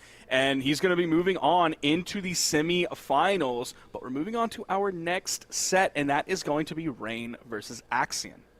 Yep, we'll see how this plays out. Again, Axian, I'm excited to watch. Rain's also been very fun. So we got that the Jaeyun coming out here. Axian, I expect to see that Bodvar come out. So we'll see how that plays out. It's going to be a battle of the Greatsword versus the Hammer. Oh, wait, the Nash. I forgot the Nash is also... They also are the Nash player, too. But either way, the Hammer's still going to be there. And this is going to be a very interesting match. It's going to be a high-octane, strong offense. Lots of big damage hits coming out between these two characters. Yeah, so Rain was like catapulted into second seed after the victory against Zasib earlier, and we heard in his post-game interview that like that was the first time he's ever been able to beat Zasib before. So Rain coming into this with a lot of momentum under his belt. He's got to be feeling good going into this, dealing with definitely like two very straightforward weapons. He won the greatsword off between him and Zasib. Now he's just dealing with two like really straightforward weapons in the hammer and the spear. You know how they want to initiate. You know how their combos go. You know when they have combos versus just strings that you're able to dodge out of. There's just like a lot more information on how to play against hammer and spear than there is against how to play against greatsword. You know, I'm going to go out on a limb here and say that I think if any of these matches have an upset in terms of seeds, that was also crazy from Rain, and this isn't discount Rain at all, but I think if we see an upset in these seeds at all, I think this is the match that we might see it. I don't know, man. The way Rain is playing right now, we're seeing his gameplay evolve as well. He's going into the Dare, Nair, True combos as a KO option. Now he doesn't even need that whatsoever. He's just keeping Axian over on the left side. Axian's going to fall. There's like maybe 110 damage on this stock from Rain. Yes, we are in Small World's End, so the blast zones are much closer than like every other stage, but still, the defense that Jae-Yun has is like nothing to scoff at. My fault. I said I thought there was going to be an upset here, but my fault, OG. Yeah, my fault, OG. Dude, that has been hard ingrained into my vocabulary the past like month. It's been terrible. It's great. I love it. Yeah. It's definitely a lot better than saying I'm sorry, so. Yeah. There we go. Finally getting on the board here is Axian. And you know what? Again, I've said it a few times this weekend, I think just getting that first stock out of the way, especially in a situation like this, I think it does a lot of good for your mental health, especially when you're down 3-1. Okay, that interrupted the recovery there, so he wasn't able to use that over the corner, the extended range of that greatsword recovery. Like he would have just used right there, like he would have done that before, but the neutral light completely interrupted it, and Rain grabbing a 2-stock there. Only about 50 to 60 damage on that second stock, so he had a long way to go before he was in any type of danger whatsoever of losing even just that second stock. So Axian, again, we're in best of 5s now. So game 1, losing that is not necessarily do or die. Even losing game 2 is not necessarily do or die. We're not as quick as the best of 3s that we saw happen earlier. Do you foresee the swap to Bodvar? I think going to Bodvar right here would be the better choice. I agree. Personally, I think Bodvar, you know, as basic and bread and butter as he could be, I think he's just a good, like, you don't have to worry about any stats not being good enough. I think everything's just strong across the board in general. You've got Sword, which we heard Zebrapet say earlier, and if Zebrapet said it, it's got to be true. More consistent weapon, so definitely a lot more consistent axe. Zebrapet said it. But no, Sword's just a much more consistent weapon. You still have access to that hammer too, so it's not like you're going to be struggling to get these stocks out of the way. I think the Bodvar is just I think is the smarter pick here. And it's not to say that Nash can't do it. It's just I think you want something a little more consistent that you can still like allow you to get these stocks out of the way when needed. I think Bodvar is going to be the correct pick moving forward. Yeah, so now it's going to be like what pacing of Legend swap will we see, if any? Is he going to go the Ike route that we saw earlier where he started Hattori, moved to the Bren didn't work, back to the Hattori, or are we going to see the Nash didn't work, but I learned enough, so I think I want to try the Nash one more time, and then maybe if that doesn't work, then I swap to the Bodvar in Game 3 if I lose Game 2, but it seems like they're both locked in here, and it is going to be the Nash going forward. He doesn't necessarily maybe want to start over with another Legend just yet. Not that it's like starting over from zero, but he doesn't want that like warm-up period where he has to figure out, okay, well, I'm moving over to Sword. It's a new signature kit that I'm using. Got to kind of figure out all those things and how to play that into Greatsword. Yeah, I mean, we'll see how that works. I think he might have changed his stance here too. I think adding on a little bit extra to the defense, I'd have to go back and double check. So going for the defensive stance. But yeah, you know what? As much as I think Bodvar's the right pick, I think a player should always go for the pick that they think is the right choice, that they're the most comfortable in doing, because having a comfortable mindset or a comfortable game plan is always going to do better for you. I think players should just like listen to me more and what I think is right. True, yeah. Of course that's a joke, and these players are much more skilled than I am myself. But okay, we're seeing... Greg Popovich never played a minute in the NBA, and he's the greatest coach of all time. Okay, respect. We are seeing a much better game here, at least in the start. There is the two-piece. Gets hit by the neutral light finisher there. There's the neutral signature. Didn't quite hit low enough to make contact with Rain. He was a little bit below that platform. Nice gravity cancel stomp into the neutral air. Okay. And then here we go. Oh, jeez. Yeah, definitely struggling here to kind of get the stock out of the way. Finally gets it, though. And honestly, not looking too bad. Rain in the deep red themselves here. And that's interesting, just allowing Axian to pick up that weapon, especially the fact that you gave him access to hammer now, and they take the stock right back. I think that is definitely a bit of a misplay on Rain's favor. I think Rain was just worried about, like, Axian spawning back in. The weapon spawn came in essentially right on top of him, so he was still in iframes in that moment. So, like, Rain essentially couldn't do anything but wait out the iframes. Like, Axian could just sit there and pick up the weapon essentially for free because he's still in iframes after spawning back in. He has the hammer in his hand. We'll see what he's able to do with this. He's going to throw it away, grab another hammer. That means the next weapon he picks up is going to be that spear. Two-piece coming out into the jump side air. Rain's mix-ups after the first opener into the bridge. He's changing it up a lot here, keeping Axian on his toes. Oh, wow, yep. And you know what? After a pretty even start, Rain was able to dial right back in and kind of get that stock pretty easily without taking too much damage in the process. Now we're going to see what extra credit you can get here. Already getting a little bit. Nice spot dodge there. Get through that signature from Axian. The side sig there. He's still over on the corner. Oh, I think he stomped D-Lights. It's either the wrong direction or maybe he expected like a dodge through from Rain and expected Rain to end up there. I'm not sure what he was going for in that moment. Oh yeah, this Jaehyun is definitely putting in the work right now. The great sword is on point. And there we go. Not quite going to be able to take that one out. One more should definitely do it, though. All right, just raw. Throwing it out there. That bottom swing of that signature is so devious. And he's going in Nash for the third game. He's completely abandoning the Bodvar at this point and wants to go in with the Nash. Hey, listen. We were seeing it earlier, too. Before we even got started yesterday, we saw someone messing around with Nash on screen, just doing some button checks. And I thought it was just someone who's just, hey, I'm just doing a quick button check. I'll click Nash. But no, Axian's a Nash player through and through. And we're going to see how this plays out. We're going over here to Mishima Dojo. This is the second tri-platform map that we have seen this entire weekend. Both times have actually been today. The previous time was during the round-robin phase. Now, it's actually the first match of the day, too, if I'm not mistaken. But I think, yeah, that's correct. Yeah. And now, here we go. Last game potentially for Axian. And I love the fact they're on Mishima Dojo. It's just, this map just makes me feel like everything is just that much more stressful, that much more important. I am not a fan of triplats. They make me feel claustrophobic, and I do not like playing on triplat maps. Rain seems like right at home here, not an issue whatsoever. It's more so just the theme of the map that's doing it for me. Okay. I don't know, Tekken's sick. I just love Tekken. But anyway, yeah, right now, not looking too bad here. Rain doing pretty solid. Again, maintaining this lead here. And yeah, I think, like you mentioned, feeling right at home, especially in that center area where this great sword is just able to cover so much space. I would not want to be in Axian's position right now. He's being completely zoned out by Rain. Yep. That time we even saw the mix-up before. We were seeing like sidelight into just like neutral signature. That time we were seeing sidelight into chase dodge forward neutral signature, so that'll catch you if you're dodging away. I'm not sure if it'll catch also if you're dodging up and away. You might be a little bit too high, but it also might make a connection. That sig is huge. Yeah. You just create a little home for yourself right in the center there with Greatsword. Like, you just do whatever you want there.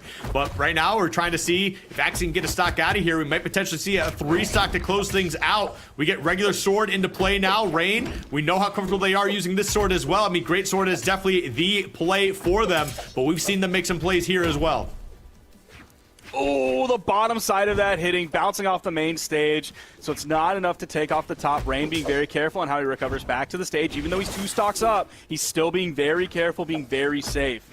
That's champion mentality right there.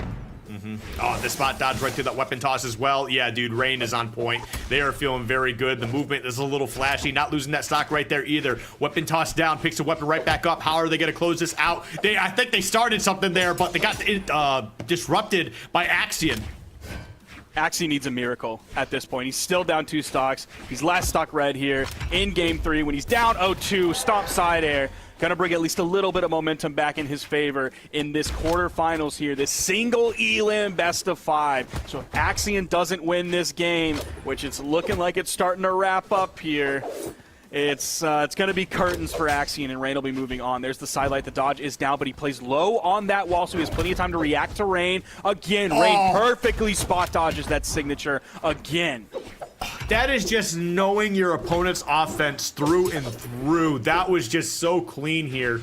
And Rain is just ready. They're just waiting for Axian to make mistakes or just get a little too aggressive, and they're just ready for the counterplay every single time. Now Rain knows here that like he can take hits. He doesn't need to necessarily like burn his dodge right away when he gets hit. He knows he can take several hits. He just needs one stray. Yep. And right now, even a stray unarmed might be able to take care of this. All right. But right now, yeah, just can't pick up any weapon. But a good spot. Immediately, weapon tosses here. Yeah, I think they're looking to try and close this out unarmed. It's definitely giving Axian some room, and like he's taking as much as he can here. Listen, you got to be careful giving your opponent anything like this because that can give them a momentum to really turn things up a notch. As you can see, opting to keep the sword this time around. And yep, we'll close it out right there as Rain punches their ticket into semifinals. There was so much damage added up on that final stock of Axian. The neutral light from the left side of the stage sending to the right, sent off screen and almost KO'd. That is so much damage built up onto that final stock of Axian. I mean, at the end of the day, like Axian was doing everything he could. He's like, okay, well, if he's going to throw his greatsword away, like I'm just going to keep doing my game plan. And he was fighting back into it. He was doing everything he could to fight back into it, add up the damage, find the KOs on his opponent, but he was just too far behind. And by the time all things were said and done, it was Rain's game. Yeah, and you know what? Even though we saw like a pretty strong 3-0, I'm still pretty confident in my my point that I think Axian could have made an upset here. Just watching how Axian has played this weekend, excuse me, I think it's been a bit inconsistent. I think the highs were very high and I think the lows were pretty low. But I think once you're able to find that consistency in your game plan, I think we can definitely see the potential that Axian really has in store. I was a really big fan of watching them yesterday. I thought it was just strong gameplay through and through. Unfortunately, things happen, and sometimes things just don't really work out the way that you're hoping. But I mean, I'm gonna give it up to Axian. Well played throughout the weekend, but Rain definitely came out on top. Yep, for sure. Great gameplay from Axian. Love seeing some Bodvar representation. Love seeing some Nash representation. I'm loving the greatsword from the several different greatsword players we've had this weekend. That, of course, includes Rain, who we just saw. Yep. Yeah, Flambeau would have loved to be watching this. He would have been all over it. But yeah, no, obviously, yeah, again, great stuff. Yeah, not too much else to add on top of that.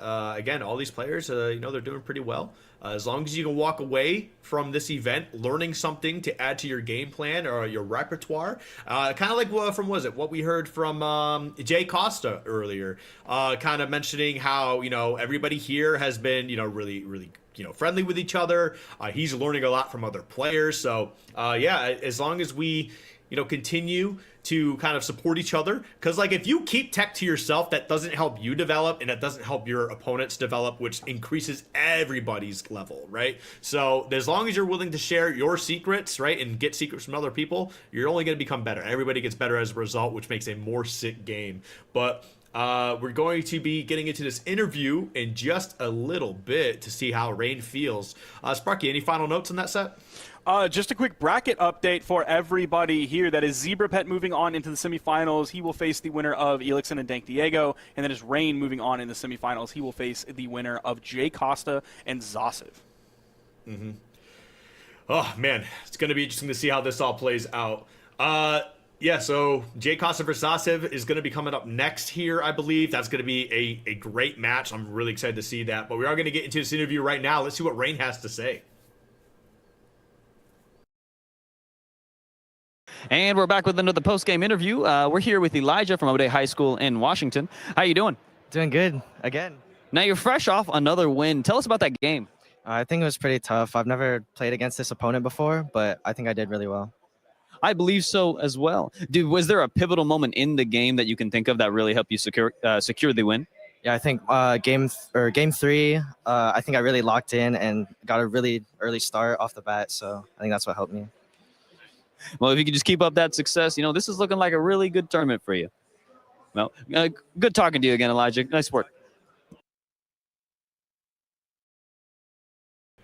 There we are once again. Very humble competitor is Rain. Definitely talking about once again, how they're just feeling locked in, and they've always got a smile on their face too playing. Yep. So it's another one of those things. I see the players' personalities, and I want him to win.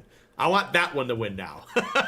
Yeah, you're Skiff heavy on the recency bias here of whoever he saw last is his favorite player. But Rain, so far, we've seen him a couple times this weekend, and he's been humble every time. Like, he just came off of a 3-0 against Axian, where, no disrespect to Axian, Rain was in control basically the entire time, and yet he's still out there saying, that was a tough match. He has a lot of respect for his opponents, no matter who they are, no matter how well he does against them. And that's also a very strong, mature mentality to have. Yep.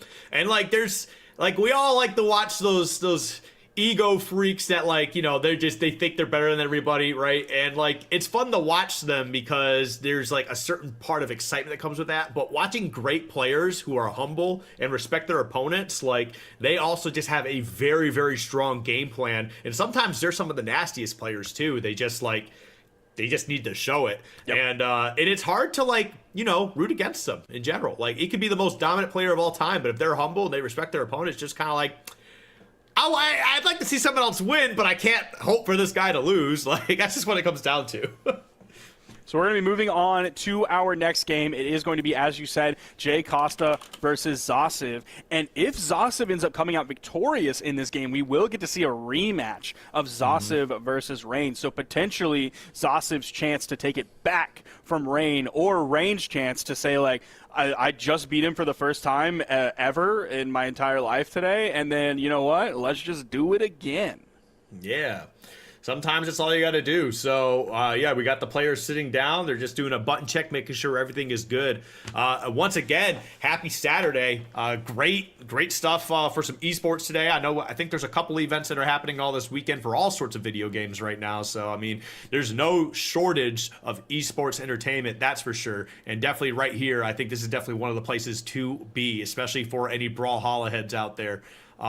Doing a pretty good job. So once we're ready, we're going to get started right into this. Sparky, how are you feeling for the last 2 matches we got coming up? I'm feeling great. I just love to see sides of the Brawlhalla community that I just haven't gotten the opportunity to see yet, because something that's so special about the Brawlhalla community is literally everybody they're all friends with each other. If you look at any standard official top player tournament, if they're in person, they always hug each other after everything is done. And I thought that was just normal, because I'm not a big FGC head. I'm just a Brawlhalla guy.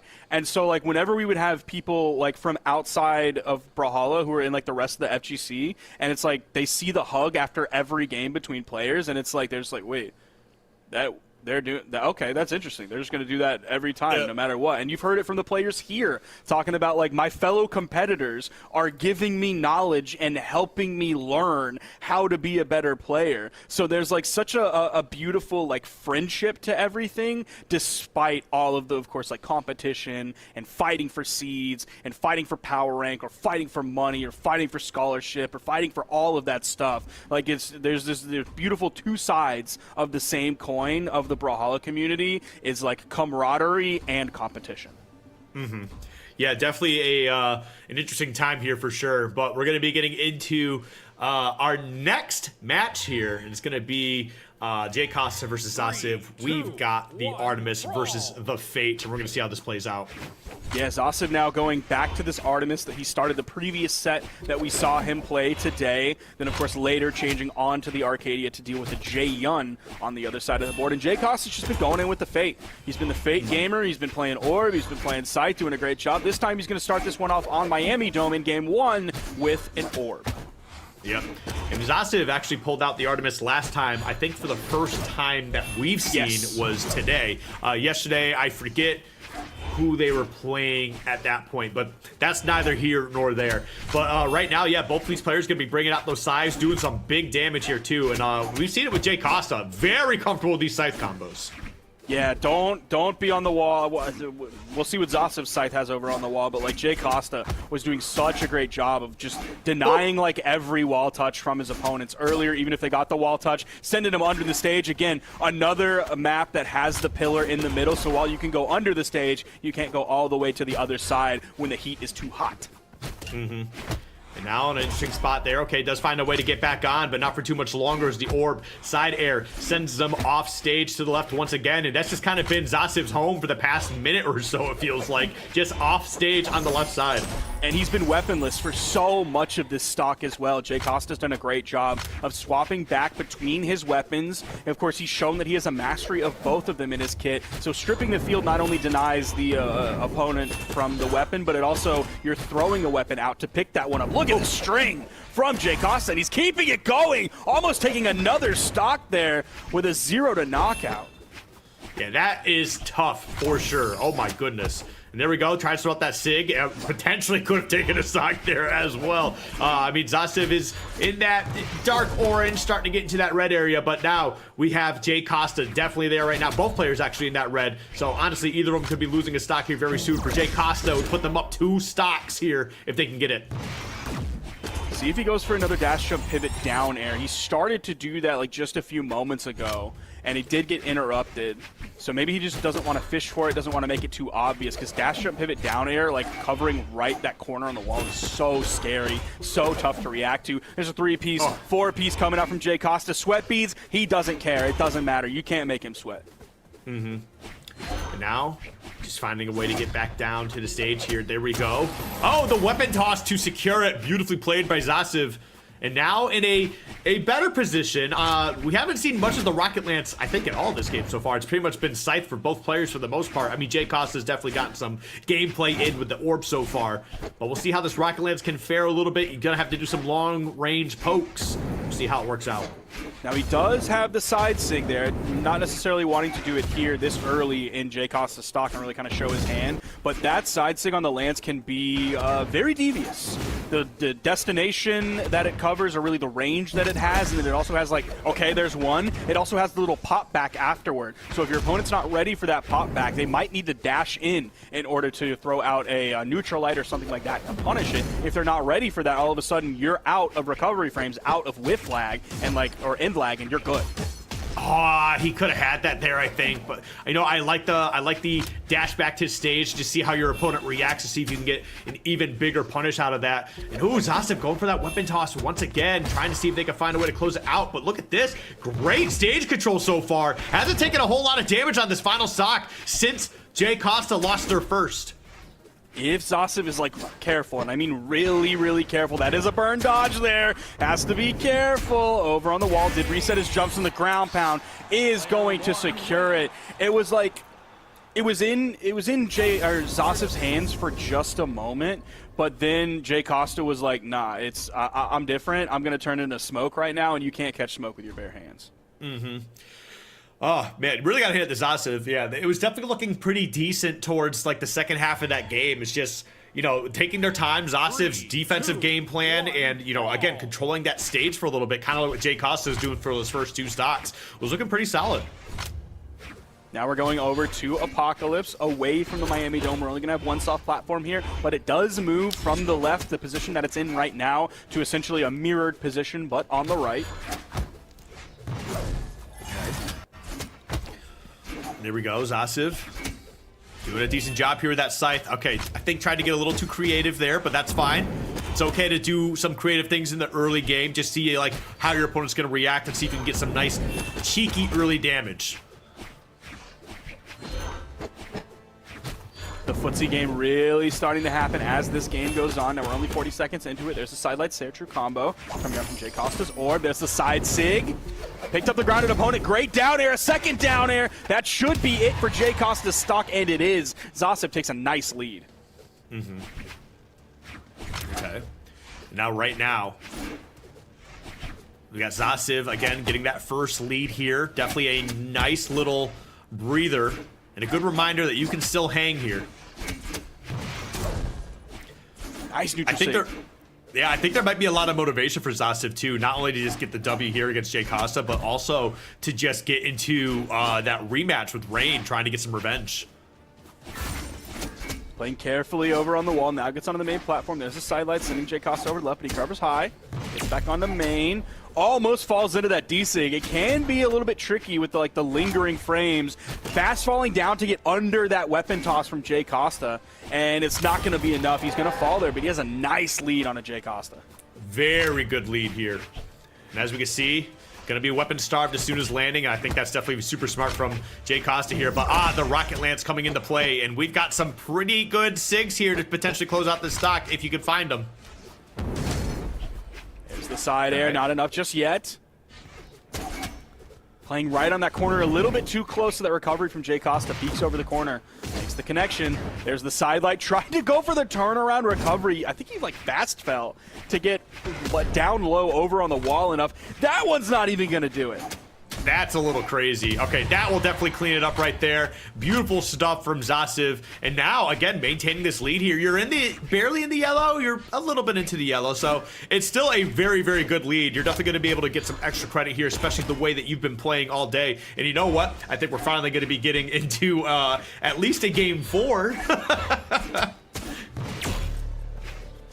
Unless Jay Costa has something to say about it, he could find a way to take this game back from Zasiv and then force the or close it out in game 3. He is in strength stance, and you saw him trying to take the early stock using that soft platform to bring the elevation up of his neutral signature a little bit higher, a little bit closer to that blast zone, hoping to grab that one in orange. Jay Costa only with about 50 damage on the stock right now. The sidelight there, true combo KO option. All of a sudden, Skiff, we got a pretty close game here in game 2. This is looking a little scary for Zasiv. It doesn't take much for Jay Costa to get going. We've seen it. Look at that. I like that small little weapon toss to picking up the next weapon and right back into orb too. All right, there you go. I like that. Zasiv's patience, waiting to see what move is going to be coming out from Jay Costa. Baiting it out, getting in there to pick up the weapon.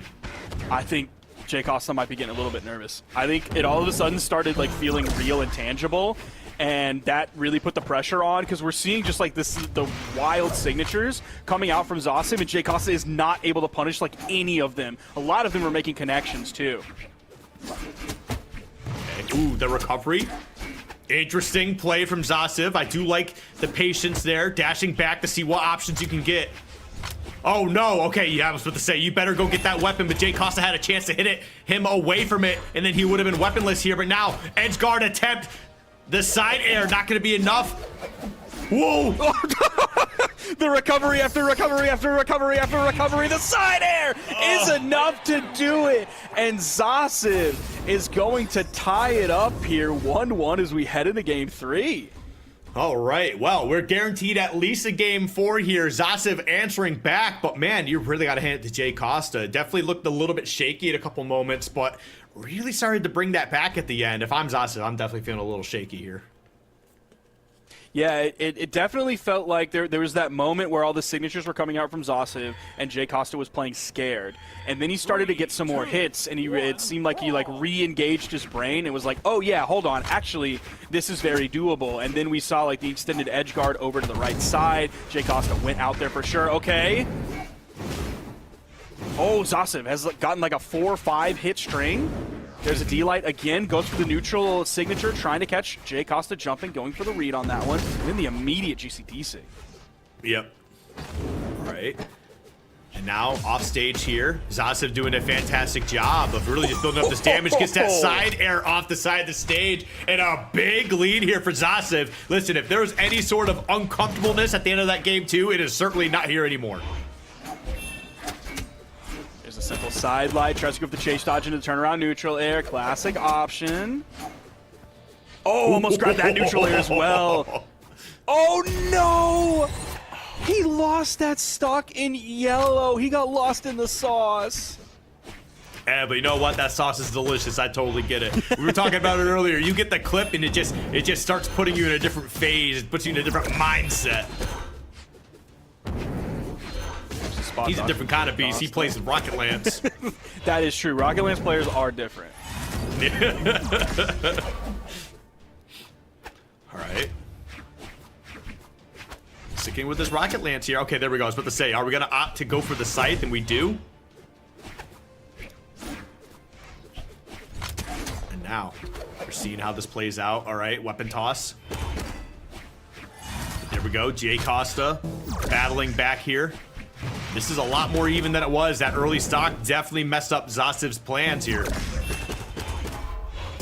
Oh, beautiful. Complete interrupting that GC side signature. Jay Costa knows exactly where that starts, exactly where like the blast that hits him, and then exactly where Zasiv ends up after that's over. There's the 3-piece, doesn't get the recovery after it, but still solid damage. The side air, not enough to KO Jay Costa. It was on the wrong side of the stage. Okay.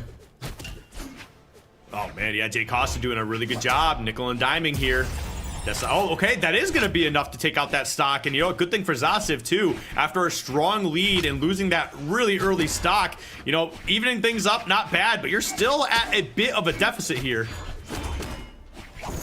Yeah, that's got him in the orange. He jumps high enough to get away from that flying star. Okay.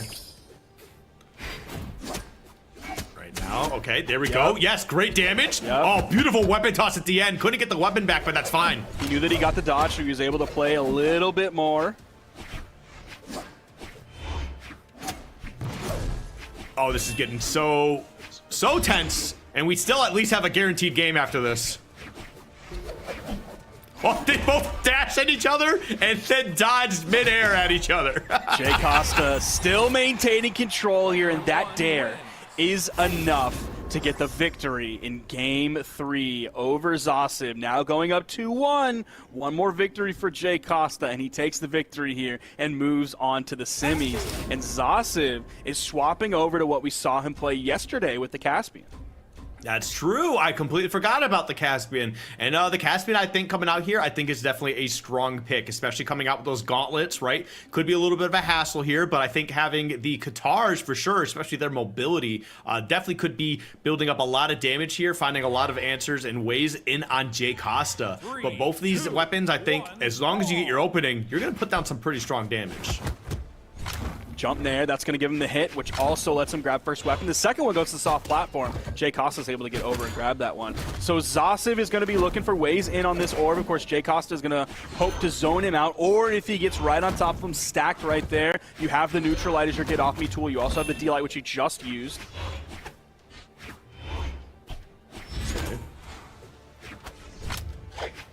Right now. Jay Costa wanted that one to keep Zasiv weapon starved.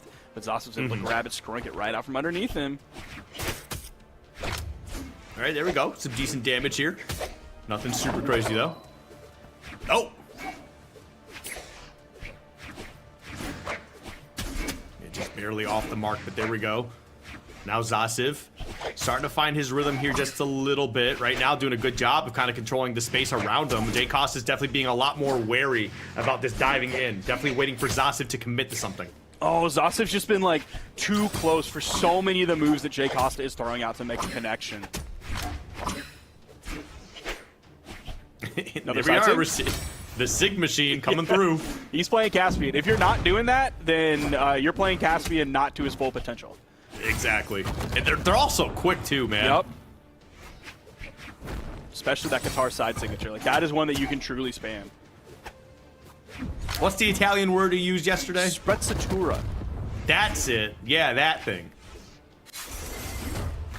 Oh, Jay Costa. I don't know if he wanted to make it onto the main platform like we've seen him do a lot, or if he was just trying to get over to the wall, because both are like smart ways to recover back to the stage, and we see players use both versions of it.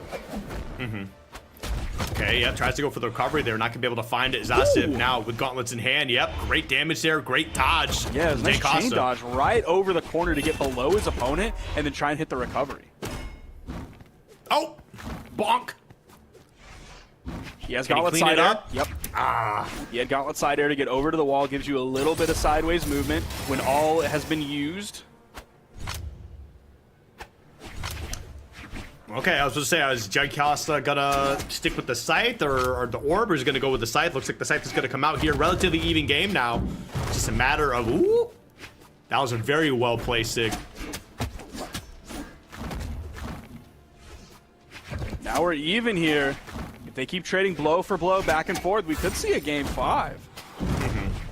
Ooh, it's definitely kind of shaping up for it. That is for sure. All right. I like the patience from Jay Costa, not committing to anything. And obviously, Zasev has to get on stage at some point there. Zasev's not throwing out nearly as many neutral signatures today as he was previously. There is one. Okay, he's starting to use them more. Oh, okay.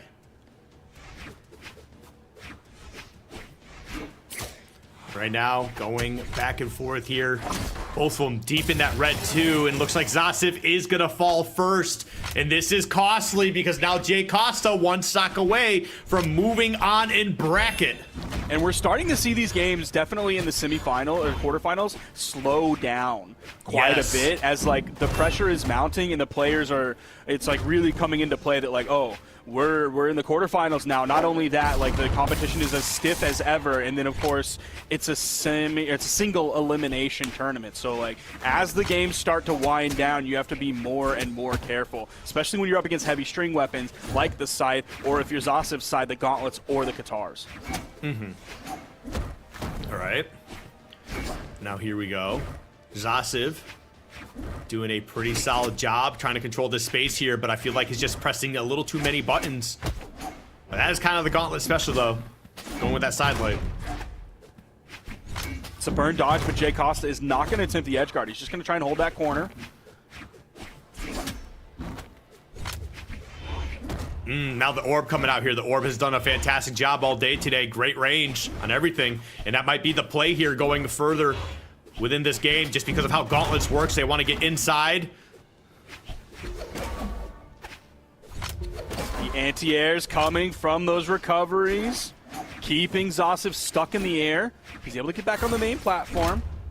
Nice dodge to get away. Not necessarily using his dodge button, but like physically his movement to get away from that side signature, that point-blank side signature that came out from Jay Costa. Whoa! This is getting a little bit spaghetti here. Oh, that was huge. These are Caspian signatures we're talking about, though, so he can rob a stock away. Even though Jay Costa's in the orange, he might not have enough damage on him quite yet. That recovery sent off screen, not enough to KO. I'm throwing away the weapon. That's a little bit unfortunate here. Okay, does pick up the gauntlets once again. Oh! Oh, dude, this is such a tense moment. It's so tense.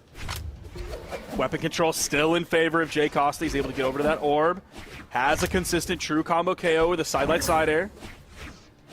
Oh, he didn't even attempt it. He didn't even attempt it. He was too worried about it.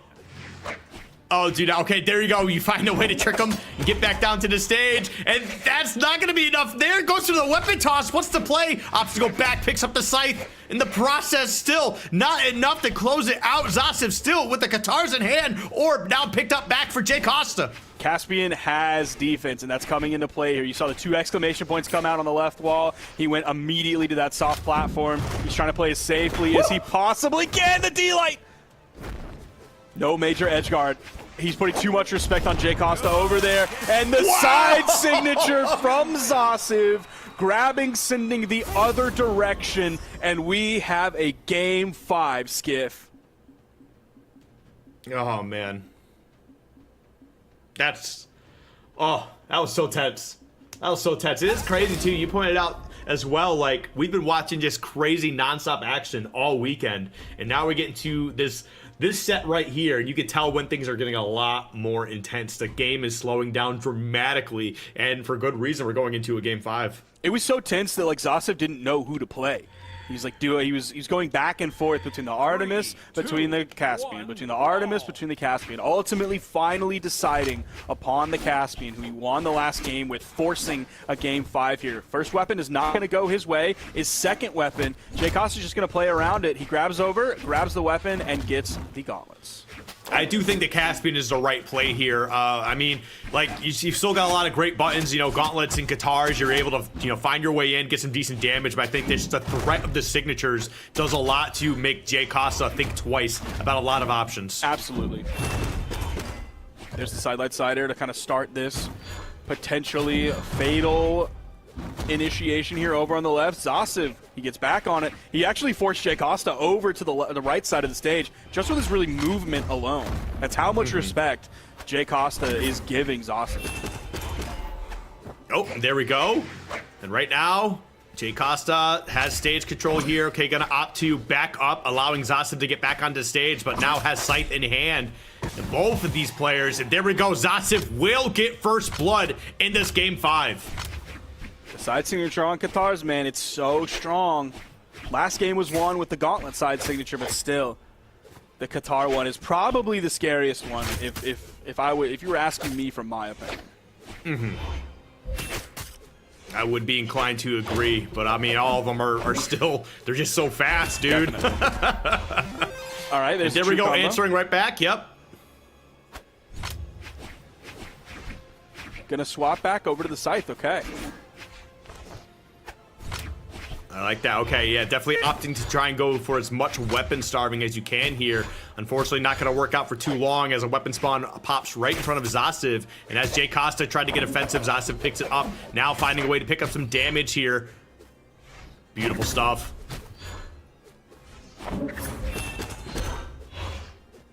Okay. Tosses the guitars down, picks up the gauntlets in the process, almost takes the stock there with a recovery, just not gonna be able to find it. Oh, but the Sig calling out the movement option from Jay Costa. Gravity cancel neutral Sig, what a beautiful spot to place that, like right over the corner of that soft platform to take the stock off of the top. Now Zasiv's got a nice lead. But we've seen what happens here. We've seen what Jay Costa's capable of. It's just a matter of just getting those openings. However, Zasiv not letting up on the pressure at all. Look at this. Even though, like, you're not directly fighting him, just keeping him by the ledge, right? Jay Costa is afraid to approach. Over on the wall, the GC neutral signature. Now, unfortunately for Jay Costa, like, the amount of respect he's putting on Zasiv means, like, that burn dodge on the edge, like, Zasiv's essentially doing that with very little risk because we haven't seen too much edge guarding coming out from Jay Costa. There's the ground pound, interrupting the recovery. He doesn't have that one, and he even throws the down signature to add insult to injury in Game 5, and that is Zasiv moving on into the semifinals. That was a beautiful way to end that Game 5. That was so slick, so nasty too. My goodness. That Game 5, like, I would have not expected, like, Zasiv to have lost any matches watching that Game 5. He just looked so dominant, composed, patient as well. Like, just wasn't, like, pushing anything further than it really needed to. But, like, when he felt like his opponent wasn't entirely sure about what they're doing on the defensive end, that's when he pushed, right? That's when he got that little extra damage, those extended combos or strings. Honestly, it was just beautifully played from start to finish in that Game 5. And that's the Caspian coming in super clutch, showing how smart of a decision that was from Zasiv to make that move early on. He tried the Artemis. Artemis didn't work, and he's ready to move on to his next legend, the other legend he's been playing throughout this tournament. And he showed everything of, like, how strong Caspian is. Specifically, like, we always point to the signatures. And the reason we point to them, aside from them just, like, being good, if we look at them, like, in a vacuum, but when you look at them in the context of the entire legend, it's like you have gauntlets and you have Qatars, two really string heavy weapons. Yes, there are true combo confirms on the gauntlets to get KOs, but it kind of relies on you, like, burning a GCD light and the execution of that, which isn't the hardest thing in the world, probably not for players like these, but you can miss it. How many Stomp Sayers have we seen missed this tournament just because of all of the pressure that's on? So taking that away and being able to lean on those signatures when you don't have a true KO combo option, or the opportunity doesn't present itself to give you that option, which you have none on the Qatars, so valuable for the Caspian player. Yeah, no, I 100% agree across the board on that. It was honestly just strong Caspian, and honestly I'm glad that he stuck with the Caspian too. It's not to say that the Artemis just isn't working. I just think the Caspian just kind of has it right now for Zasiv's gameplay style. It's definitely looking very crisp, and if he sticks with this Caspian going into Rain, could be a little bit of trouble. However, Rain's been playing really good all day today, and you're going to have a little bit of trouble with that extended range on the greatsword. But if you can play that kind of this bait and attack style that you had here, I think you're going to be just fine. But it looks like we do have the interview with Zasiv coming up here, so we're going to be sending off to that in just a moment. And we're back with another post-game interview. I'm here with Zasiv from Lancaster High School out of LA, you said? Yeah, LA County, Lancaster High. And how's the tournament been going for you so far? Really, really exciting. It's been a hell of a competition. I've been having to fight my hardest. I've been having to, put out my best, and it's just like, it's crazy. It's crazy. Like I'm still shaking from my last match just now. How's it compared to last year?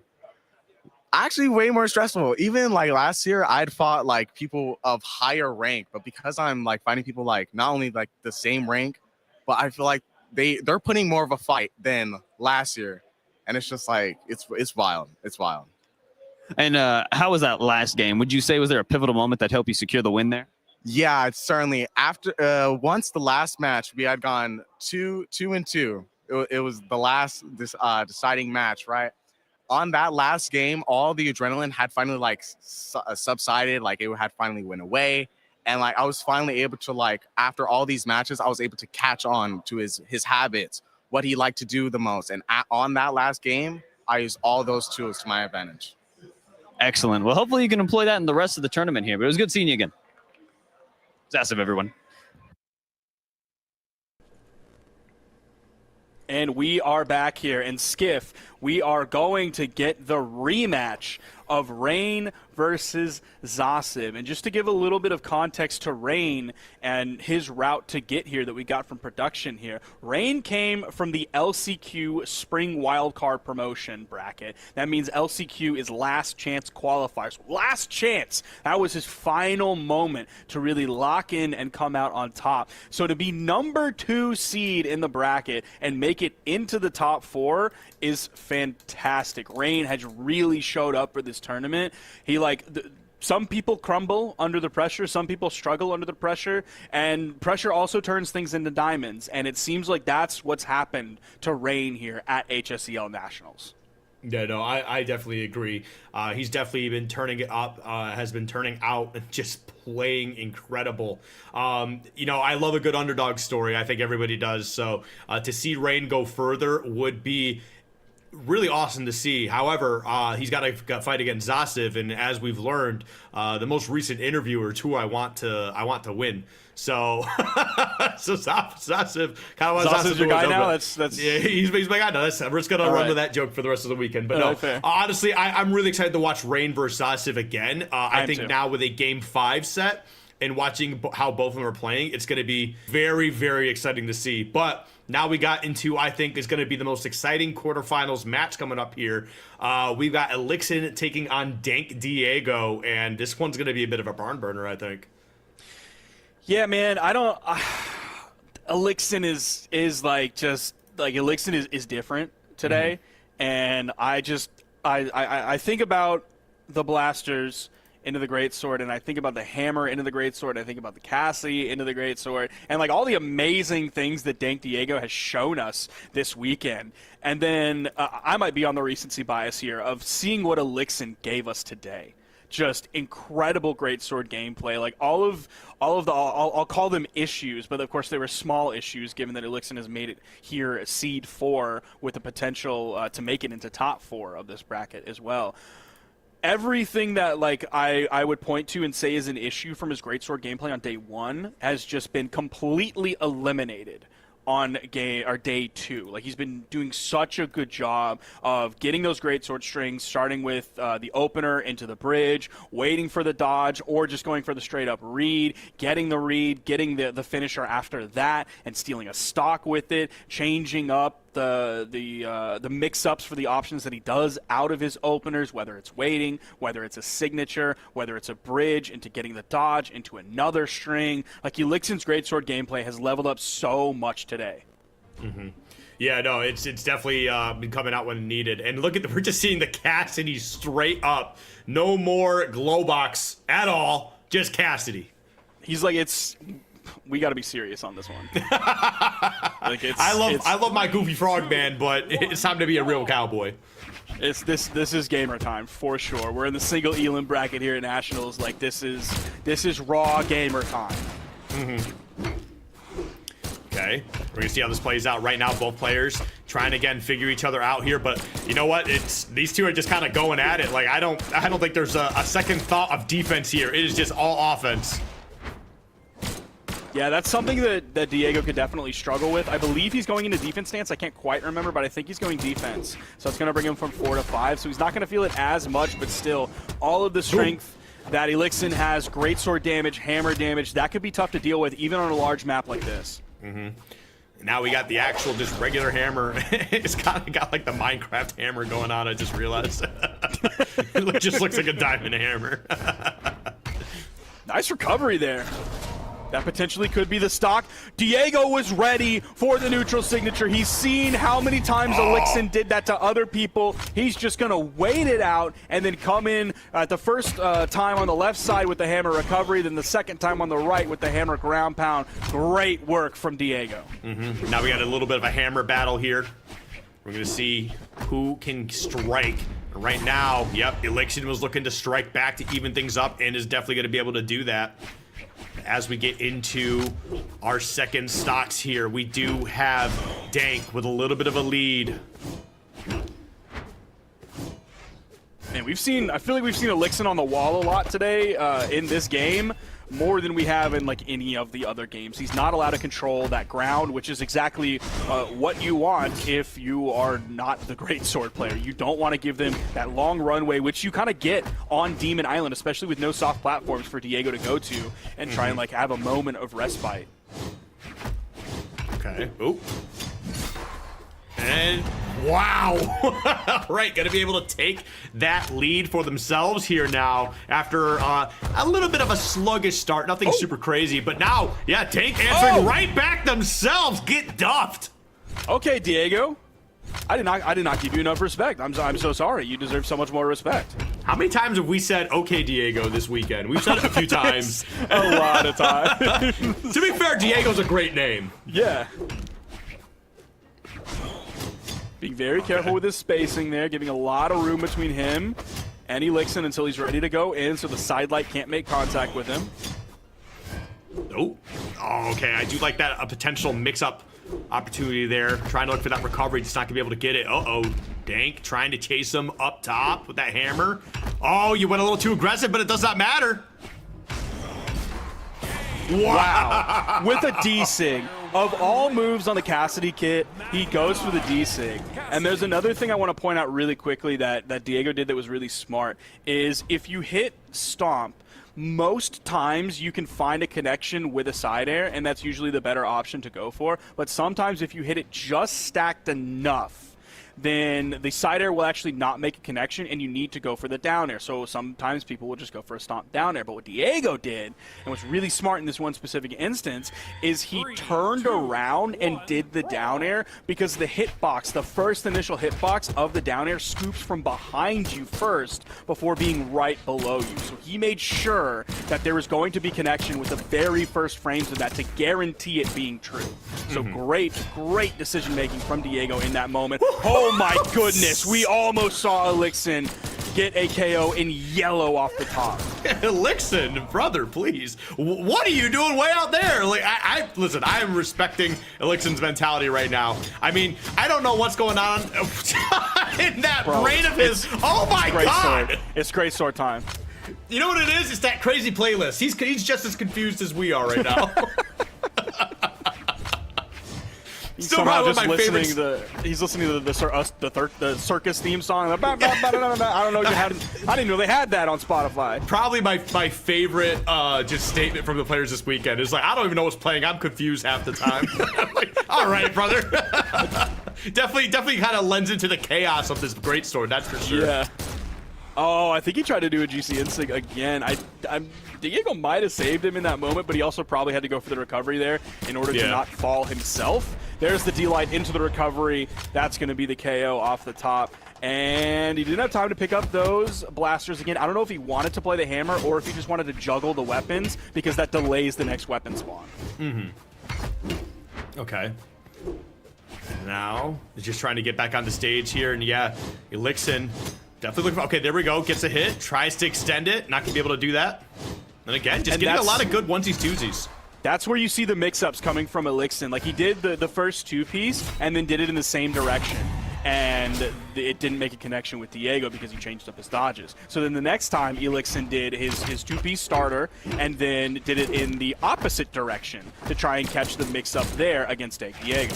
Okay, there we go. Gets back down to the stage here. Oh! I can't believe that stomp picked up. As a Blasters player, I'm furious. Diego, I'm going to say it. Diego deserved the Blaster Cider there. I'm just going to say it. All right. I'll just let you have it. I'm not going to argue with you about it. Oh!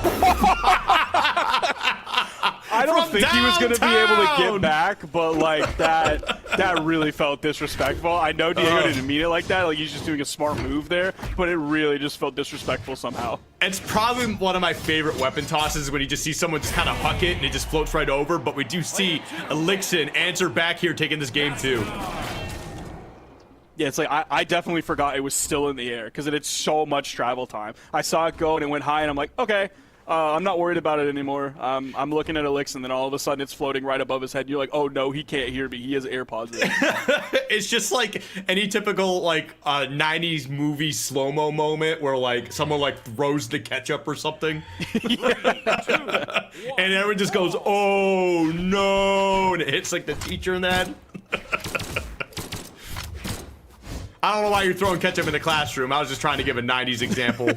Well, no, that's the classic like food fight thing. It's like the food fight's happening in the cafeteria, and it's like it's fun, and everybody's having a great time, and it's wild and chaotic. Nice D-light there, and then all of a sudden, like you see the principal come in, and someone throws like a handful of mashed potatoes. Oh, nice ground pound there as well. Not enough from the neutral signature, and it hits the vice principal in the head, and that's when everything stops, and everyone knows that it's serious now. So they start throwing the chairs. Oh man, I hope it's not. serious. I hope not. Anyway, okay, big charge on that. Not gonna be able to find the stock there, and Elixon definitely struggling to answer back here just a little bit. Everybody's stomping the yard right now. They're hammer. We're hammer guys. Of course we stomp the yard. Oh, the clash there in the second one to follow up just in case. Elixon was not ready for the second one. I didn't expect it coming. Yo, Dank is just really turning it up in this game 3 here. Oh, are they gonna be able to make it back? Elixon definitely looking for a way to close it out. Will get it with the ground pound. And I think it was just Dank just kind of drifting into the wrong side there. I feel like they could have recovered some way, but I just don't know how. I feel it in my gut. Elixon over on the wall. I mean, look, Diego's up 1, and he's also up major in this game as well, so... Again, I didn't give him enough respect. I saw the way Elixon was playing, and it was like he seems unstoppable, but Diego knows how to stop him. You know, Diego's definitely, I mean, sometimes just to stop someone, you just got to keep pushing them back. Like, you don't even have to stop him in one spot. And that's what seems like Diego's doing here. I mean, just kind of going full offense here. Look at that, huge. Weapon toss isn't going to do it. I'll definitely look for the GC downlight to close it out with wow, the ground pound. It's not going to find it. That's a 2-stock for Dank Diego. Now going up 2-1 in this best of 5. Elixon locking in that Magyar. Diego locking in the Cassidy. Still, we're not doing glow box anymore. It's serious time, and we see that from the way that Diego's playing. And it's going to be very interesting to see how Elixon answers back here. I really don't want either of these players to lose. I would like to see them both continue in the bracket. Unfortunately, that's just not how this works here on the single elimination bracket to finish off Brawlhalla. But we'll see how it works. Yeah, what if we just made this a 1st to 10? Like we can just do that, right? Yeah, we as the casters surely have the power to do that, right? Yeah. Who needs TOs? Not me. Not me. I don't need TOs. Those greedy TOs. No, we love all the TOs involved in every tournament, but especially here at the HSEL. I thought you were going to say except here. Especially here. I was like, wow, giving these young gamers a safe environment to engage with each other and engage in the beautiful art of esports. Yeah, absolutely. But right now, on Small World's end, a relatively even game here. Yep, especially after that. But, ooh, Elixon not going to be able to take out that stock, but definitely working hard towards it. So forgive me for what I'm about to say. It's not intended to be a pun, because I hate puns and puns are gross. Oh, I thought you were going to say more mean things about the TOs. No, I would never do that. But this map is like a double-edged sword here, because you're playing against a greatsword, which means you can get super early knockouts if you get a nice string, because the blast zones are so close. But it also kind of works against the Magyar player, because the higher defense is negated somewhat by the blast zones being so much closer. And Cassidy has strength, not even just that, but she also has the hammer. So she has consistent KO combos. Nice side signature there as well. So yeah, this is like an interesting map that has like pros and cons for both players. Yeah, it definitely makes sense for Dank to want to be here. But I think Elixon will be just fine. I mean, we've been seeing this stage a lot this weekend. I think we might have seen this more than anything else. But right now, yep, these two... I love it, man. Both holding hammer, both jump, air dodge, facing the opposite directions. They're on the same wavelength. Yeah, that's the hammer players sharing their brain cells. It's essentially a hive mind at that point. It really is. But here we go. Now back on stage. Ooh, both players with their own brains playing.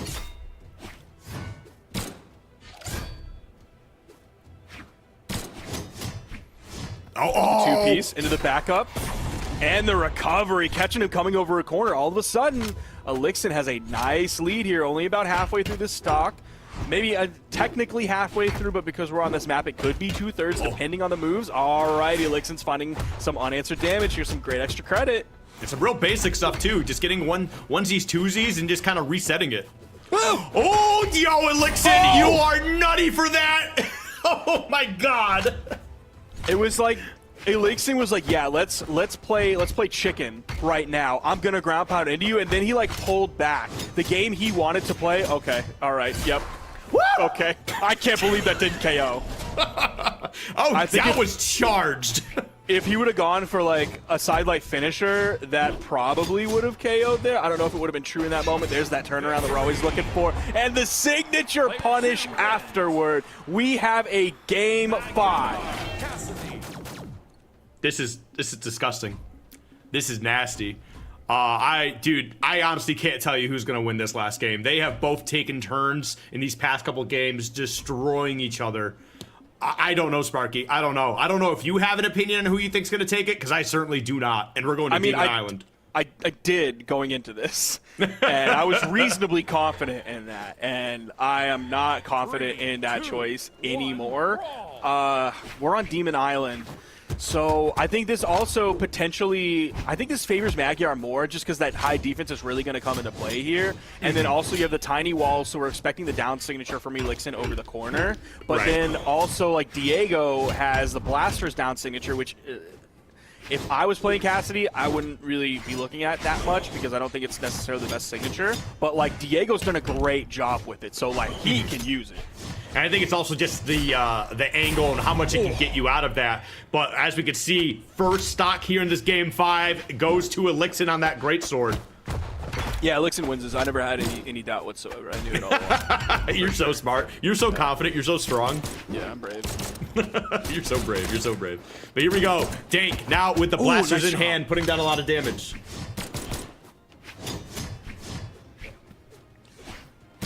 Right. Oh, Elixon being very careful here. There's the turnaround. Oh, no!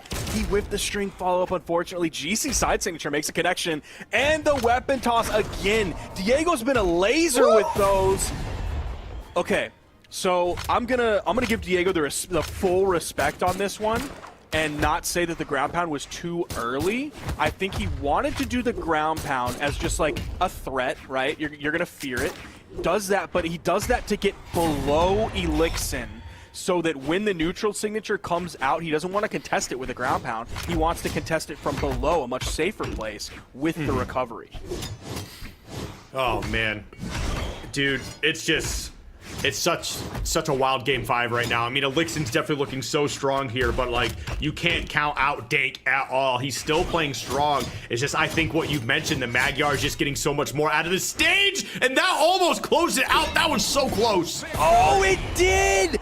Elixon taking it in Game 5, really turning things up, cranking it to 11, and winning. I don't even know if he realized that was the last game because he locked in Magyar like instantly after that. It might have just been a blur. he's so ready.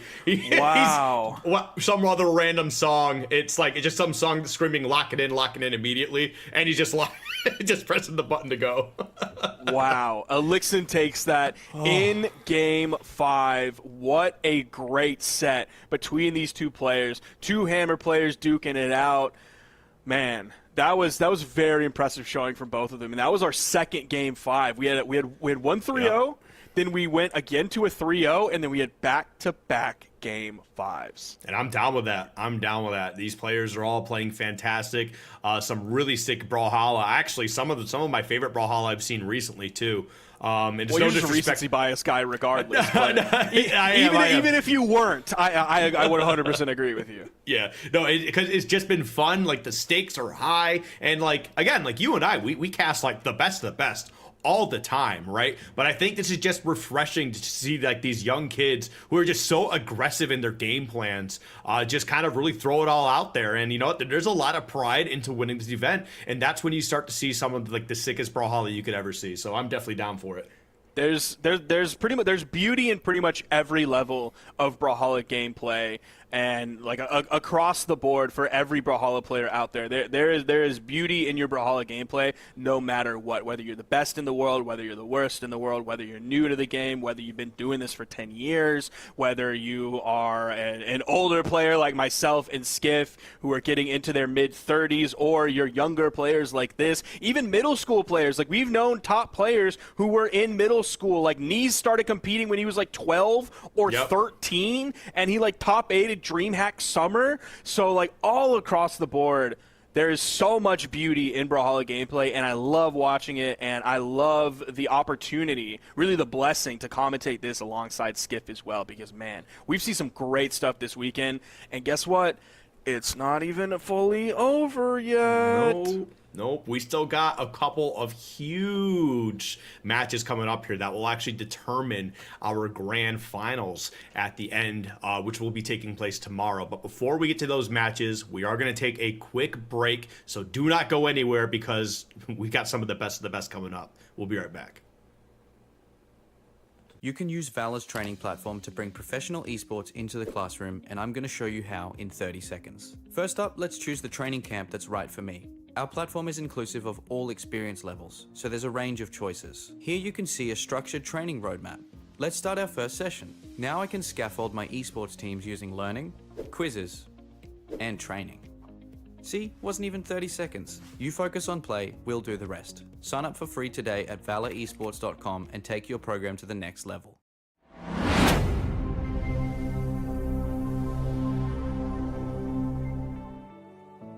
Hi, my name is Jaden Gorham. I'm from Hebron High School just outside Dallas, Texas. I teach chemistry, and I started the esports program at our school. I've had the privilege of getting to implement gaming concepts into the curriculum just this past semester. And now it's evolved into this elective where we actually had over 170 kids sign up for it in this next coming year. And so, kids are, lining up to try to take this elective. Gaming Concepts is an innovative curriculum that blends the excitement of competitive gaming with STEM and educational objectives to foster a strong sense of belonging among students. Schools using Gaming Concepts reported an increase in attendance of up to 10%, alongside an overall rise in self-esteem by 8.3%, and nearly 82% of students expressed they had never participated in any extracurricular activity before Gaming Concepts. Written by educators, for educators, Gaming Concepts features 5 unique courses distinctly tailored for middle school and high school students passionate about this growing industry. Bring the power of esports into the classroom, and you'll find just how impactful Gaming Concepts can be for your school.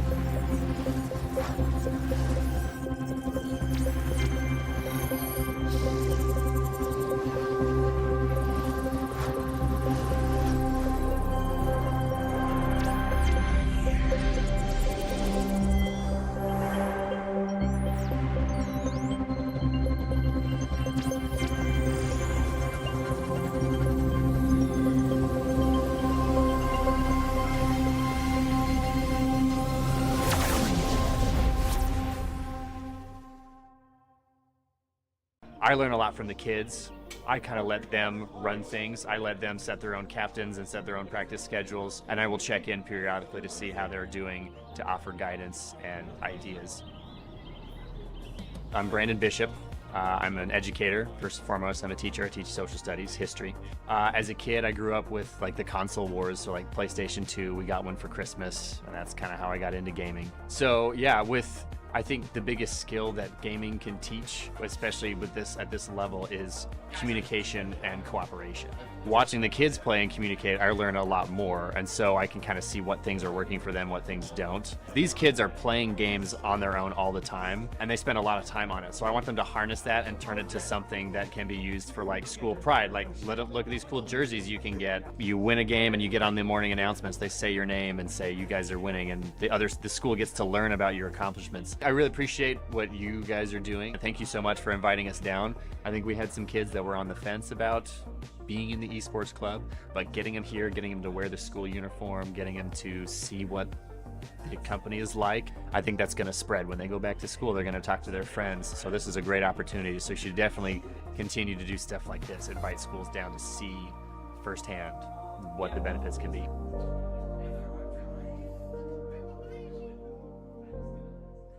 Hello, educators. Welcome back. Are you ready to take your scholastic gaming to the next level? Because we are. We know you've been loving the Gaming Concepts curriculum, but don't worry, that amazing content isn't going away, just moving. Starting this fall, we'll be transferring your Gaming Concepts learning experience to our brand new US-based platform, Blueprint. But what's Blueprint all about? Blueprint is a cut above the average learning software. It's packing some serious upgrades. The interface is user-friendly, so you won't have to spend ages figuring it out. The platform also has robust security measures to make sure that your important data stays safe. It's also the exclusive provider of the Gaming Concepts curriculum. Plus, we're making the migration process super smooth. Clear instructions and support will be right at your fingertips. But wait, there's more. Blueprint is a living platform. That means you'll get regular updates and fresh, new content to keep your esports curriculum at the cutting edge. We'll be making continuous improvements based on user feedback and emerging best practices to help educators stay ahead of the game. And we're back with another post-game interview. I'm here with Brayden from Commerce High. How you doing today? I'm doing pretty good. I just won my second game today, and I'm feeling pretty glad about it. And quite the game it was. Now, tell us about the game. Was there a turning? What was the turning point for you that you felt that you were able to close this one out? Well, first of all, what's his name? I cannot remember. It's slipping around the top or tip of my tongue. But the turning point of the game was whenever I realized that he just kept spot dodging. He just would not stop spot dodging, and I just took control of it, and that's whenever I brought it back. Of course, very observant of you. Speaking of observation, who would you say is probably your biggest threat in this tournament? Biggest threat, definitely Zebra Pet. I think everyone's talked about him. Everyone's worried about him in this, but Zebra Pet is definitely the main threat of the entire tournament, especially since I'm going against him next game.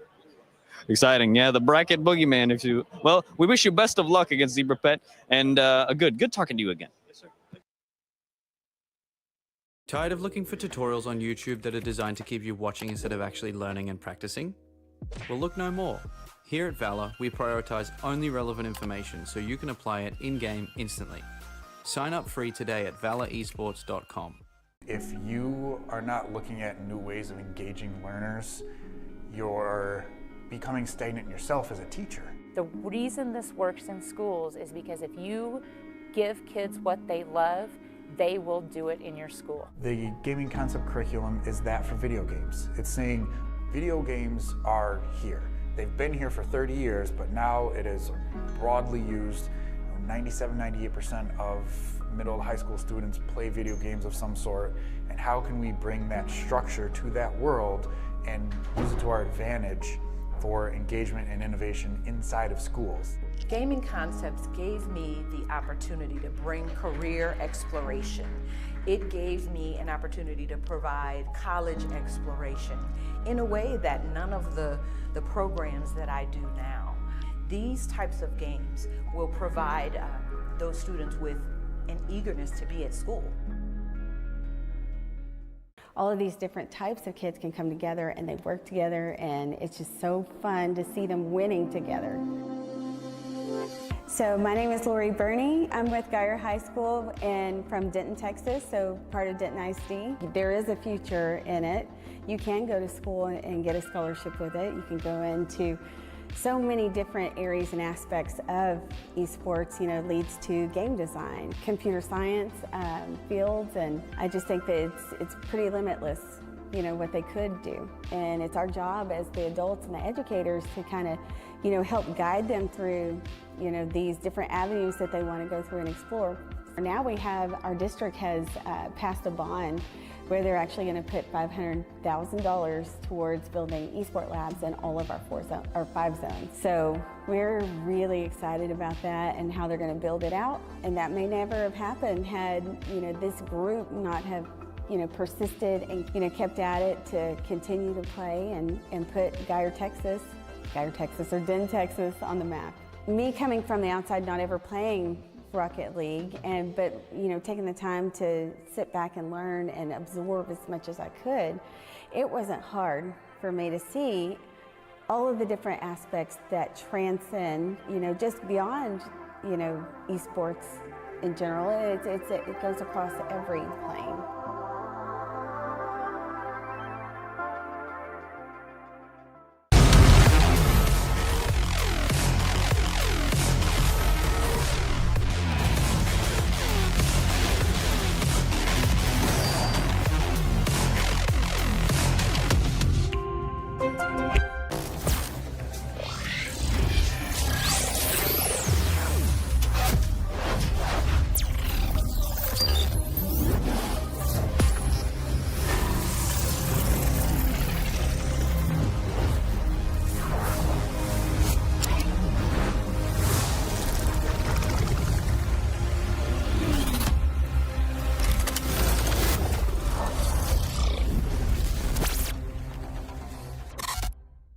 Hello there, gamers and mental health enthusiasts. Today, we're diving into a groundbreaking study that explores the intersection of scholarly gaming and mental health education and how it can impact the self-esteem of adolescents.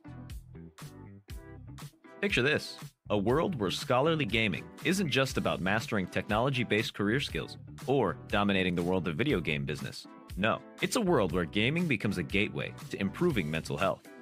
3 visionary educators and a school-based health intervention expert came together to create a curriculum that aligns with academic guidelines from the International Society for Technology Education.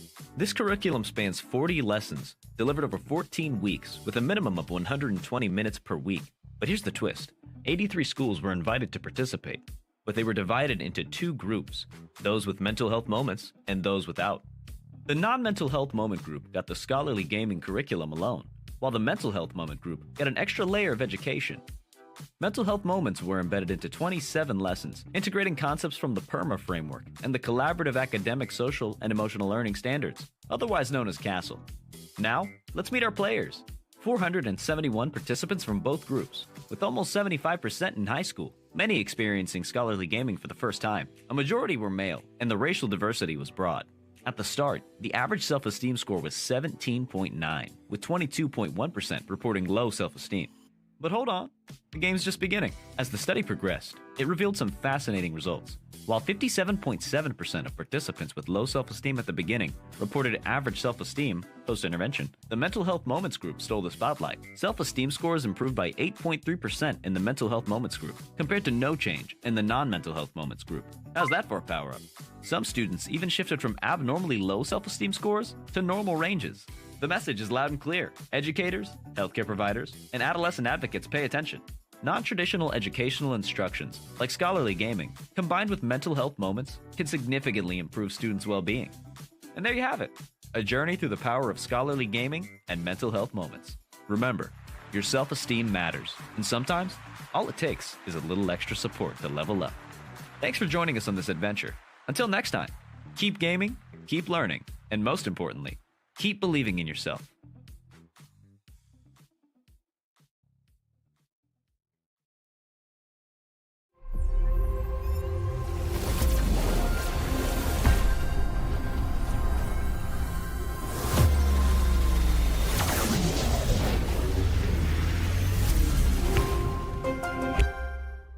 It's game on. Introducing Rising Champions. This summer school course features 20 ready-to-go lessons from day one. Utilizing the Blueprint digital learning platform, you're able to fully customize your experience. You can either use our preloaded lessons or add your own. Encourage your students to have fun while learning technical skills like 2D and 3D animation, computer maintenance, social media design, esports career building, and much more. Summer is about having fun. So sign up for Rising Champions today. I love it. Like, I know a lot of people from other schools that I talk to, they envy us in a sense because they wish they had an opportunity to be able to be with your friends and compete. Even talk to my parents, they're like, wow, I wish we had that when we were younger. So it's a cool opportunity for sure. I would have probably never became friends with these people if I didn't join it. They're really cool. They're actually fun to hang out with. We got the hang of it pretty quick, and yeah, Generation Esports is a pretty decent website, I will say. The queuing is easy, you can figure out what time you want to play, and it's all around just super fun talking with other people from other schools.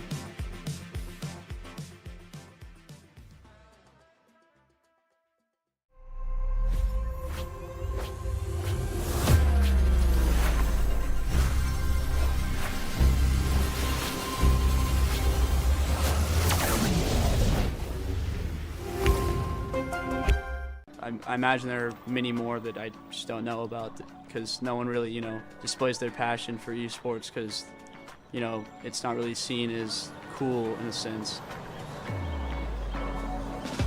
My name is Trey Curtis. My name is Jordan Langford. My gamer tag is Tapu. My gamer tag is Swizz. But what got me into gaming is the Wii, I think probably. My parents got me a Wii when I was really young. Played like Wii Sports, Super Mario. Definitely my older brother, watching him play, hearing about other kids in my school playing games. So yeah, that's really how I got into gaming. I don't really do any like extracurricular things. I take like AP classes and honors classes, but besides that, I don't really do anything extracurricular. So having like esports, like something I like to do a lot, I think it's just really cool, especially like being able to do it with friends and things like that. I love the guys, we practice a lot together. It takes a lot of chemistry to make a team work. We haven't lost a game in the regular season yet, and the 3 tournaments we've played in so far. And I think that's just because of our, dedication, hard work, teamwork, working together, working things out when they don't exactly go how we plan them to. And I think that's a really good piece to our success is our chemistry.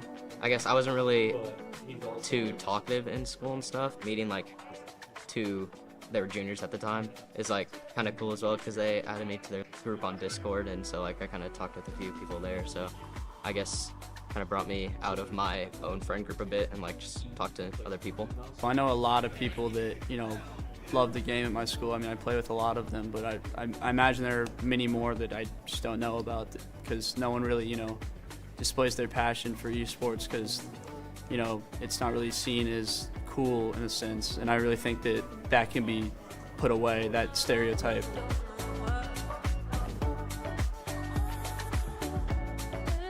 They say the right tools can get any job done. We agree.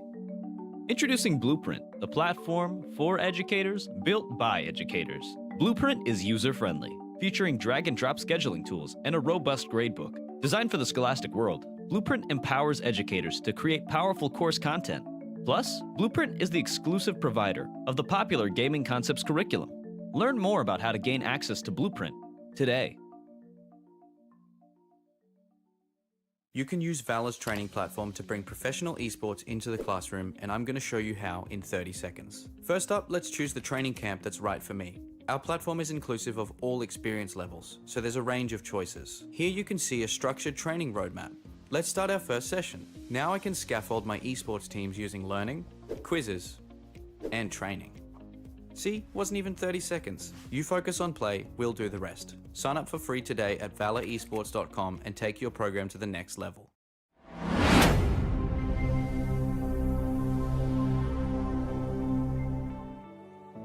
Hi, my name is Jaden Gorham. I'm from Hebron High School just outside Dallas, Texas. I teach chemistry, and I started the esports program at our school. I've had the privilege of getting to implement gaming concepts into the curriculum just this past semester. And now it's evolved into this elective where we actually had over 170 kids sign up for it in this next coming year. And so, kids are, lining up to try to take this elective.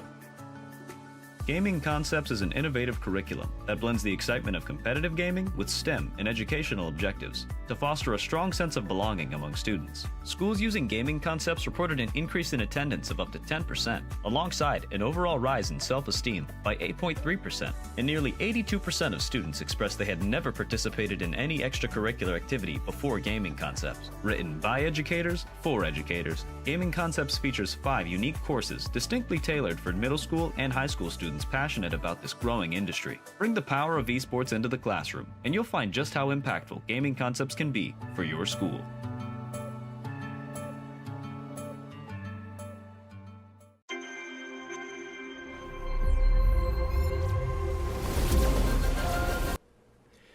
Hey everybody, welcome back. My name is Skip, with me is Sparky, and we are getting into some semifinals actions. I said that a little weird. For Brawlhalla at the Nationals for the HSEL, and I am ready to get into this. Sparky, how are we feeling?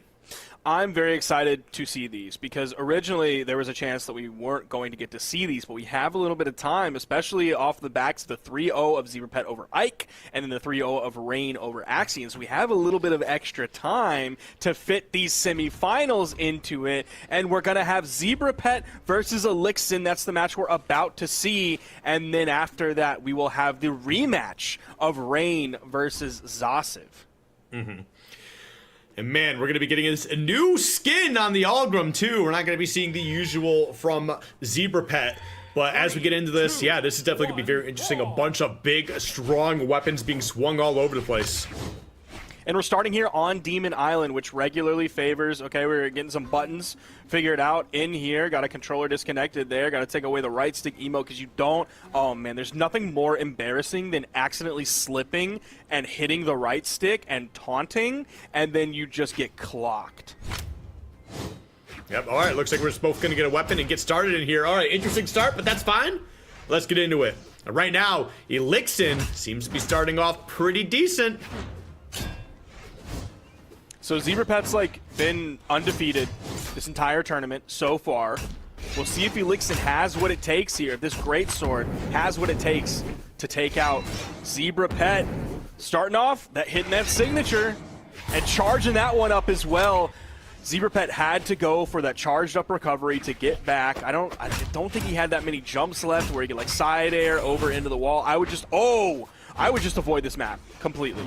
Yeah, no, 100%. It is definitely a little bit of a rough one. I feel like this map has definitely been seeing a lot of one-sided matches this whole weekend here. But as we can see right now, ZebraPet starting to battle back here now. Ooh, nice. Beautiful stuff. Going to be able to take up that that first stock and even it up here just a little bit. Ooh, able to grab that greatsword almost immediately. I think one thing that's going to help ZebraPet compared to some of the other people that Elixon has gone up against is like ZebraPet's dodges have been really good. So he's just mixing them up so often. So like, yeah, Elixon's going to be throwing out reads a lot, but eventually it's just like down to RNG. And it's like which one happens to line up with the dodge that ZebraPet chose this time. The side air though, carrying him all the way from the left side of the stage over to the right stage and finishing up pretty deep on the right side. Yeah, that was actually pretty crazy too. A little bit rough of a situation there for Elixon, but you know what? I think it's just the power. Oh, she's answering right back though. I was about to say, ZebraPet doing a really good job with this, the rocket lance, just carrying them all the way across, but Elixon be able to answer back that way, that strong, that's huge. I think somehow that neutral light ended up dropping. It was like the max range of the neutral light, so it ended up dropping. Actually, Elixon got a better hit out of that than ZebraPet did. Oh, okay. Oh, that was perfect side air territory. Oh. Dude, these guys are just throwing some hit boxes back and forth, trying to get a nice opening. And they're both getting into that orange too. Yeah, they could honestly be opening up some combos here that potentially take some stocks. Elixon going hard in the paint. Oh, that was so close. What are you doing, ZebraPet? I think he knew. I think he knew exactly where he needed to be at exactly the right time. And he was just a smarter player, because I was certainly nervous just like you were there. I thought he was going to fall into it. Okay, there we go. Yep, soft toss there. Nice call out. And again, keeping him weaponless, keeping him off stage is definitely looking a little bit rough for Elixon, and that will be it, closing out that game 1. And you know what? With Elixon feeling like ZebraPet was definitely the biggest threat, I feel like he's playing pretty good in that first game. I would definitely agree. And I was wondering going into the Legend Select screen whether or not we were going to see like the instant switch from ZebraPet again, because we did see him switch on Win previously as well when he was like, okay, the axe is not feeling as consistent, so I want to swap to a more consistent weapon in the sword, and that's when he pulled out the Sir Roland. But no, he's sticking with the axe here. I think the consistency on axe is like is solid. It's just you might be a little impatient. Like it might take a little bit longer than you want it to if you're like KOing with axe Inlight, but Inlight's such a great move that you can use it at basically any point in someone's stock and it's effective. If you use it when they're like fresh and white, you're still doing like 18 damage, maybe like 17 when you bring in the strength to defense difference between these two, but still quite a bit of damage. And then also it can lead into things like that if you get the dodge read as well. But it also can KO, and it's also a very safe KO option as well, even though it'll KO a little bit later. He's already sent off screen. Elixon is gone. Fresh stock. Beautiful 0 to KO from ZebraPet. Yeah, that was devastating there for sure, and now it's going to be a bit more of an uphill battle for Elixon to be able to answer back, but I don't think he's going to step down from the challenge at all. He does have the hammer now. That's what he's been successful, like starting off kind of the beginning of the run that Elixon has had like in this tournament. It was really that hammer coming out on top. Now he's swapping back over to the greatsword. Nice interruption there. This almost certain down air coming out from ZebraPet. Oh, geez, ZebraPet definitely unlocking another level here. Okay. I was about to say, will Elixon find a way to kind of put some decent damage on there and just find a way to take out a stock, but no, not able to. Oh, that hits him. Yep. Oh, no, went way too deep here. Oh, huge! Elixon finding the neutral signature there. ZebraPet like not sure how to punish that. He didn't have a hammer like Diego did earlier, so he's not able to just like Control C, Control V, that option here. All right, here we go. Pushing forward here. Oh, that was beautiful. Very well played, yes. And ZebraPet one stock away from going into game 3 up 2-0. I think I'm gonna take that now. Sidelight down air into seeing what your opponent is doing, like inputting the jump in case they're going up, you can hit them with a side air there, and then if they go down, you just fast fall into the grounded side air. I'm definitely stealing that for sure. Yeah. Okay, there we go. Oh, okay. Oh, he almost got it again. Yo, Eli, definitely, I love it, man. Even though being down right now to like 2 stocks to 1 in game 2 is not playing like it. He's playing like everything is on the line here, which it certainly is, but he's just not playing discouraged, and that's what I love to see. Great edge guard there, throwing the weapon toss down, then waiting out the hammer recovery. If you get a little bit too hasty and you go in with the ground pound while they still have the hammer recovery, like you're asking to lose your stock there. You're practically begging for it, saying, "Ooh, recovery me, please, please, I want to be recovered." And so he waited out to see that recovery coming, and then he was like, free reign, baby. I'm going in with the ground pound. I'm going to make the connection. I'm going to get the KO. I'm going to win the game. I'm going to go up 2-0 against Elixon. ZebraPet is making this look easy. Yeah, he's definitely making a very strong case for why he's so respected by the rest of his peers here. He is certainly the biggest threat, has a huge undefeated streak going on right now as well. But now it's just a matter of trying to close out Elixon, who's definitely a very strong threat for him right now. In terms of just like not being afraid and not stepping down, Elixon certainly is that threat. Oh, the Inlight couldn't quite make a connection. I really thought it was going to hit there. Yep. Okay. Nope. Oh, that's huge. Yep, ZebraPet looking strong still. The ground pound will certainly do an incredible job for him.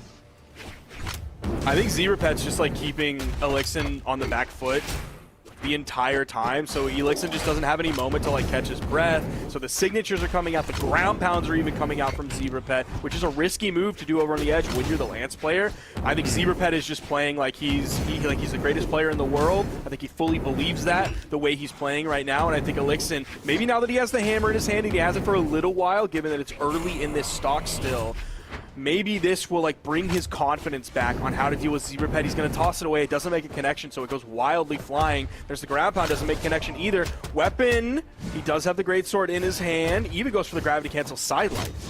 Yep. Okay. And now, we're just trying to see if Elixon can find a way to get the stock out of here, but Zebra Pet's pressure has just been insurmountable. Oh, Yep, another man. one down, and that's a 3-stock-to-1 game right now, and it's about to be a 3-0 set unless Elixon can find a way to dig in deep and really turn this around. That's definitely a great start, and we'll see if he can keep up that pressure. Yeah, Elixon essentially needs a miracle right now. He has to play like all but literally perfect Brawlhalla at this point. He is fresh on his final stock, so there is a little bit of room to go, given that he is playing the Magyar with a lot of defense. But all of his dodges are going to have to be smart. He's going to have to basically put out like double the damage that Zebra Pet is, and with the neutral signature and the weapon toss, Skip, it's over just like that. And Elixon is eliminated, and Zebra Pet is moving on into the grand finals. That was a sick final stock.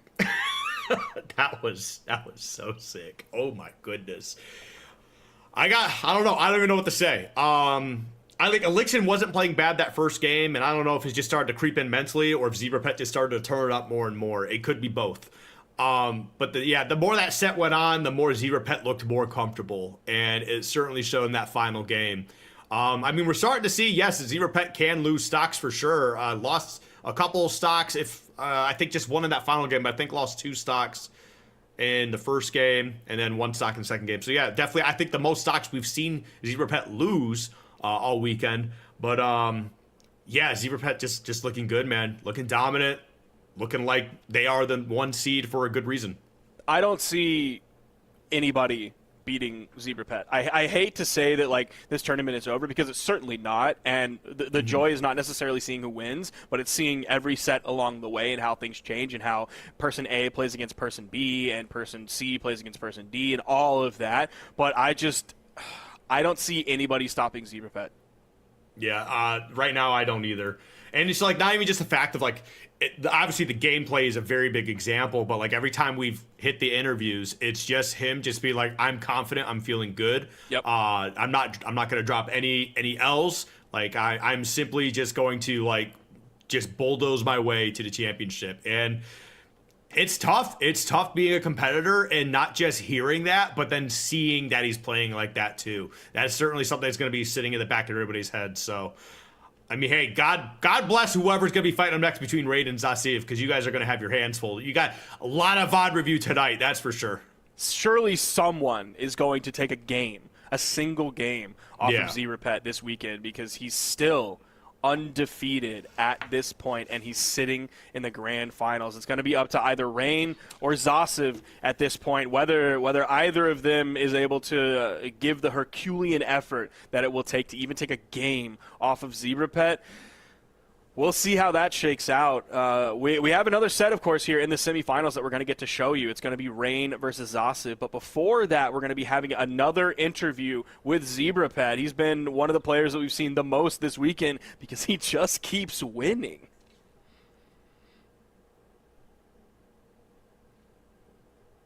Oh, I thought we were going. Oh yeah, I thought it was ready. Looks like we still don't have that quite ready yet. It looks like it will be ready momentarily, but before that, man, just Zebra Pet, such an impressive player so far this tournament. He's done such a great job. He's been staying on like basically the same character most of the time, and he's demolished every single opponent across the like suite of weapons and suite of characters that we've seen this weekend. But now we have him ready, and we're going over to hear from Zebra Pet. And we're back with another post-game interview with Zebra Pet. I'm beginning to sense a trend here. Yeah, I don't lose. Welcome back to the winner's circle. Tell us about that last game. So last game, what happened was that the first match, I was really nervous because Elixon took 2 games off me in the regular season premier bracket. And so obviously I'm walking into this knowing that he can beat me, you know what I'm saying? That first thought, he took it, and it's just like, I was nervous, and they put it on the big screen, like everything just hit me. I had to like bring it back. And then after that, I felt comfortable, locked in, got the dub. Excellent work. It's good talking to you again, Zebra Pet. Keep on, doing what you're doing because it seems to be working.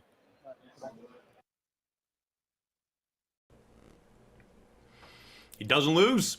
Doesn't lose. So yeah, it's actually interesting to see that was like a slightly different perspective than what we've seen so far from Zebra Pet. Knowing that like fighting Elixon before, Elixon took a couple games off and Zebra Pet was like, he could beat me. So and he locked in. I feel like this is the first time Zebra Pet felt threatened and it was like, I'm gonna do my thing now. Like I'm gonna play my game. And yeah, he played his game for sure. A strong 3-0 showing. Yeah, that's definitely the first time in the interview where we've heard like any sort of like doubt in Zebra Pet's mind, and it's not even just like, oh, I'm gonna lose this set. It's just like the idea of like he can beat me, like it is possible that he can beat me, and that shows like as a competitor, like even the person who is just running through the tournament, like it's not even that difficult whatsoever. Even he can feel that pressure once you step on that stage. Once he's talking about it being up on the big screen and losing that stock, and all of a sudden he realized like, oh, all of a sudden it's getting really, really real now all of a sudden. Yeah, and you know what? I think that definitely speaks to Elixon as a player as well. When you have someone who's that confident in their game plan, right? Not just their game plan, but their performance throughout the bracket. They're like, honestly, if you ask Zebra Pet at the beginning of this, like I'm sure he was saying, I'm winning the whole thing, right? And for good reason. The confidence is there, the gameplay's on point. But for Elixon to possibly hear like, hey, I view you as a threat, like I need to like up my game and make sure I'm playing my best to beat you, that's definitely a feel-good moment for a bit. Now granted, losing in semifinals, it's still a bit of a nasty sting, but but like it almost feels like a second place.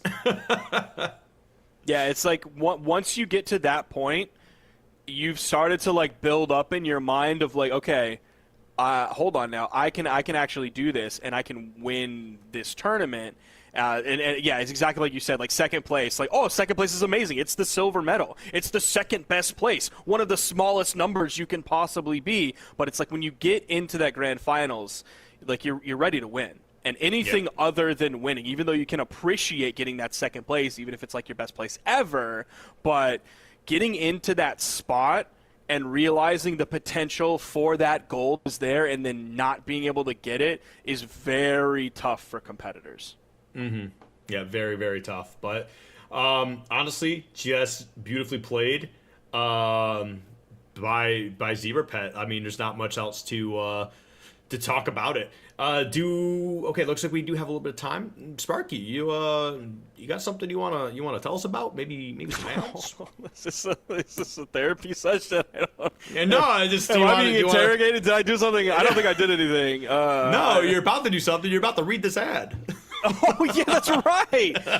Let's get some ads out of the way. Let me scroll to it right now. Elevate your school's esports training. The Valor training program offers a premier experience tailored for players at all levels. Valor's platform ensures effective skill development and progress tracking with structured roadmaps, categorized learning, and interactive quizzes. Generation Esports schools who join Valor before June 30th, there is a timeline on this one, before June 30th, will receive the summer holiday period free, giving students the perfect opportunity to train and level up during the break. Empower your esports athletes with Valor's superior training and educational support. Don't miss out. Book a call with your HSEL or MSEL, that is the Middle School Esports League rep, to learn more today. And the important thing there is structured roadmaps, categorized learning. A lot of players will just be like, all right, I'll just play like ranked for 6 hours today and hope that on the other side of that I come out a better player, a better gamer. I've learned and paid attention. Practicing is important, but the most important thing is practicing in the right ways. Valor will help you do that. And let's get into this next game here. We're seeing the Wushan come out. We saw this once yesterday from Zasiv, and you know what? I don't think it's a bad play here going into Rain's Jaehyun. So we'll definitely see how this all plays out here. But Rain has been playing hot all day today. took out Zasiv earlier, so we're going to see if we can get that revenge for Zasiv. Yeah, we were talking about the Caspian that Zasiv was playing earlier and like the ability to kind of like spam, especially the Qatar side signature. Wu Shang is one of the other legends in the game where like there are a lot of signatures that you can just rip and feels pretty safe throwing out there. All right. And now both of them, okay, unarmed. Rain looking for a way in, does get the great sword now, and this is where he makes his money.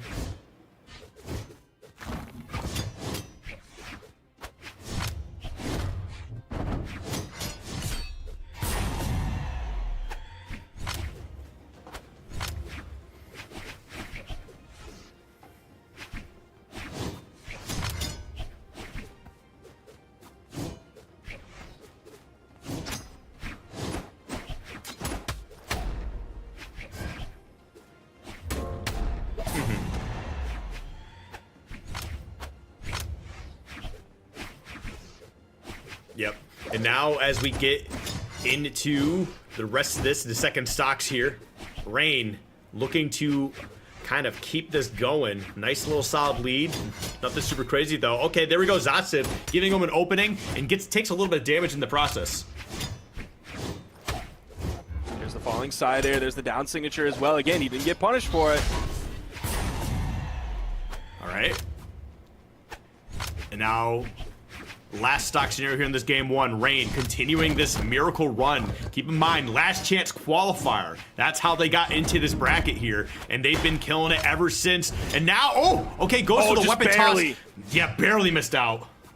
That neutral air was huge for Rain. They gave him a chase dodge on hit so he could get back to the main platform.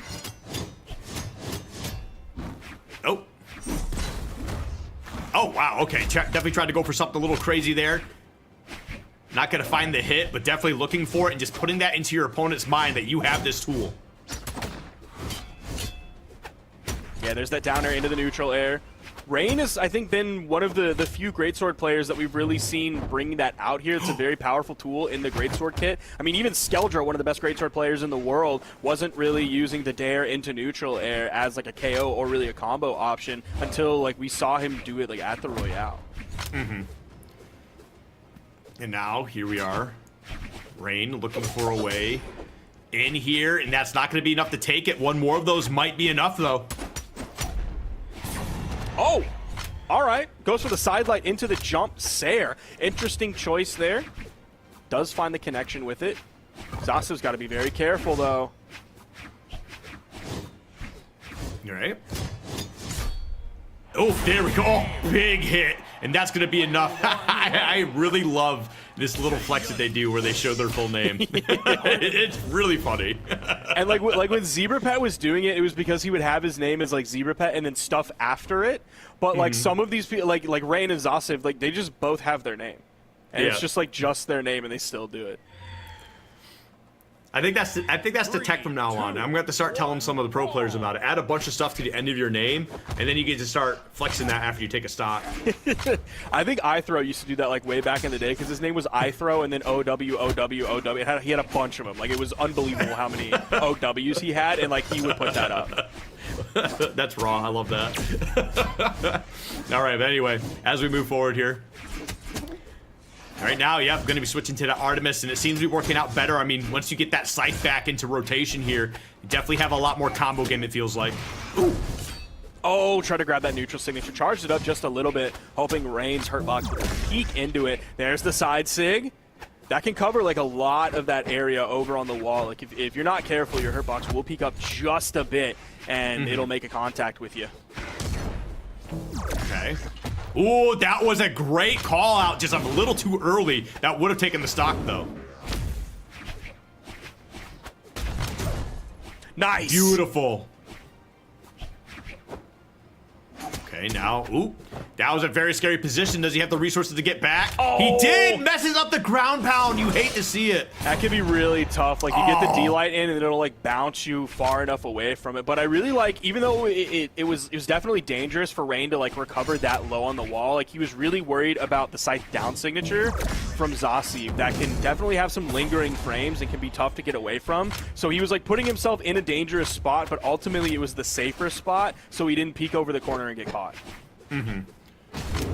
Now, as we sit here, watching these two players, 2 stocks apiece right now, Zasiv definitely playing a lot better here. Despite the fact that you missed that ground pound earlier and you lost the lead for a little bit, he's answering back very well. I feel like this Rocket Lance is definitely coming through very well for him.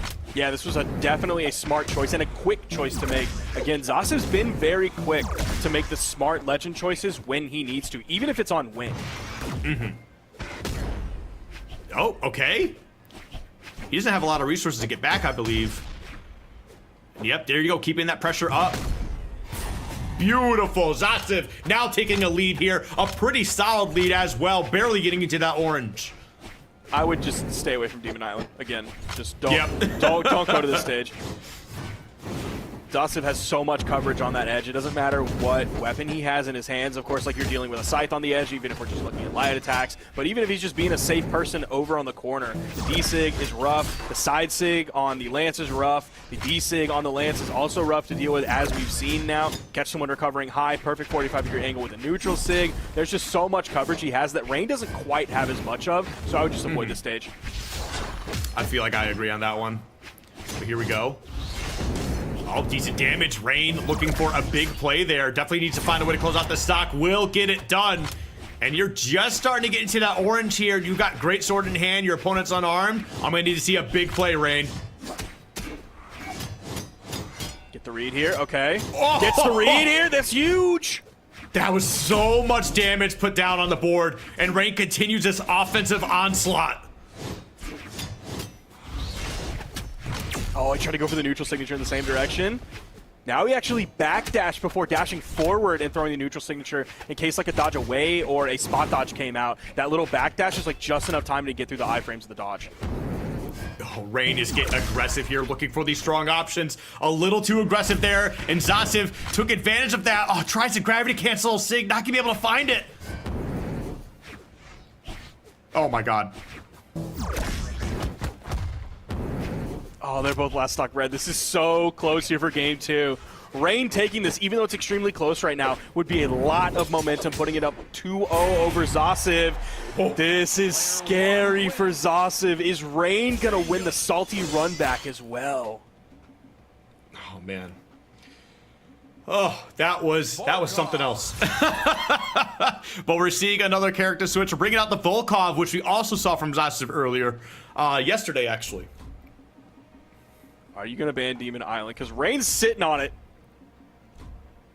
No, don't let him go to Demon Island! You know what? I mean, like, if Volkov's comfortable going here and, like, doesn't feel that bad, like, I guess so, but it does seem like Demon Island is a little bit rough.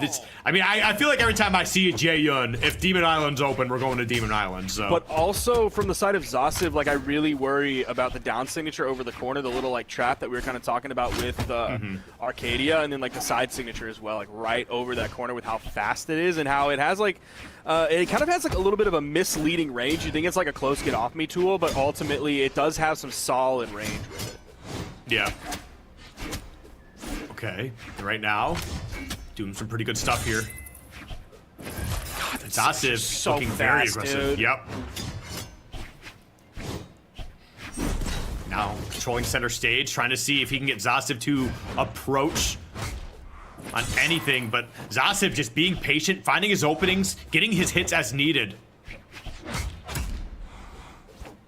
That neutral light, that's going to send off screen. I think one more probably will do it if he's in the same spot, close enough to the edge. Dude, even just from look the at middle this. of the stage, almost did it. Yep, throw that weapon away. Just that defensive standing in that, like, that center stage area, just trying to keep Rain away from both of those weapon spawns too. That's going to do it for sure there. There was so much damage built up on that first stock. He was probably close to 200 on it. So Zasev will have to be a little bit careful here and work on his KO efficiency, because he does have to worry about the explosive potential that like Rain's Greatsword has, and he's already shown us in this set so far. And Rain's looking for a way to close out the stock here. Barely misses there. Both players missing the SIGs, but Zasev will find the hit to get started. And again, Rain just cannot find these hits to close it out. This is just like what's so frustrating about playing against Volkov. One of my least favorite legends to play against. With like again, he has such a threat with his signatures. Like the side signature that we're seeing has so much range on it. It can also hit. That's the trap I was talking about that we might see him throw over the corner. That's the other signature I was talking about. Throwing right over the corner is very safe. And that's the one I was just talking about. Thank you, Zasev. Incredible work here. He's listening. He's listening. He's like, show, don't tell, because he's in like a high school English class and learning that concept. So yeah, like that trap, look at the range that it has. Look at how safe Zasev can be and throwing that away. And just the movement he has in his signatures, it's so tough to deal with. And then even if you're not getting caught by the signatures, you're like, okay, well now he's just hitting me with Axe. And like that doesn't feel good either. It does not. And that's going to be the stock right there. Yep, Zasev letting us all know he's still alive, still kicking here. As we get into a 2-stock-to-1 scenario. However, that's a little bit of a dark orange, and honestly, with Greatsword, should be able to take that out pretty solidly if he can find that opening. But Zasev going crazy off stage! Definitely when you needed it. Crazy! Oh my God. Man! All right, Zasev. He saw the loss earlier, and he saw the interview and was like, Rain's stoked beating me for the first time. We're going to leave it at that, and I'm going to show him why that's never, ever going to happen again. Yeah, and you know what? It seems like switching to these different characters to find the vibe is definitely the play here for Zasev. And it's kind of scary knowing that you're going against a player who's this consistent with that deep of pockets. So we'll definitely see how it plays out going forward. Right now, game 4 here in Rain on Miami Dome, looking to make a statement to close this out. Yeah, I'm glad you point out talking about like his deep suite of legends that he can look to with like a bunch of different. You know, I was afraid he was going to do it again, but he was smart in knowing that he had to get back over to the wall. You can also use that to recover back to the wall. There's so many tools that Volkov has, and Zasev is using every single one of them to completely dismantle and take apart Rain. Yeah, dude, he's playing so well. I mean, it definitely seems like as long as a character has a scythe, he's feeling pretty good, that's for sure. But yeah, this Volkov is certainly doing it for him right now. He has so much momentum in his favor, even though he's down 1-2. Like winning that last game with as much of a lead as he had, that all of a sudden in the tug of war, like he just did a big yank, and all of a sudden Rain is probably feeling like he's looking over the precipice to fall into the mud pit in the middle. And there we go once again, evening things up here. Rain at a bit of a deficit here. Zasev taking his time, waiting for his weapon to spawn, and now he's got that axe, and this axe has been a real bane as well. I know we've been talking about the scythe, but the axe is actually what that got that last game started for him. There's the neutral light. Oh, that also disarmed. Backside of that almost made a connection, but you saw how far Rain was staying away from it. He's been caught by the bottom side of it when he's grounded, and he didn't want to get hit by it again, but still, he gets caught by the ground pound, and Zasev is looking like he's going to push this into a game 5 and likely into a 3-2 victory unless Rain finds something big here. Zasev is actually playing so good right now. It's crazy. This scythe, dude. Oh my goodness. Oh. Goofy drop there? Yeah, I don't know what happened there. There's another neutral light. Also disarming again, this time the ground pound almost made it through all of the iframes. There's the side light, and he just gets over and away. The greatsword is just like a non-issue for him. Now this is where things get really, really scary, right? For both players. Now, I would say that Zasev has the advantage here, right? Because you're like, okay, I've come this far. I've taken 2 straight games after being down 2-0, and now I just need to get one more, right? But that pressure can be really, really insurmountable depending on your mentality and how you're handling things. But then the other end, Rain, is also feeling just as much pressure, saying, I was up 2-0. I'm on the cusp of getting reverse 3-0'd here. I really need to dig deep. So you need to know exactly, I would love to see like what mentality both these players have to see how they're going into this game 5, but it is going to be a tough one for both of them. I think it really helps Zasiv in this, in that he completely swagged out on Rain last game, and really the first game of the Volkov as well. So it's not like he had to play this like perfectly precise, surgical, slow, methodical Brawlhalla gameplay. Like he's just running all over the place, almost getting a fresh stock there, a clean stock there. He's throwing out signatures all over the place, finding connections or not getting punished for them. So I think that really helps him, and like I just got to keep swagging out and play Volkov the way like you're kind of supposed to play Volkov, and like it's working out, rather than I have to be perfect at all times. I have to slow down. I have to wait for him to throw out a move, and if I get impatient, then I am going to lose the video game. So I think he's got to be so confident going into this. Oh, 100% he's got to be. But all right, as we continue to move forward here. Oh, went for a lot right there. And I mean, I don't blame him. You've got such a huge lead. And you know, at this point, you may as well take some risk, because if it gives you that big of a W right now, I mean, you may as well take it. But Rain starting to battle back here and certainly has to dig deep, find something to make it work. Now, we saw some greatswords previously on Mishima Dojo, and we were talking about how much the greatsword player was able to like control, especially that like little middle bubble under the soft platforms, barely getting away from that signature. And then that's just, again, it's a non-issue here. Zasiv is the one controlling almost everything. Yep, and he's certainly rising to the occasion. This is what I'm talking.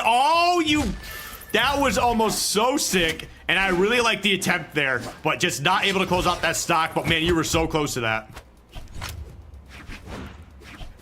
Now you got this axe out here. Honestly, a random swing should be able to close out the stock almost no matter where. And okay, that won't do it. Except the one move that you could use that's not actually going to KO, but he picks up the scythe and ends it with a recovery right there so quickly.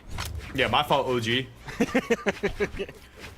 All right, but here we go into the potential. Well, actually, it is the last stock for Rain here. He's got to dig deep, and man, this is not looking too good. Zasiv, with his back against the wall, has seemed to tap into a new level we have not seen so far this weekend, but he's looking really good. However, this is a great start for Rain to find a way to turn this around.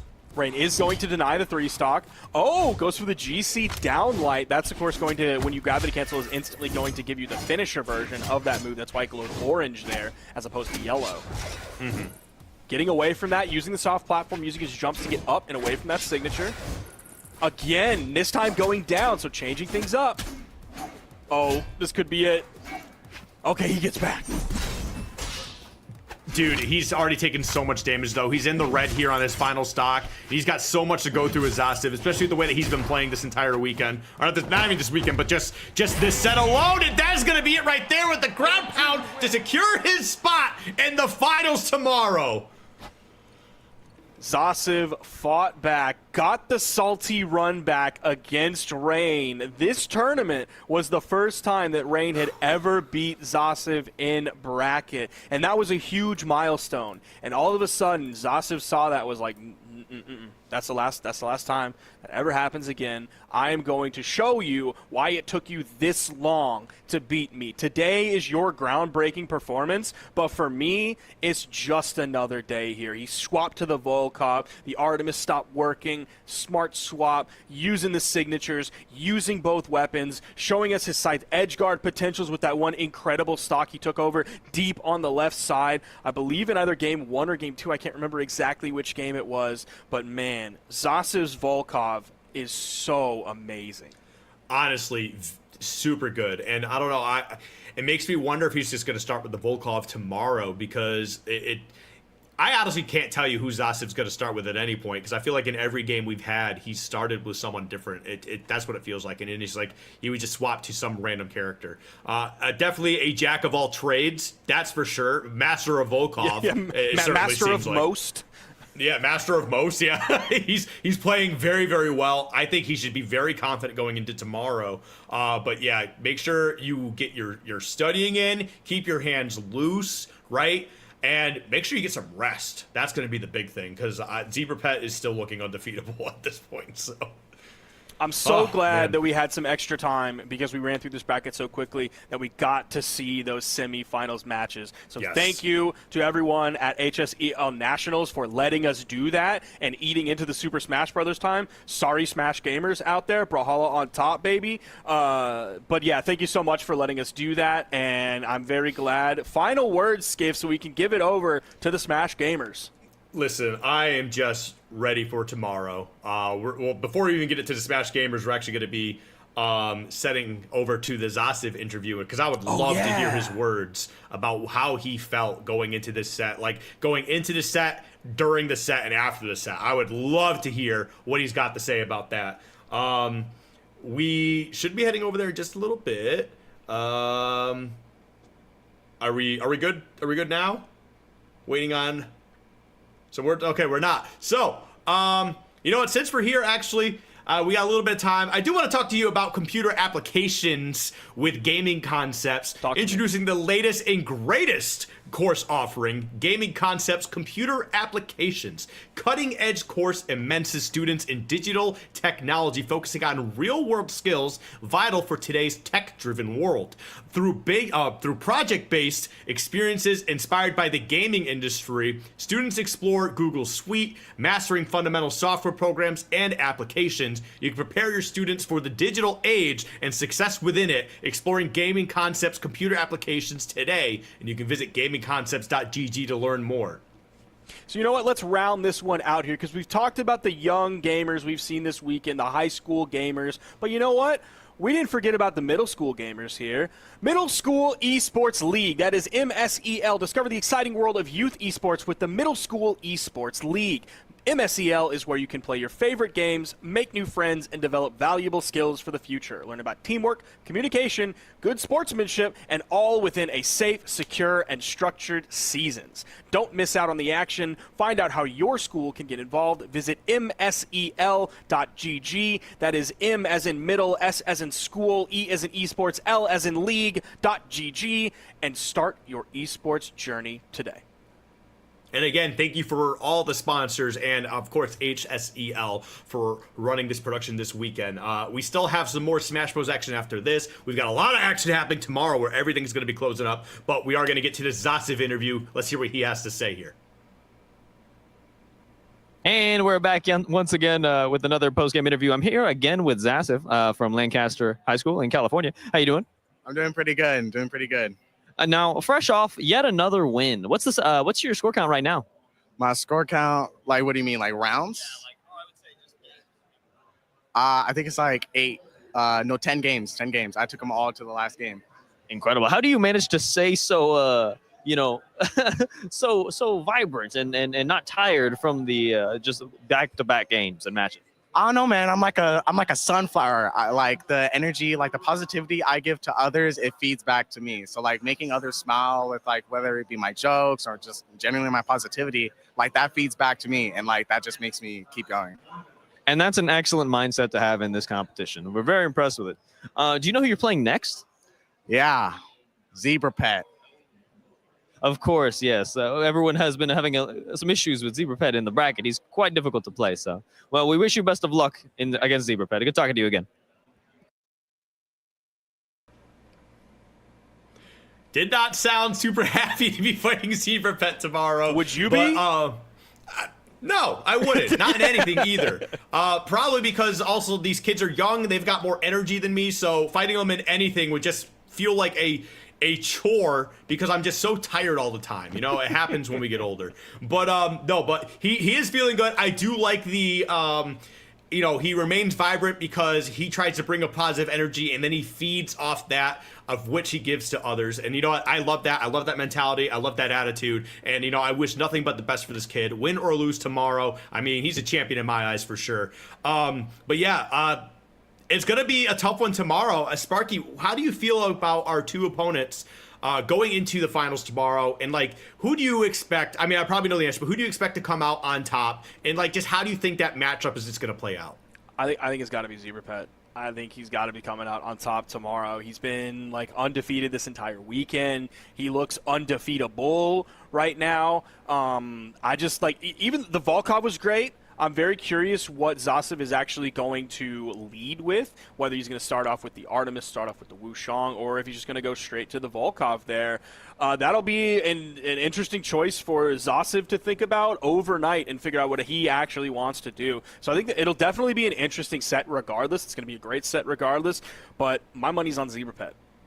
Yeah, I think I'm kind of on the same boat there. I think if we can see this Volkov play out like we just saw, perhaps maybe even a little bit better, like just going in confident, knowing who you're going to play, there's a chance. Obviously, there's always a chance, right? But I feel confident enough for Zasev to at least go to a game 5. Now, it is still ZebraPet at the end of the day, and he has not looked like he's been stressed out by anybody he's been playing. So it is going to be a battle. I do think ZebraPet's going to take it the whole way here. And I hope that Zasev's hearing us so he can use that as motivation to prove these old heads wrong. So...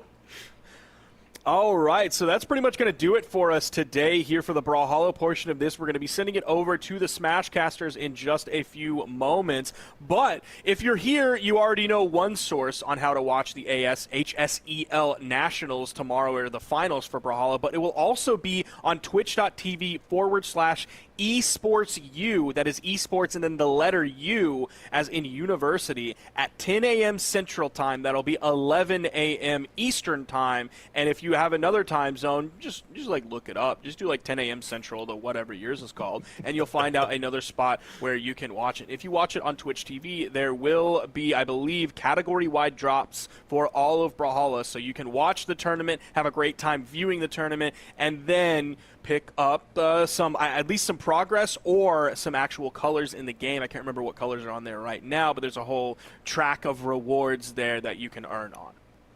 Mm-hmm. No, definitely, for sure. But I think that is going to be it for us. I think we're going to be heading over to Smash Bros. Now. We got two fantastic casters coming in with Kevin with a K and Big M, and they're going to be wrapping up, I believe, their single elimination bracket action coming up here. So stay tuned, and we'll be right back. I imagine there are many more that I just don't know about, because no one really, displays their passion for esports, because, it's not really seen as cool in a sense. My name is Trey Curtis. My name is Jordan Langford. My gamer tag is Tapu. My gamer tag is Swizz. So what got me into gaming is the Wii, I think, probably.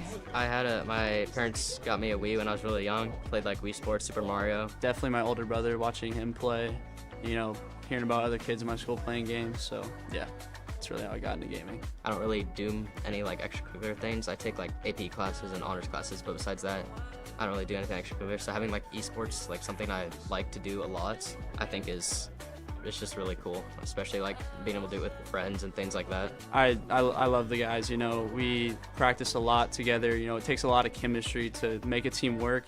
We haven't lost a game in the regular season yet, and the 3 tournaments we've played in so far, and I think that's just because of our dedication, hard work, teamwork, working together, working things out when they don't exactly go how we plan them to. And I think that's a really good piece to our success, is our chemistry.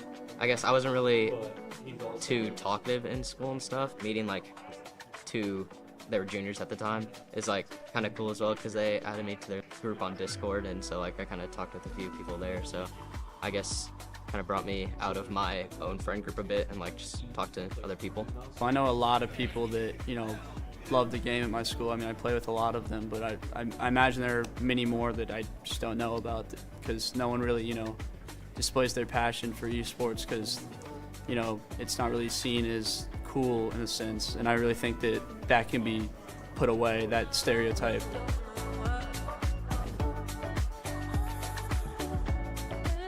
They say the right tools can get any job done. We agree. Introducing Blueprint, the platform for educators, built by educators. Blueprint is user-friendly, featuring drag-and-drop scheduling tools and a robust gradebook. Designed for the scholastic world, Blueprint empowers educators to create powerful course content. Plus, Blueprint is the exclusive provider of the popular Gaming Concepts curriculum. Learn more about how to gain access to Blueprint today. You can use Valor's training platform to bring professional esports into the classroom, and I'm going to show you how in 30 seconds. First up, let's choose the training camp that's right for me. Our platform is inclusive of all experience levels, so there's a range of choices. Here you can see a structured training roadmap. Let's start our first session. Now I can scaffold my esports teams using learning, quizzes, and training. See, wasn't even 30 seconds. You focus on play, we'll do the rest. Sign up for free today at valoresports.com and take your program to the next level.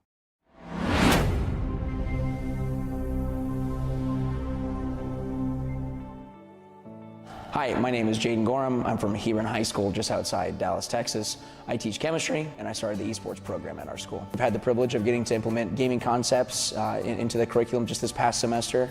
And now it's evolved into this elective where we actually had over 170 kids sign up for it in this next coming year. And so, kids are, lining up to try to take this elective. Gaming Concepts is an innovative curriculum that blends the excitement of competitive gaming with STEM and educational objectives to foster a strong sense of belonging among students. Schools using Gaming Concepts reported an increase in attendance of up to 10%, alongside an overall rise in self-esteem by 8.3%, and nearly 82% of students expressed they had never participated in any extracurricular activity before Gaming Concepts. Written by educators, for educators, Gaming Concepts features 5 unique courses distinctly tailored for middle school and high school students passionate about this growing industry. Bring the power of esports into the classroom, and you'll find just how impactful Gaming Concepts can be for your school.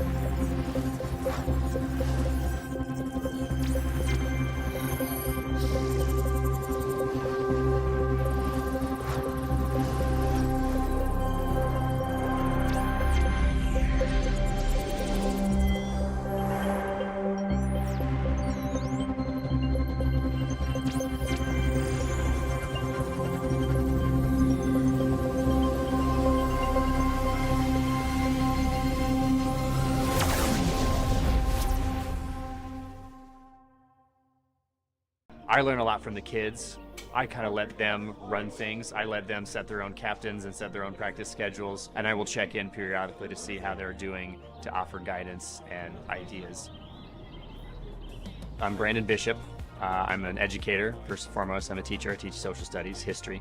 As a kid, I grew up with like the console wars, so like PlayStation 2, we got one for Christmas, and that's kind of how I got into gaming. So yeah, I think the biggest skill that gaming can teach, especially with this at this level, is communication and cooperation.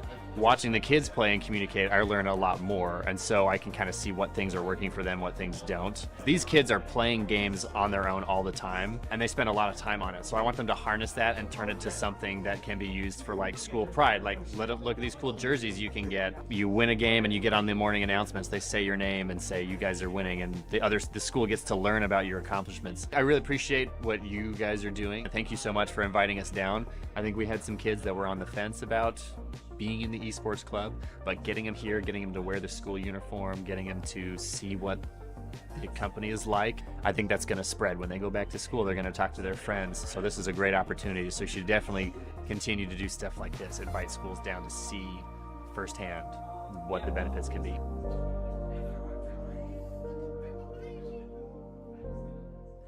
Hello, educators. Welcome back. Are you ready to take your scholastic gaming to the next level? Because we are. We know you've been loving the Gaming Concepts curriculum, but don't worry. That amazing content isn't going away, just moving. Starting this fall, we'll be transferring your Gaming Concepts learning experience to our brand new US-based platform, Blueprint. But what's Blueprint all about? Blueprint is a cut above the average learning software. It's packing some serious upgrades. The interface is user-friendly, so you won't have to spend ages figuring it out. The platform also has robust security measures to make sure that your important data stays safe. It's also the exclusive provider of the Gaming Concepts curriculum. Plus, we're making the migration process super smooth. Clear instructions and support will be right at your fingertips. But wait, there's more. Blueprint is a living platform. That means you'll get regular updates and fresh, new content to keep your esports curriculum at the cutting edge. We'll be making continuous improvements based on user feedback and emerging best practices to help educators stay ahead of the game. Blueprint will also house a library of free curriculum materials, which you can use to expand your own knowledge and share your passion for esports education with others. Blueprint is a game changer for educators, a platform focused on enhancing student engagement, motivation, and ultimately, academic success. This powerful platform is designed to make teaching easier. What's up, superstars? Welcome back. We are here with the high school nationals for Super Smash Bros. Ultimate. I bet if you were tuned into the stream earlier, you caught some great Brawlhalla action. And now we're moving over to the Smash Bros. Segment. It's your boy Big M, and right next to me is the lovely, ever-present Kevin with the K. That's me. Yeah, we've got some great Smash Brothers for you guys. Same characters, players that we saw yesterday, but in a different seating as we are in this playoffs section now in the bracket form. We have our players seated based off of how they did in their groups and in their pools, and we are ready to get into some action. We've got players all across the board with a fresh sleep, hopefully, and ready to come in with an invigorated sense of competition. Oh yeah, it's gonna be quite just that. Competition is gonna be the name of the game, as this is gonna be our bracket phase. You know, these losses are gonna mean a lot more now, as there can only be one victor. The round robin portion's over. We're all seeded out, and we're gonna have some exciting matches. As today, I believe we're starting off with the 1 seed versus the 8th, Luma Rob, obviously one of the favorites to take it all here. Kevin, I mean, there's a reason that Luma is the #1 seed. Yes, Luma Rob from CBC Esports. And we also have NCHS's own Payton Goodman coming out of, I want to say, Wyoming, as we're getting right into the action. Yes, indeed. The action going fast and flowing, as you would expect. So the matchup on our screen is going to be Rob, the robotic operating buddy that, everyone is all too familiar with, a very common character, versus Terry, who's going to be the fighting game character. You know, he has that unique mechanic of auto turnaround, so it's going to be hard to kind of slip past him. But long story short, these two characters will like to scrap. Oh, yes. A lot of scrapping happening right here. Again, Luma Rob, unsurprisingly being the #1 seed here, is the #1 player in St. Louis and all of Missouri, recently taking the #1 spot from Apollo Kage, and recently taking the first stock from Payton as soon as just a moment ago, less than 45 seconds in. Yes, indeed. A nice start for Luma Rob here, even surviving that rising tackle, but not gonna, bear the burning knuckle there. Payton gonna even out the stocks very quickly, and it's just looking to get right into it, but the double toss, Kevin, and that's a stock. Don't do it to him like that. Oh. Luma with a quick 0 to death. Rob obviously being known for those. Terry is a combo food to a degree, so I can't fault for that. Yeah, I mean, and that technique there is just so intricate. You utilize the gyro multiple times in the combo, which, takes a lot of dexterity. And obviously Luma just has those on lock, but so they'll just the burning knuckle. 2 burning knuckles and 2 stocks. This is going to be a crazy one, Kevin. This is a different Payton than we saw yesterday. I just have to say that right out the gate. Playing decisively, hitting the combos, playing a lot more cleanly around spaces. I mean, just incredible gameplay. Oh my goodness, the follow-up grab after that down tilt was high level. And the grab combo into the up air, that's of course a Rob classic. Luma takes game 1, but man, that was close. Yeah, that was very close, but honestly, Luma in that last sequence there, that was perfection. Gets the grab, goes for the up tilt up air, which wouldn't have been a KO confirmed, and Payton ends up air dodging out and down, which Luma followed perfectly, reacted, and did the down tilt to get a little bit more percent to put the window a lot more favorable, and then went for the down throw, and curtains after that up there connected. Textbook stuff. Payton is going to come back out swinging, though. We're heading to small battlefield and ready to scrap just as well as the last game. Big adaptation here, obviously, is going to be about who chooses the pacing of the game. Last game ended in like sub 2 minutes pretty much, and if one of the players decides that they want to play at a different pace, it's a matter of how well they execute on that, but that could be the make or break. Indeed. I mean, Small Battlefield was a very popular map pick back in the round robin phase. It's just really close quarters 1v1 action with how the stage is one of the smallest in the legal rule set, so just allows for very quick gameplay. A little bit more explosive but we are paced a little bit more down. So much advantage state. Laser can't come right back out. This is going to be a tough recovery. Jump was held, but Luma was ready for that jump. Rising tackle was not fast enough. The bear is going to take Payton's first stock. Yeah, that was great from Luma there. You know, that's the most dangerous spot when you're kind of falling off to the side. If your opponent's just tracking you there, it's pretty much over. Dash attack starting this little combo up here. Up tilt pressure on the platforms is so annoying. You gotta roll, you gotta get out of there somehow. Payton power dunk does allow back to stage, but position is all of Luma's right now. Great advantage from Payton, finds the down tilt combos into the burning knuckle. Yes, that's excellent work to put yourself back on the board. But now Payton just has to lock in here. There's a couple of win cons that you could utilize to try to get back into this game. Almost getting a down air spike there, going for it again into the power dunk. Payton is on one right now. Yeah, back in the game is right. Already there, evened up on the percentage. Go is online. If Payton can find his way back to stage, Luma might be in trouble. Power Geyser is a powerful ledge trap tool, but so is Gyro to get back from ledge. Luma resets neutral. Yes, that is a very good reset from Luma here because Go is online, like you mentioned, and that opens up a plethora of more special moves that Terry can use that have devastating power. Ooh, but speaking of power, I'm sorry, I didn't know that. Yeah, the end of the fist could get you.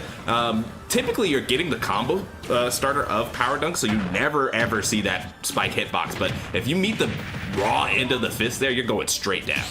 I love the awareness from Payton to utilize that very odd option on the ledge to get back out of the edge guard situation, and it did wind up killing Luma, but either way, it was a good, safe choice, and probably the only thing that he could have done to survive there, so good awareness, and he's taking it all the way to the bank right now, 90% and climbing on Luma.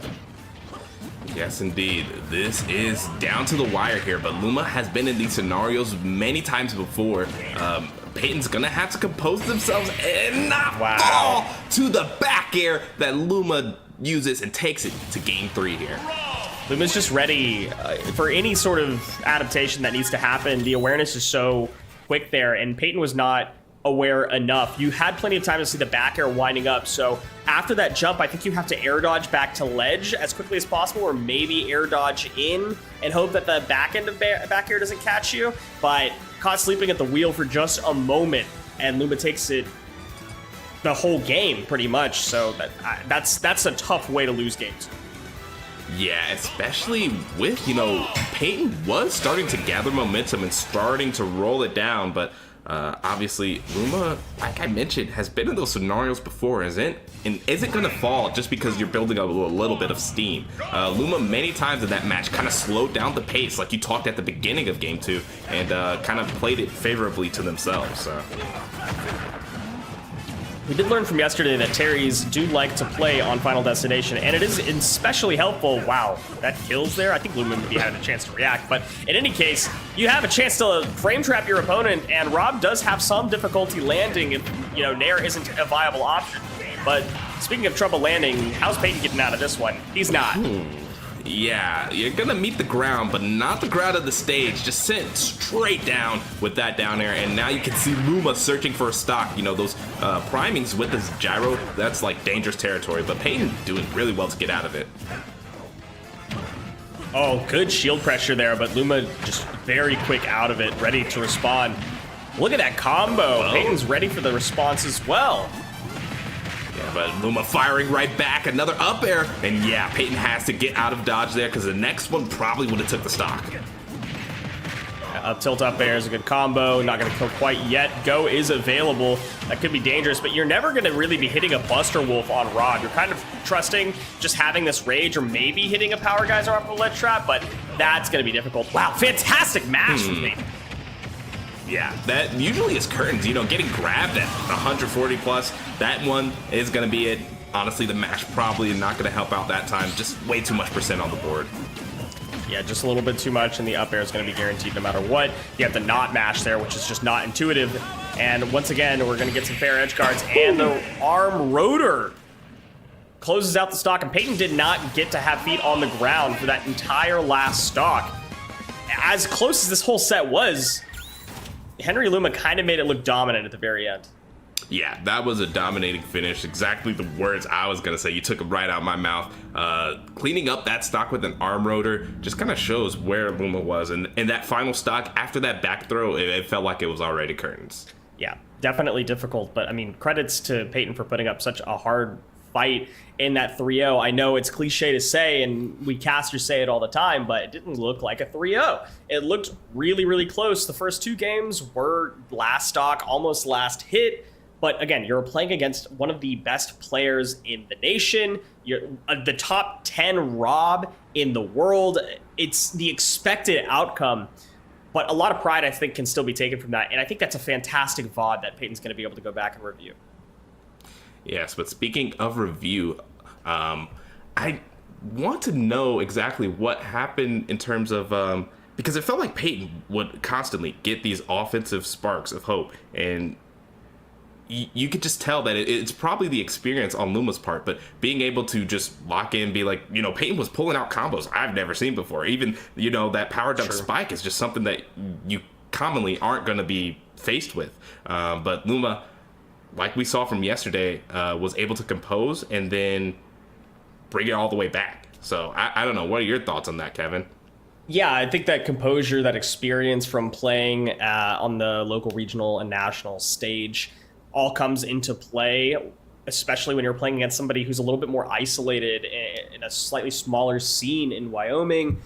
You kind of just naturally are coming into this with a little bit more pressure availability, or I guess maybe a pressure battery that is a lot more full than Payton was ready for. So I do like that Payton came in and tried to play aggro, tried to play very fast and pressure heavy, which does work out in terms of keeping the game explosive. It makes Henry Luma think a little bit harder. It doesn't mean that Henry Luma gets to play his game plan the entire time like he maybe would want to. But unfortunately, what it also means is that in those high pressure situations, in those fast paced situations, you are putting a whole lot of pressure on yourself in a position that you maybe haven't been in as often. So I don't know. I hate to say that it all comes down to that on stage experience, that like offline experience, but that was a game that definitely felt like it did. That I felt like that most definitely came into play, especially in that game too. That looked like it was Payton's to win, and obviously Luma was just able to lock in and close it out. And another thing, speaking of like pace of the game, even though it was pretty high pace, high octane, it felt like even though both players had kind of just agreed to kind of go at each other's throat, whenever Luma felt like things were getting out of hand, he was able to stop the pace of the game and slow it down and be like, okay, I'm not going to let you run away with this. I'm going to make sure that I can win the game regardless of what pace we play. And unfortunately, I felt like Payton didn't have that tool in their back pocket. Whenever things were going out of hand, their game plan was just to, like you said, overwhelming offense, and they just never had that backup plan to where, okay, if things are getting out of hand, I can slow down the pace of the game and pick and choose my options. It was just going to always be offense all the time for Payton, while Luma very much could sit back, throw a gyro, a laser, and then reassess their game plan and go right back in. I think there's a two-pronged thing to think about there, where the first prong we kind of talked about earlier, whoever controls the pace of the game, whoever can make the choice to slow it down or speed it up or basically control the momentum is going to have the advantage for the execution behind it, which was Henry Luma. But the other piece of this is that Terry just does not have that type of availability. I can talk about this all day with you, but ultimately I really want to hear Henry Luma's thoughts. So I think we're going to send it over to them for an interview. We have them set up right now. Let's see what Henry Luma has to say. And we are back with another post-game interview. This one for Super Smash Bros. Ultimate. I'm here with Luma Rob from CBC Esports. How you doing? Doing good. How'd that last game feel? Pretty smooth. Just had a bit of a wait before that one, so I had to take a game to de-rest, and then I felt really comfortable. That's tremendous. Now, in terms of the bracket, do you know who you're playing next? Honestly, no. I don't focus too much on who I'm playing, especially in these. I'm just trying to focus in, play my game. Whoever it is, I'm going to try to win. So better not stress it. Well, that's well said. That's well said right there. Is there anyone that you're worried about right now? How's it been so far? Pretty smooth. There's no one in particular that I'm worried about. No, it's just another day, another tournament, Just another day. Well, there you have it. Good. Thanks for talking to us, Luma Rob. Yeah, for sure.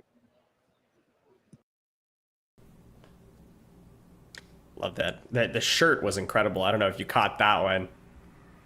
Oh yeah. The drip is on fire today, and honestly, you can see that very much so. Luma is locked in and ready to win. Not worried about much of the competition, but will take every problem that arises in front of them with the utmost focus and intensity. We love a casual lock-in. This is a situation that is not uncomfortable for Henry Luma. In fact, he's been in much higher pressure situations with much deeper and heavier opponents before. And so he's just not worried about who he's facing. He's just going to try to play fundamentally to the best of his ability. And it's so far, of course, it's going to be working out. As the number 1 seed, you're going to have to wait a little bit later into bracket to actually get challenged in that way, usually anyways. So we'll see how the number 1 from St. Louis can continue on into this bracket, but I think we're gonna move on to our next one. Yes, going from the first seed to the second, we got Herman High's Caleb G, aka they go by Caleb G. So what we will see is that they were able to claim the second seed in the round robin pools, only really having not much trouble with most of the competition, but having a lot of great sets that they played throughout that first day. And I'm excited to see what they can bring forth. I mean, what are your thoughts on Caleb G, Kevin? I mean, despite Caleb G's, other tag being Oki, they're actually from Utah. They're on the come up with a lot of competing and successful online tournament runs, especially recently. They've really been grinding. So I can see that they're looking to translate it to offline results. We saw that as they came out first in their pool yesterday. And I think we're going to continue to see that coming up. But let's see what Caleb G himself has to say. I'm just curious to get a little bit more insight into that side of things. We have a Through the Lens segment presented by Oakley for Caleb G. So I want to check that out right now. This is Through the Lens, presented by Oakley. My name is Caleb. I'm going to nationals for Super Smash Bros. Ultimate. I play Rob. My favorite character is Rob. I'm Brian Burke, the coach. It's Harriman High School in Harriman, Utah. To qualify for nationals, it feels really just important to me. I mean, I've been to a lot of high schools. I've never had an opportunity like this at any of my other high schools. So this is really huge. I've never thought playing a video game would get me to a point like this. So that's pretty awesome. Caleb is a really great player. He hasn't been on the Smash scene but a couple of years since he started playing. So he's really taken to it. We've had real good luck this year with winning state. He won both the fall and the spring HSEL seasons, got second in the winter. He admitted that he didn't take that serious enough. So I think Caleb has a great chance. He's a great player. He just needs to take it serious, keep that mindset that he's there, he can do it. We believe that he can do it. I kind of am living by the no expectations rule right now. The only thing I'm expecting is my opponent to be playing their best and that I should also be playing my best. So I don't expect to win or lose. I expect to play my best. And as long as I know I'm competent enough to win, if I play my best, I will.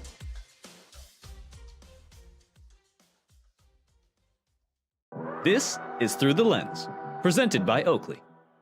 My name is Matthew Zapata. I go to Oakwood Secondary School, and for nationals, I'm currently competing in Super Smash Bros. I am the coach/founder. I'm going to be coaching one of my friends. How does it feel to qualify for HSEL nationals? I mean, it's amazing. It's our first team to reach nationals. It means a lot to me in particular. I started this program as a freshman, wanting to see this program compete in a national competition. Attending a LAN has always been a dream of mine. Our players really hyped, and we're really excited to show what we got at nationals. Our mindset is to be humble and competitive, of course. We want to ensure that in our match prep, we're always treating our competitors with proper respect, making sure that all these players, we're not underestimating anyone, since everyone attending here are really good players, so we want to make sure that we're prepared properly and, making sure our mental is cleared for every game we're going into.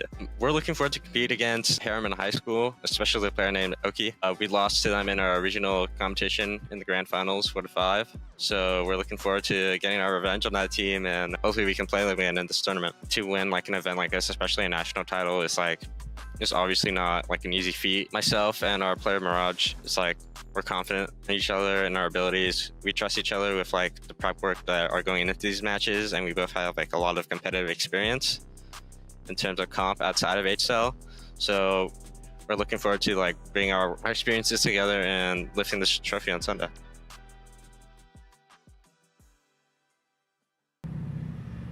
The narrative is crazy. These were recorded, you would have thought, yesterday. No, they were recorded some time ago. So Mirage actually has been looking forward to playing against Caleb G and Oki, I should say, once again. And you know what's interesting? We saw that prep yesterday. We saw how well Mirage did against Luma's Rob. And the preparation, the combo potential, it really seemed like that was one of the biggest struggles that Luma had all tournament, at least so far. So I'm wondering how much preparation actually went in for Mirage against the character Rob to begin with. Yeah, it may have just been, taking out two birds with one stone here. Getting Mirage prepped for that Rob matchup was very important, and it seemed like a lot of that was slightly paying off in their close set with Luma Rob earlier. So I'm very excited to see these two kind of throw down, because Mirage, her combos were on point yesterday. And like we mentioned, if Caleb G is not ready, he could go down very quickly here. So I'm excited to see these two get to it, and I believe we have a great game on our hands. Fantastic, absolutely. We're about to get into some Luigi versus Rob gameplay. Saw a little bit of it yesterday with a different Rob. And with Oki being the second seed, I am curious to see if that is just a seeding placement or if that actually evens out to skill level, because Mirage did make that an incredibly close set versus Luma, and I fully expect, even with a slightly different playstyle against Rob, Mirage has a very linear idea and game plan, ready to adapt on the fly, of course, but the approach is the same. Exactly. So we're starting out on PS2. This is, whether it's infamous or famous for being the neutral stage of choice for many competitive players in this game. And you can see Caleb G playing super defensively and super hesitant. Must have studied a little bit of the footage from Mirage's game against Henry Luma and knows that offense is potent. So a big combo to start off. Can't quite continue to follow it up. Luigi has a little bit of floatiness to them, so their combos are a little bit different than you would use on a regular weighted or gravity character. Even percentages right now. Long stage means that it's kind of difficult for Luigi to approach in the air, which means that Caleb's going to be getting a lot of value out of gyro to stuff out grounded approaches. Yeah, gyro and laser will just continue to be a thorn in the side of Mirage as she tries to slowly close the gap and mend the bridge between these two competitors. But obviously Caleb G wants to keep extending that and stay away as far as possible. Mirage is making great use out of these shield dash approaches as well, continuing to hold forward so that your shield comes out in 2 frames instead of 14 by letting go. But the down throw super jump punch is a classic combo. Every character's got a slightly different percentage at which it works at, and Mirage knows at the very least which percentages those are at. Yes, but Caleb G, being just as explosive, finds a back air, and we are even Steven here on this 2 stock apiece game. Blow for blow, trading it right back. Gyro out on the ground is really annoying for Mirage, but you can tell that she's not afraid to approach even with it out. So patient with these shield approaches, but yeah, Luma does not make it easy to get in, or excuse me, Caleb doesn't make it easy to get in. Yeah, I mean, gyro on the ground can't be understated, because that sometimes is going to force Mirage to jump, and we've already mentioned it before. Luigi has kind of terrible airspeed, and combo that with being a floating character. When you jump, you have to pretty much commit to it very hard, and obviously you see Caleb G chooses that time to strike as soon as Mirage leaves the ground. 138%. Mirage is just so high up here. Caleb doesn't even need to hit a back air to kill here. I think he can probably get like an F-tilted ledge off of a nice ledge trap, but it seems like he wants to go for something big and explosive. Yes, indeed, and finds the back air there just on that jump in. Once again, was mentioning how the jumps have been kind of the weak point that Caleb has been attacking here, but Mirage will just have to find a more elusive answer. Yeah, Mirage is not able to approach and find a grab to start off a combo. That's something that Caleb's been doing a lot better than Luma was yesterday. And so Mirage is having a much more difficult time finding some stocks here. But wow, what a super nice super jump punch out of shield. It actually catches the F-tilt hurt box, or excuse me, F-air hurt box shift still out of shield stun. Incredible. Yeah, that was excellent awareness on Mirage's part. Needed something big and found it completely. And this is the start of something new here with that offense, that dash attack. But man, Caleb G just utilizing the boosters and the thrusters on Rob to just fly far, far away from Luigi. This could be a big ledge trap for Mirage here. Went for it all on the down smash run up, and Caleb finds stage positioning again. I like the roll in. They're scrambling here. Oh, Mirage really wanted something there, but it's fully reset by Caleb again. What do we have? Oh man, and you can see both players are on edge here because whoever gets the big opening, like that grab is going to be very important, but off of the strain there, we find an up air, and Caleb takes game one. That's heartbreaking for Mirage. She really found a big comeback in that game off of what was looking like a dire second stock, was able to close it out, was able to rack up some additional damage on Caleb, but unfortunately just succumbed to the pressure. I would expect to see a stage swap here. I think it would benefit Mirage more so than it would benefit Caleb to be on a different stage, but probably nothing with multiple platforms. In fact, no platforms is ideal. We're headed to Final Destination. This is so interesting because in my competitive experience, I haven't seen too many Final Destination counter picks, but it has been all the rage throughout this entire weekend. I've mentioned it many times before, but Final Destination is such a polarizing stage as it's the only stage with no platforms present at any point in the game. So we'll see how this one plays out on screen here, Kevin.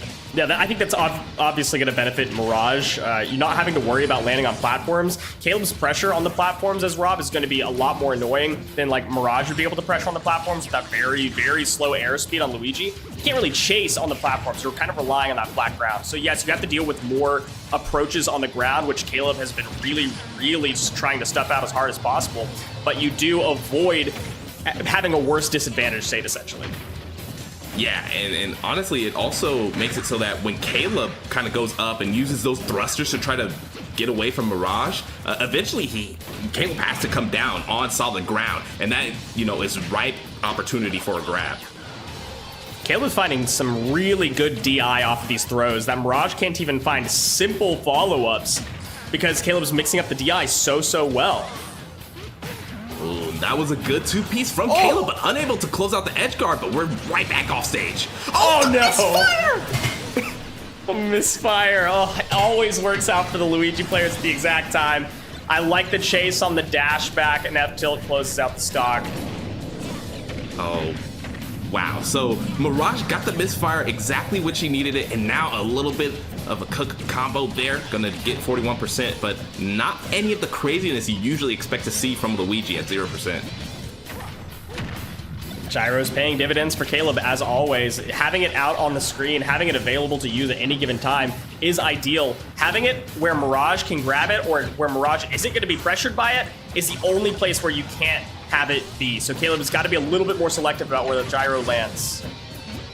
Wow, speaking of where the gyro lands, that was an excellent Z-drop, but man, Mirage finds an up smash and all that madness, and goes for an edge guard, but that comes up empty, and another up smash not KOing. See, DIing these, that's crazy. How are you ready to DI opposite direction every single time? I'm dumbfounded. Yeah, we can tell that Mirage is not the only one who did extensive character matchup training, as Caleb so far has been playing the Luigi matchup perfectly here.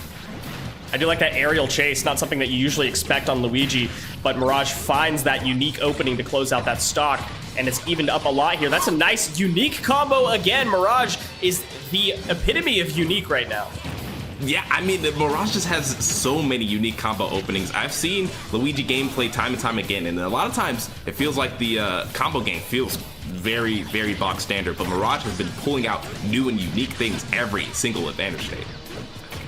The roll back down tilt, trading blows in a scramble here. Caleb G is probably at down throw super jump punch percentage and really is jumping to avoid it. Cannot get hit by a grab right now. Oh no! And speaking of Sniped. jumping, that's gonna get you clipped by the gyro. Oh, and that's a very big win from Caleb on the counter pick. This puts Mirage in a very awkward scenario. That's another heartbreaking loss right there, getting sniped out by the gyro right before you could find that crucial opening. I think we're probably going to see a run back to Final Destination. I think it was a great stage for Mirage. I think there's just a couple of small execution things that you could fix here and there. I don't think that introducing platforms helps, right? Luigi's never going to be getting a good approach from a platform, but it looks like we are going to... I'm not sure if that was intentional. Yeah, I think they're going to go back here. They did a Battlefield version of Small Battlefield instead of Small Battlefield. Yeah, I don't think introducing these plats is necessarily beneficial to Luigi. Yeah, it's for sure interesting. I feel like Final Destination was going to be the pick for sure, but maybe Mirage wants to introduce these platforms because looking further into the set, I mean, if Mirage is able to take a game here, she's going to have to play with platforms whether she likes it or not, as Caleb will have the counter pick if he happens to fall in this game and we go to a 2-1 series.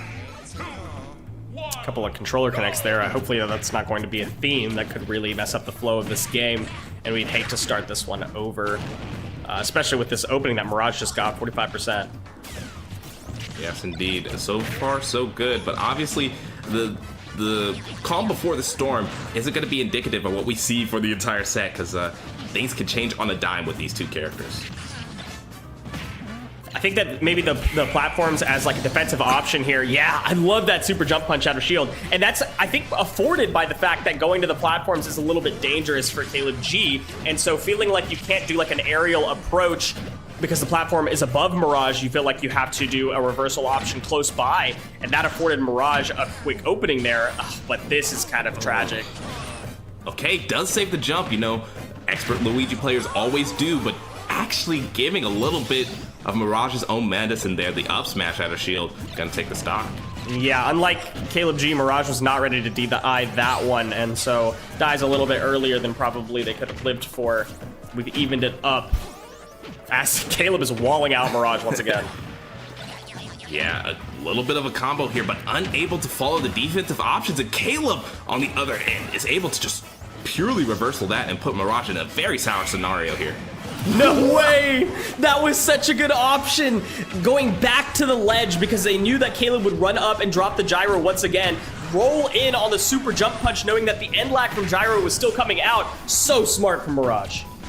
Yeah, Mirage really starting to put up some numbers here, but will it be all for naught? Because we've seen time and time again, Caleb is able to close it out and bring it right back. Welcome to One Stock, ladies and gentlemen. This is so close. Oh, almost a big opening there. Nair gets Mirage out of dodge. Another Nair there. Nothing that you can do to follow it, but Rob also does not have the quickest options to return fire, so it's a good safe option to use to break shield. Yeah, it's a little awkward to use rising aerials as Luigi, especially out of shield. But, you know, Mirage will take the damage wherever she can get it. More grounded approaches, really difficult, but actually finds a down throw super jump punch, and Mirage does find a very explosive, very surprising ending to that third game to take it home and send it to a game 4. That was the super jump punch highlight reel there, as all 3 stocks, I believe, were taken with that up B. Mirage going into this, or well, more specifically on Caleb going into this game 4, probably will be a lot more wary of that option, because you will lose a set if you keep getting hit by those. Cannot disagree with you there. I think we might be seeing a stage swap. Going back to small battlefield, having those platforms where they are, but still having that smaller platform on the ground level did seem to benefit Mirage from a defensive standpoint, from a ledge trapping standpoint, more than was anticipated. And so we're going to go back to PS2, where we began it all, going to that really, really long stage. Caleb has so much more room to run back and stuff out approaches, run back gyro, run back down tilt, like so many things to essentially say, Mirage, I know that you have a distance to run and I'm going to make you a long distance runner. Yeah, and that's going to be tough news for Mirage to hear, but obviously you can see she's locked in and ready to do what needs to be done here. Trading blows, but Mirage is in the corner, and that's really tough to get out of as Luigi, unless you find a nice little combo starter. Big combo starter from Mirage. Couldn't extend it onto the platform, but that's a good DI out from Caleb. Actually gets advantage again off of the combo that they just received. Yeah, Luigi up air is actually the unsung hero of the Luigi combo game. Able to kind of string together those and bridge opponents across the stage. Beautiful thing to see. Oh, very nice up smash there, just catching a falling option. Caleb got a little bit too comfortable. Now, we have not seen a lot of the Luigi Cyclones come out. Those down Bs are another potent kill option, but having fish for the super jump punch, especially because Caleb isn't DIing the down throws properly, of course, that's going to pay a little bit more in dividends for Mirage than the Luigi Cyclone, but I think that if you're looking for a little bit more guaranteed breaking out combos or breaking out options, that's a frame 1 option. Yeah. Frame 1 invincibility indeed, but not even a single frame for Mirage there. Just gets right up into a face full of blasters. And speaking of blasters, Caleb trying to really roll these two stocks together. Yeah, you can tell Mirage is really looking for some of these creative combos just to try to get some damage down right here. I like that shield. That was an unexpected defensive choice from Caleb. And now Mirage is once again on the back foot. Early super jump punch and just drifting in the tiniest bit to avoid getting hit. Oh, and you heard that sound cue, Kevin. Mirage tried to do the roll-in super jump punch there once again, but Caleb G just a little bit quicker to the punch that time. And there's the Luigi Cyclone that we saw. Instead of the super jump punch to break out of the pressure, I think we're going to be seeing that a little bit more in this game. We're starting to hear the startup of the uppy sound time and time again here. Mirage is just either one tick too late or Caleb is one tick a little bit earlier. That was a time I was surprised not to see it, going for the up smash instead, but you know, to each their own. That might have been not distanced right and you didn't want to lose your stock, but unfortunately she lost it anyways. I like the idea there from Mirage, but it's not going to work out, and Caleb, this is the exact opening that he wants to see. Backing it up though, not going to get too greedy because that's how you end up losing these types of games. This forward air is just such a fast option for Rob. And Mirage doesn't really have a way to get this approach in. Up smash isn't even punished, but the run back gyro does punish the Cyclone follow-up. Caleb's racking up so much damage, and Mirage is all but curtains here for this bracket. Okay, so we see Caleb G finally do the DI out on the down throw, but that just gets you in perfect position for a down throw up, down B. And we have an even stock game, but I mean, the percents couldn't be further from apart. Wow. Catching the gyro, but really going for the back air primarily was a nice fancy way to add additional pressure. And you could tell Mirage, especially towards the end there in that last game, kept going for these really fast response options to get back to ledge, going for those air dodges in really quickly, going for some like early green missiles. And that was a very nice adaptation from Caleb to understand that this is what he's conditioned Mirage to go for, and it reverse conditioned it into a kill to close out the entire set. Yeah, very great stuff from Caleb G there. Because whenever you're playing against Luigi, those type of things can really get out of hand. And when Mirage started kind of throwing out those haymakers on that second stock, or on Caleb's second stock, you could see he played very composed. And even though it did get down to that last stock game, it felt like Caleb had a firm hold on the game and the pace and how it was going to end, and that was just the difference maker at the end of the day. Absolutely agree with you right there. That was tight. And once again, Mirage came out with a 3-1 loss against a Rob where she looked poised to take every single game. And it's not like I feel like she made any huge, massive mistakes, but I think if we're going to go back and VOD review with your friend, like, you know, you were doing preparation for this, I would say pay very close attention to how disadvantage is being played and how you're being conditioned. Mirage is very good at being able to play the pacing of the game, slow or fast, as necessary. You could see how patient she was with some of those like shield dash approaches. You could see how patient that she was whenever she was recovering off of very fast and aggressive pressure. But when push came to shove and the pace got too high, her disadvantage is what suffered, not her advantage stage. She definitely was able to capitalize on a lot of advantage situations, maybe not optimally, but in a way that was beneficial in every single interaction. But when it came to being in disadvantage, it just felt like Caleb was able to find opening after opening and kept her on the back foot so much of the game. Yeah, and another thing I would for sure look out for is just how you get into those disadvantaged positions, because a lot of times what does get, flies over the head of some competitors is that to get into disadvantage, you have to lose neutral. So what were the options that you were choosing in neutral? What were some of the impatient options you may have done? Sometimes you do these autopilot options that you don't even think about that actually end up causing you to lose neutral time and time and time again. So being able to break those habits and come at it with a unique sense of neutral game plan is very, very good. And it's what, some of the top level talents do. And honestly, yeah, that's one of the things that a lot of people kind of overlook. Yeah, I did like the use of Cyclone coming out towards the end there. We didn't really see it for most of the set, but whenever it was starting to get mixed in again, it did allow for kill confirms at earlier percentages. It allowed for combo breaking at mid percentages, which would ultimately have, in different situations, led to getting thrown off stage and then an edge guard that possibly would have taken Mirage's life or stock in that situation. But once we started mixing in the Cyclone, you could see that Caleb went back to playing a little bit more patient, a little bit more defensively, doing run back gyros. And if that conditioning game started a little bit earlier, I think Mirage would have had a lot more pressure to work with. Yeah, and pressure is the name of the game in that matchup. And Caleb G handled it perfectly.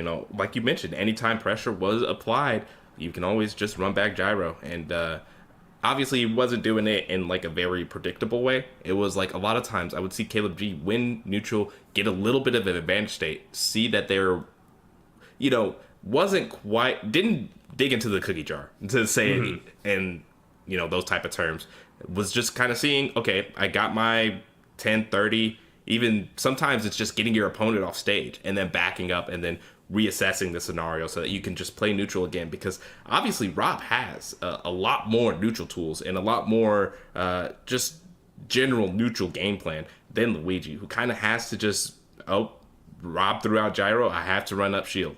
Rob threw out laser, I have to jump over it. There's a lot of things that Rob could force Luigi to do, so there's no point in overreaching or overextending yourself and giving these scenarios where Luigi can reversal and come out on top. And we saw Mirage was very much ready to do reversals every single time, with the super jump punches and edge guards and such. And credits to Caleb. I think the big factor this game, that even in the game where she played against Luma Rob, she could not find a grab. Every time that she got a grab, I felt like it led to a stock or it led to like 50%.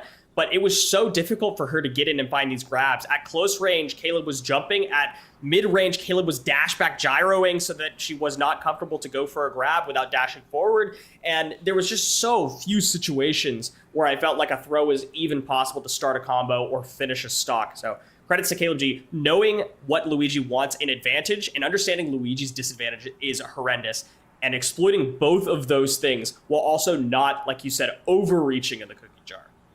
Yes, and we could speak to the man himself here as we have Caleb G primed for an interview. We can kick it to you guys there on the floor. And we're back again in the post-game interview. I'm here with Caleb from Harriman High School, Super Smash Bros. Ultimate player. How are you, Caleb? I'm doing good. Now, tell us about that last game.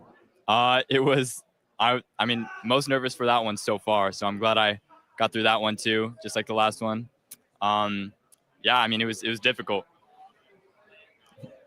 I'm sure it has been. Sorry. Yeah, no, it seems like a good match for you. Now, tell me about your bracket thus far. Who has proved to be the biggest challenge for you in this whole tournament? So far, I have to say Mirage has been my biggest challenge so far. And Marsh and Mirage, I'd say about equally challenging. But next is like a whole different beast, I think. I think Crackshot, that's going to be difficult. It's going to be even more difficult. Do you know who he mains? He mains Terry. He's a Terry player. Mm-hmm. Well, we wish you best of luck against the Terry Bogard, so good luck. Thank you. Love to hear that Mirage was the biggest challenge for a lot of these players. That's a fantastic credit to her. But I also want to point out that it sounded like Caleb just made a prediction that Crackshot's going to win the next set here. I ceded to do so, of course, but marking out Summerhouse this early, I don't know. Yeah, I mean, and this is obviously, so we're moving down to the 3 seed versus the 6 seed, so we're getting a lot closer in these seeds. So these next upcoming matches are going to be a lot closer. If we just to read it based on the chalk, that the skill gap is starting to close, and these sets are going to be very, very competitive. And speaking of we've seen this matchup before. Summerhouse played a different Terry in the pools phase and made that matchup look impossible.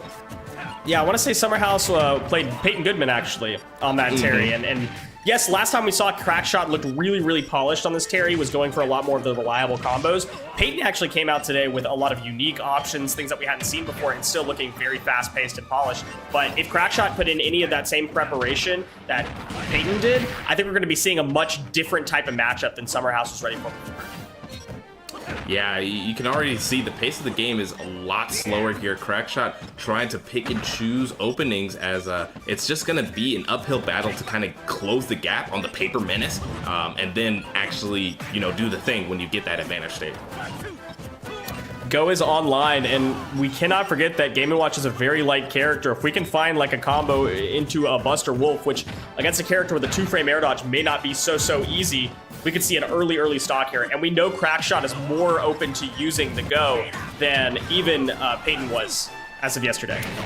Oh yeah, of course. And that's an excellent recovery from Crackshot. Summerhouse, though, gonna stay away from the crazy geysers that Crackshot throwing out, but then there goes the Buster Wolf. Exactly what you mentioned. That combo gonna take the stock early here. I like the Power Geyser to be like a sort of ledge trap option. Summerhouse thinking that maybe they had time to get up and respond, but down tilt comes out so fast, and the end lag for Power Geyser is never as much as you think that it is. So it's a good, nice Go specific ledge trap there that could also lead to a bunch of damage racked up here, lest we forget that Oil Panic is an option for Summerhouse's Game & Watch. Yeah, I mean, we barely ever see the power wave coming out from Crackshot, but if Summerhouse is on their P's and Q's, they could just bucket every single one and have a very potent Oil Panic to throw out. It felt like a very uphill battle for Crackshot to find Summerhouse's first stock, and then it was like a good 20-30 seconds before the first stock for Crackshot themselves was actually lost. Yet no extra credit was able to be racked up even in all that time. That's how slippery and annoying Game & Watch is to play against. And now Crackshot is on defense 80% high.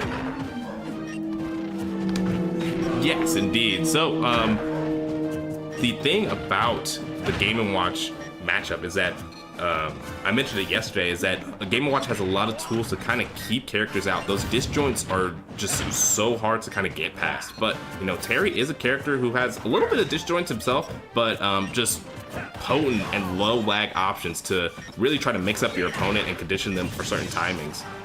So you can see Crackshot trying to utilize that to the utmost extent here. Power Guys are going the wrong direction. Unfortunately, I wonder if maybe they were looking for something else there, but in any case, a lot of damage being racked up. They're both about even, and at 102%, we're just over the go line and barely any higher. Crackshot's trying not to take any more damage.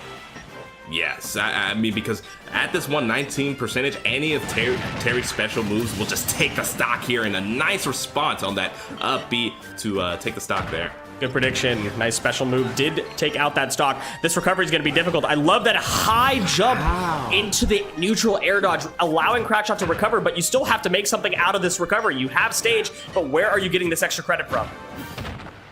Oh, a perfect rolling gets Crackshot into striking distance.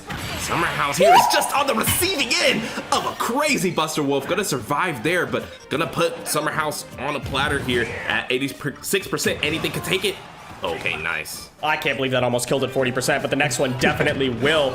If you let Crackshot get back to the ground with Go online, I don't think Summerhouse is going to be living this one for much longer. You need to take the stock, and take the stock. They do. Yeah, it's crazy how things can flip. Summerhouse, it feels like they are able to ride and just slowly gather up percent on Terry whenever Terry doesn't have Go, but as soon as he crosses that 100% threshold, you have to play so much more defensively, or you could just lose stocks just like that. That platform was deadly. If that was done on the bottom platform area, I don't know that Summerhouse would have lost their stock there. And I wonder if that's going to be impactful going into whatever the counter pick of the stage is. If you're Summerhouse, I guess running it back to small battlefield, but I think that there might have even been better options. Probably nothing with a center platform, maybe going for something with a slightly longer bottom platform to allow you a little more space. Even Final Destination might have been an option, but no, I think small battlefield is as reliable as it gets. Yeah, sure. I mean, it's just a nice, comfortable stage to go back to, but you kind of mentioned it. You know, those platform extensions that Terry can utilize are going to be very potent because Rising Tackle is such a nice laddering finisher because it just carries your opponent so high up the screen before it does that final blow of knockback. Yeah, but you could see that Summerhouse wasn't too much of a stranger to the platforms either, getting some 35%, but Crackshot had dealt way more before that and closes out the stock before Crackshot gains any more damage. And that is just a guttural read, Kevin, using the F smash on the landing. So Summerhouse is just going to have to pick it up and really mix up their options because that's what Game & Watch can fall prey to a lot of times. Has a lot of strong options, but if you use them at the same cadence, they are super punishable. Oh, good air dodge there. It was a good wave from Summerhouse, but down air was facing the other direction, so it only sent Crackshot back to stage. Although, back off stage, if you can find feet again with Go, this could be dangerous. Ooh, wow, and I think the bomb brought Summerhouse some time there to get away from the Buster Wolf and then finds the snapping turtle off stage. That back air so good at edge guarding Terry, and we have a 2-stock game. Second verse same as the first, right? In game 1, Crackshot took that early first stock and then wasn't able to add any extra credit in like the full minute that there was available before losing his first stock. And that's exactly what happened this game as well. Although Summerhouse is not the one in advantage on the second stock like we saw in game 1, Crackshot is starting to get a little bit more comfortable. Yes, indeed. Comfortable in his punish game and just kind of moving around in neutral. As we saw, Crackshot is pulling out some of these crazier reads with that F smash at the first stock, but you can see Summerhouse really starting to pick up the pace. I feel like there's just a lot higher of an APM, and Summerhouse is being a lot more decisive with what they're choosing in their options, but gotta watch out for that Power Geyser. Yeah, Crackshot actually intelligently just received all of that damage on purpose for sure, just so that we can get Power Geyser out and take another stock here. Very big brain IQ play right here from Crackshot. Yeah, and it's paying dividends here, whether intentional or not. Sitting at 126, not only does that give you your access to your go moves, but you're also stacking up rage, which just increases your knockback ever so slightly, making them just that much more potent. Ooh, big. 50%, massive damage. That's the kind of extra credit that you want to see before losing your stock. Getting one nice go combo before going away. Last stock for each. Yeah, and honestly here, Summerhouse, if not careful, could just lose the stock off the side with like either a crazy burning knuckle or, you know, maybe Crackshot lives long enough to get another rep of go here. Looking for grabs. Crackshot was fishing a little bit too hard and winds up taking about 40% off a nice little combo there, starting with down smash, of course, but gets advantage off a good throw. Yeah, you don't see down smash from Game & Watch hitting too early at those early percents, but Summerhouse was ready for it. Crackshot really wants these grabs, knows that it's a good guaranteed way to get some damage out and get Summerhouse in a bad position, but I think at this point you start to have to approach, and approach might be the option here. Crackshot has go again. Ooh, okay, here we go. And this is where the game gets intense here. Summerhouse gonna have to be a lot more careful about the decisions that they're making. And you see Crackshot just throwing everything, just throwing caution to the wind here. Everything being Power Geyser, and Power Geyser kind of is everything at the end of the day. 128%, they're both at kill percentage, depending on what opening you find. That dash attack is gonna be safe with the up out of shield. Summerhouse using fire like it's their last time in the house. Holy moly. Okay, the lagless power dunk right into your shield, but goes for the Buster Wolf there on the shield pressure. You would think it would be the Power Geyser to try to pop it, but nope, Summerhouse finds a down air and closes out that game, evening up the set count. Yeah, I think Power Geyser, like you said, would have been the exact right choice, but winds up going for the Buster Wolf, hoping that Summerhouse would drop shield off of the down tilt pressure, maybe expecting the Power Geyser, or maybe just panicking and knowing that there wasn't going to be a reliable follow-up afterwards. I think there were a lot of good options there that you could have picked that would have been a little bit safer, or maybe could have even shield poke, like maybe Power Dunk, but going for the Buster Wolf there was just like... It was too much too soon. Maybe they were panicking a little, feeling like they needed to close that out because they could be on the back foot sooner rather than later, but I think it was pulling the trigger too early. Yeah, I'd have to agree with you 100% there, Kevin, but gone is game 2, and we're here in game 3. Even Steven set, we haven't actually seen the set count at all today, going back and forth, so I'm excited for what this set has to hold. We got to remember that across both sides of the bracket, every buddy in this bracket, I guess, has played against a Terry or a Rob, except for the Terrys and the Robs, of course, because there was one Terry and one Rob on each side of the bracket. So Summerhouse has some preparation against this character, has some experience this tournament against this character. And you can see that as the set goes on, Summerhouse is starting to understand a little bit more about what Crackshot is looking for, starting to understand what Crackshot is fishing for, these grabs especially, and is punishing them accordingly. Yeah, I mean, you can see, you know, when Crackshot's applying pressure, Summerhouse kind of just defaults to shield, which is a very strong option for Game & Watch with the best out-of-shield option in the game. But a lot of times that could just get you grabbed over and over and over on repeat. So gonna have to watch out for that little rock, paper, scissors game going between these two players. Summerhouse is holding these shields a little bit long for my liking off of some down tilts here. I think Power Geyser would actually break shield, but I think Crackshot's just a little bit too afraid to go for it. Yeah, but which is interesting because it feels like all of Crackshot's options have been, you know, the antithesis to that. You know, just caution to the wind, no caution to the wind. But we've seen a little bit of reservedness there from Summerhouse, netting them the down smash kill. Okay, this is the first time this set that Summerhouse actually had the first stock, but Crackshot did not let that last very long. Finds a very nice rising tackle. Yes, I like that option there from Crackshot. Has been utilizing it so much. We've seen Summerhouse time and time again try to get up and above Crackshot's ledge trapping pressure and just fall victim to the rising tackle. So we'll see how that kind of fleshes itself out. But right now, Crackshot's in a very bad position. Finds her way back to stage, reverses a ledge trap, but it's reversed right back. Crackshot is going to get Crackshot back to stage, but it's not going to do everything for you. You got to find the opening all on your own. Yes, indeed. But honestly, a nice tool to kind of just open things up here. And actually, Crackshot failing Crackshot failing Crackshot that time. But gonna get a good grab on the ledge here. What's the option, Kevin? Oh, that's gonna be punished super hard. Yeah, wrong option. But again, intelligent, big brain play here where you have Go online. That's what we wanted the whole time. Isn't it right, Crackshot? Let's see that Power Geyser. Let's see that combo with Buster Wolf. Where are you gonna find it? There it is. Ooh, and it flips this time. It feels like Power Geyser has been going off in the wrong direction for Crackshot, but that time paid dividends there on the reversal, actually just catching Summerhouse on that platform. Good crack shoots. I mean, it's a good way to relieve pressure and also put yourself in a unique position that maybe Summerhouse isn't ready to punish. 141%, you've got a little bit of extra credit, but you'd sure like to get more before losing the stock, I'm sure. Yes, indeed. I mean, with Go Online, you could just throw up so much percent. Oh, wow. The Power Geyser armor almost going through that entire back air would have been devastating if it found itself to land on Summerhouse. Yeah, I agree with you right there. Down tilt into F tilt on accident, I think, means that Buster Wolf doesn't connect. And give him the chair! Crackshot loses that stock. Nice. Yes, that F tilt's so solid for Game & Watch. Sometimes has the power of a truck behind it there.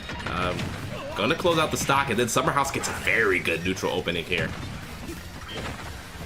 Oh, good tech. Very quick into the F tilt to relieve some pressure. Finding the grab, puts Summerhouse on the back foot off stage. What's the recovery? Of course, plenty of disadvantage options for Game & Watch, but you can't go right above and go for the down air. Rising tackle will catch you. Yeah, Summerhouse has fallen victim to that same sequence of events, and then the jab, dash back on the read of the roll. Crackshot is actually the one on the roll here.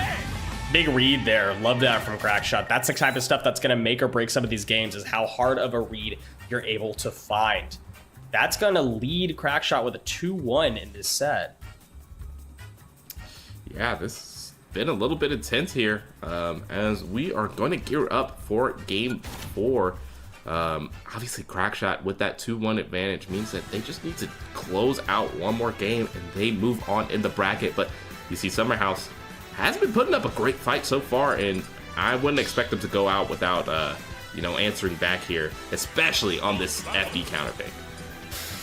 We took a moment to wipe our hands off our controllers, take a breath, and we're going to FD. So, Game & Watch, selecting FD, of course, makes plenty of sense. All the frame trap situations, Terry has no good way to land on the ground safely. There's no good disadvantage options when Terry is directly above Game & Watch. So, this is just the correct choice. In fact, it makes me wonder what stages were banned. This is a DSR stage stage rule set, I should say. So it's possible that we just saw like Smash Valhalla Bastion banned or something along those lines, but FD being open is surprising to me. Yeah, but we did see earlier in Summerhouse's foray into the other Terry against Payton that the FD counterpick actually can work out dividends for Terry because it is Terry's own personal one of his best stages. But it's just how it interacts with Game & Watch that makes it just such a polarizing stage to pick. Yeah, entirely right about that one, yeah. And right now the ground is being controlled by Summerhouse. Crackshot has not needed as many openings to find the damage as Summerhouse did, but you're gonna need 4 more openings if you're gonna lose your stock that early. Getting grounded by down smash and not even being able to utilize go off the first stock, I think is gonna make this game a different one than we've seen before. Oh, I like the idea of the F smash there. The read was online, but the spacing was not. Gonna eat a down smash there, but not getting grounded means that Crackshot can keep up the offense and send Summerhouse to the side blast zone with that burning knuckle.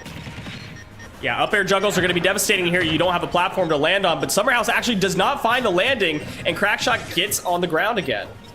Yeah, that was pretty slick there from Crackshot to kind of reset the neutral here. But, you know, Summerhouse is in advantage by just the natural no platforms. It just feels like it helps Game & Watch so much. Now, we are seeing a little bit more disadvantage options come out from Crackshot. We'll talk about those a little bit more as we see them. I think that right there is the option, right? You go for crack shoot when Summerhouse is already in the air. Game & Watch's aerial speed is actually not that fast. Crack shoot will allow you to reposition and not get stuck in disadvantage. Yeah, you see here, oh wow, Summerhouse gently just gets away from that power geyser. Go online means that, you know, Summerhouse's options are going to be a lot more meaningful. If you do anything with lag, you have the options to just get blown up here by one of the go moves. Auto turnaround is going to be the death of you. Rising tackle kill. Oh, but the roll in gonna get scoped out there from Summerhouse. Summerhouse bringing a little bit of their own reads here to the table to kind of even out this game. Summerhouse very patiently on the ledge, trying to get back here, but Crackshot even more patient, catching the jump. Oh wow, neutral get up, run up, grab. Who does that? No clue, but Summerhouse paying dividends with that unorthodox option here. Speaking of unorthodox, the neutral B there, it actually stuffs out Crackshot's neutral air, but not much gonna come from it. I love that. The crack shoot perfectly spaced to avoid the down smash from both sides. And now we've got a ledge trap again. Yeah, it is easy going so far here. A little bit of what feels like, you know, not crazy advantage states, just small nickel and diming interactions going on here. But we know as soon as one of these players crosses that 100% threshold, things start to up the ante here. Drifting back on the power dunk and then running up jabs. I mean, both of these players seem to be more than willing to take an extra turn beyond their normal turn, and that leads to a lot of crazy conditioning. Yes, indeed. And speaking of conditioning, you see Summerhouse here scoping out these down smashes, but that is the ultimate conditioning. Does the fake shield pressure to opt out the up B out of shield and just meets Game & Watch in the air with a powerful burning knuckle. That was the most disgusting read that I saw this entire tournament so far. What? That was exactly what you said. Conditioning on the shield so that Summerhouse would feel pressured to use fire out of shield, and then following, it would have followed a jump as well because the first part of power dunk probably would have caught, but following the fire out of shield with a power dunk, a double jump power dunk, I think at that, it's, I mean, it's crazy. It's a fairly safe choice, but going for that, I mean, that's a clip right there. Write that one down and, you know, put that in your channel right there. Yeah, I mean, it's unfortunate. Like, Game & Watch has such powerful and perceivably safe options, but that opens up like a whole blind side that Game & Watch players have to watch out for, where if you're doing any of these options at the same timing, your opponent can set you up so devastatingly for a read just exactly like that to kind of close out a set. Big ups to Crackshot there. Yeah, mind-blowing. Let's talk a little bit more about the pace of the set. We started off with Crackshot getting a nice game one victory, starting off with a little bit of a lead and then slowly snowballing that into a finisher. I think every game still pretty much went to the finish line. It was last stock, last hit for most of them. But Summerhouse started to pick up the pace a good bit, actually did find that game 2 and was looked poised to actually find that game 3 as well. But the adaptation, that's the name of the game. In fighting games in general, including platform fighters, the better player is the one that is able to get a read for the situation, understand the pacing, the options that your opponents are going for, what disadvantage and advantage options you yourself have used, continuing to mix it up and continuing to adapt to what your opponent is doing. And on this day, at least in this set, we saw Crackshot was the better player. Yeah, that is a wonderful breakdown of it all. It even kind of hits at the fundamental core of fighting games, and that is that you're rarely ever fighting the game, you're fighting the player, and it's what they're doing. Some options may be strong, but if you get a read on them, that you can really just destroy your opponent in just guttural ways. But with that being said, we can talk about anything that Crackshot has to say here. We'll send it down to the floor for the post-game interview. And we're back yet again with another post-game interview for Super Smash Bros. Ultimate this time. Talking to Crackshot here today. He's still full of adrenaline after that very, intense game against... tell us about the Game & Watch matchup. So Summerhouse, who plays Game & Watch, very difficult matchup, extremely hard to approach. Game & Watch just has so much range, so little end lag. There's not enough space to Terry to get in. But I managed to clutch it out. I managed to play really well, and I'm excited because I think I knew I could win. What's the biggest component to that matchup for you would feel? Grabbing, man. Game & Watch loves to shield. He loves to upbeat. You just got to grab him. If you don't grab him, he's just going to mash on you. Excellent advice for our young and aspiring Terrys. Very good, Crackshot. It's good to talk to you again.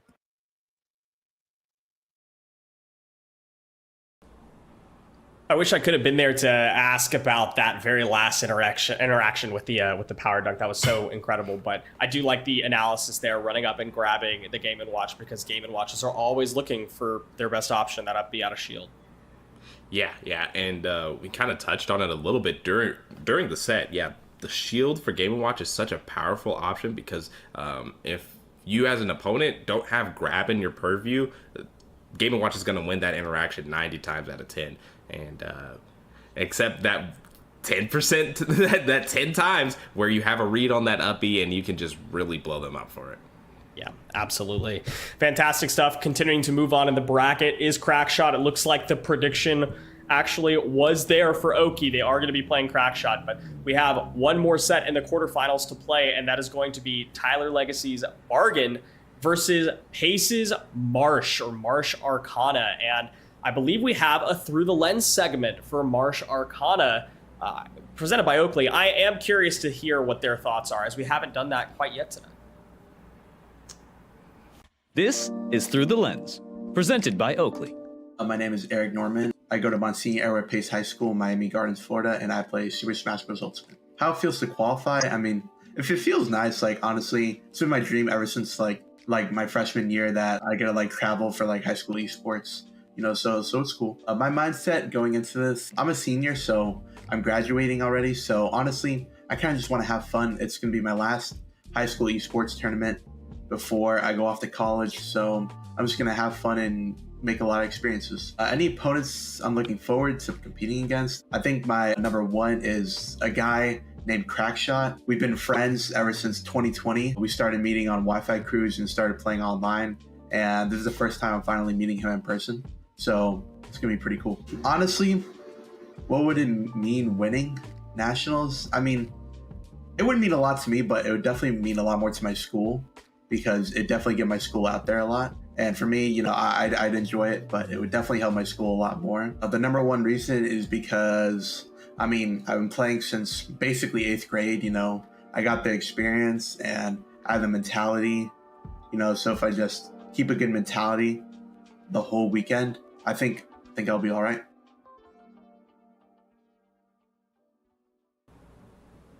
That's very interesting. I'm glad that they got to meet Crackshot, but the sad thing is it doesn't look like they've really gotten to play a game against Crackshot this entire time. On opposite pools and now on opposite sides of the bracket, the only place that they're going to be able to meet is in the finals.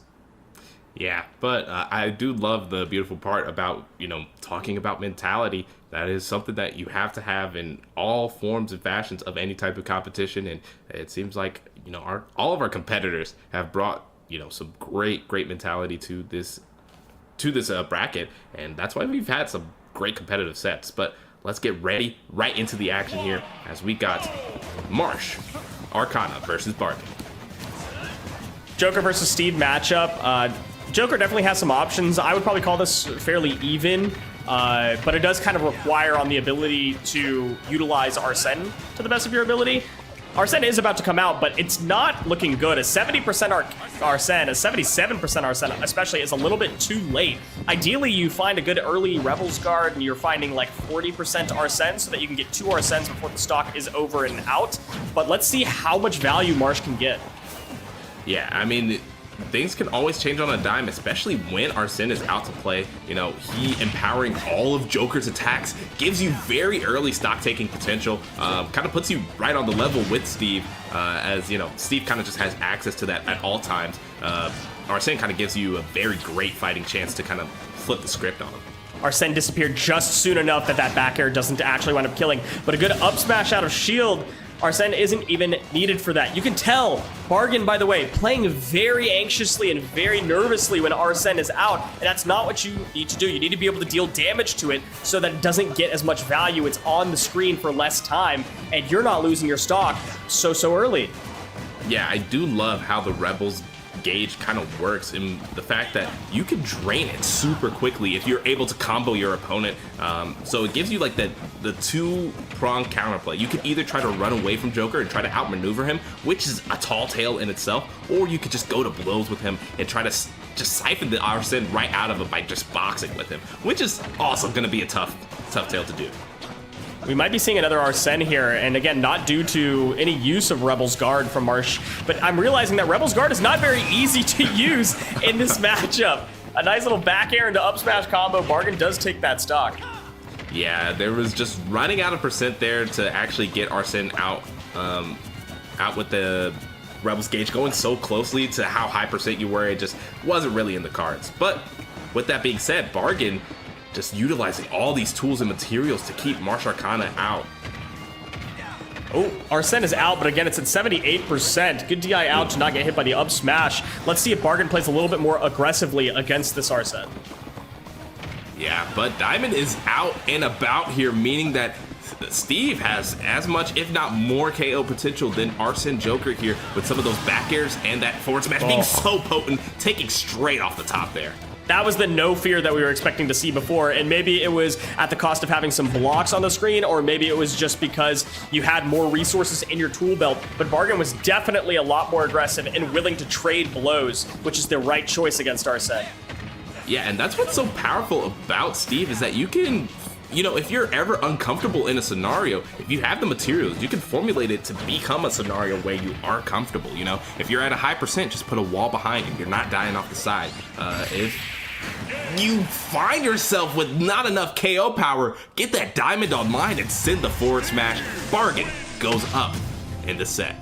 So you remember when I said that it's not really easy to use Rebels Guard in this matchup? I mean, that's going to go for all of the counter options. That's why. You can't use Rebels Guard or counter against up tilt strings or jab strings or up air combos because they have such low end lag that if your opponent gets a read on you at all, there's a good chance that you're just going to get weighted out and then hit with something like an F smash right there. And there's also no stray hits that Steve is usually looking for. They're not usually fishing for back airs. Minecart is a command grab if it's let go of, so Rebels Guard isn't going to be helpful there either. I mean, there's just so many ways that you cannot use Rebels Guard that Marsh is going to be getting Arsene's later and later every time.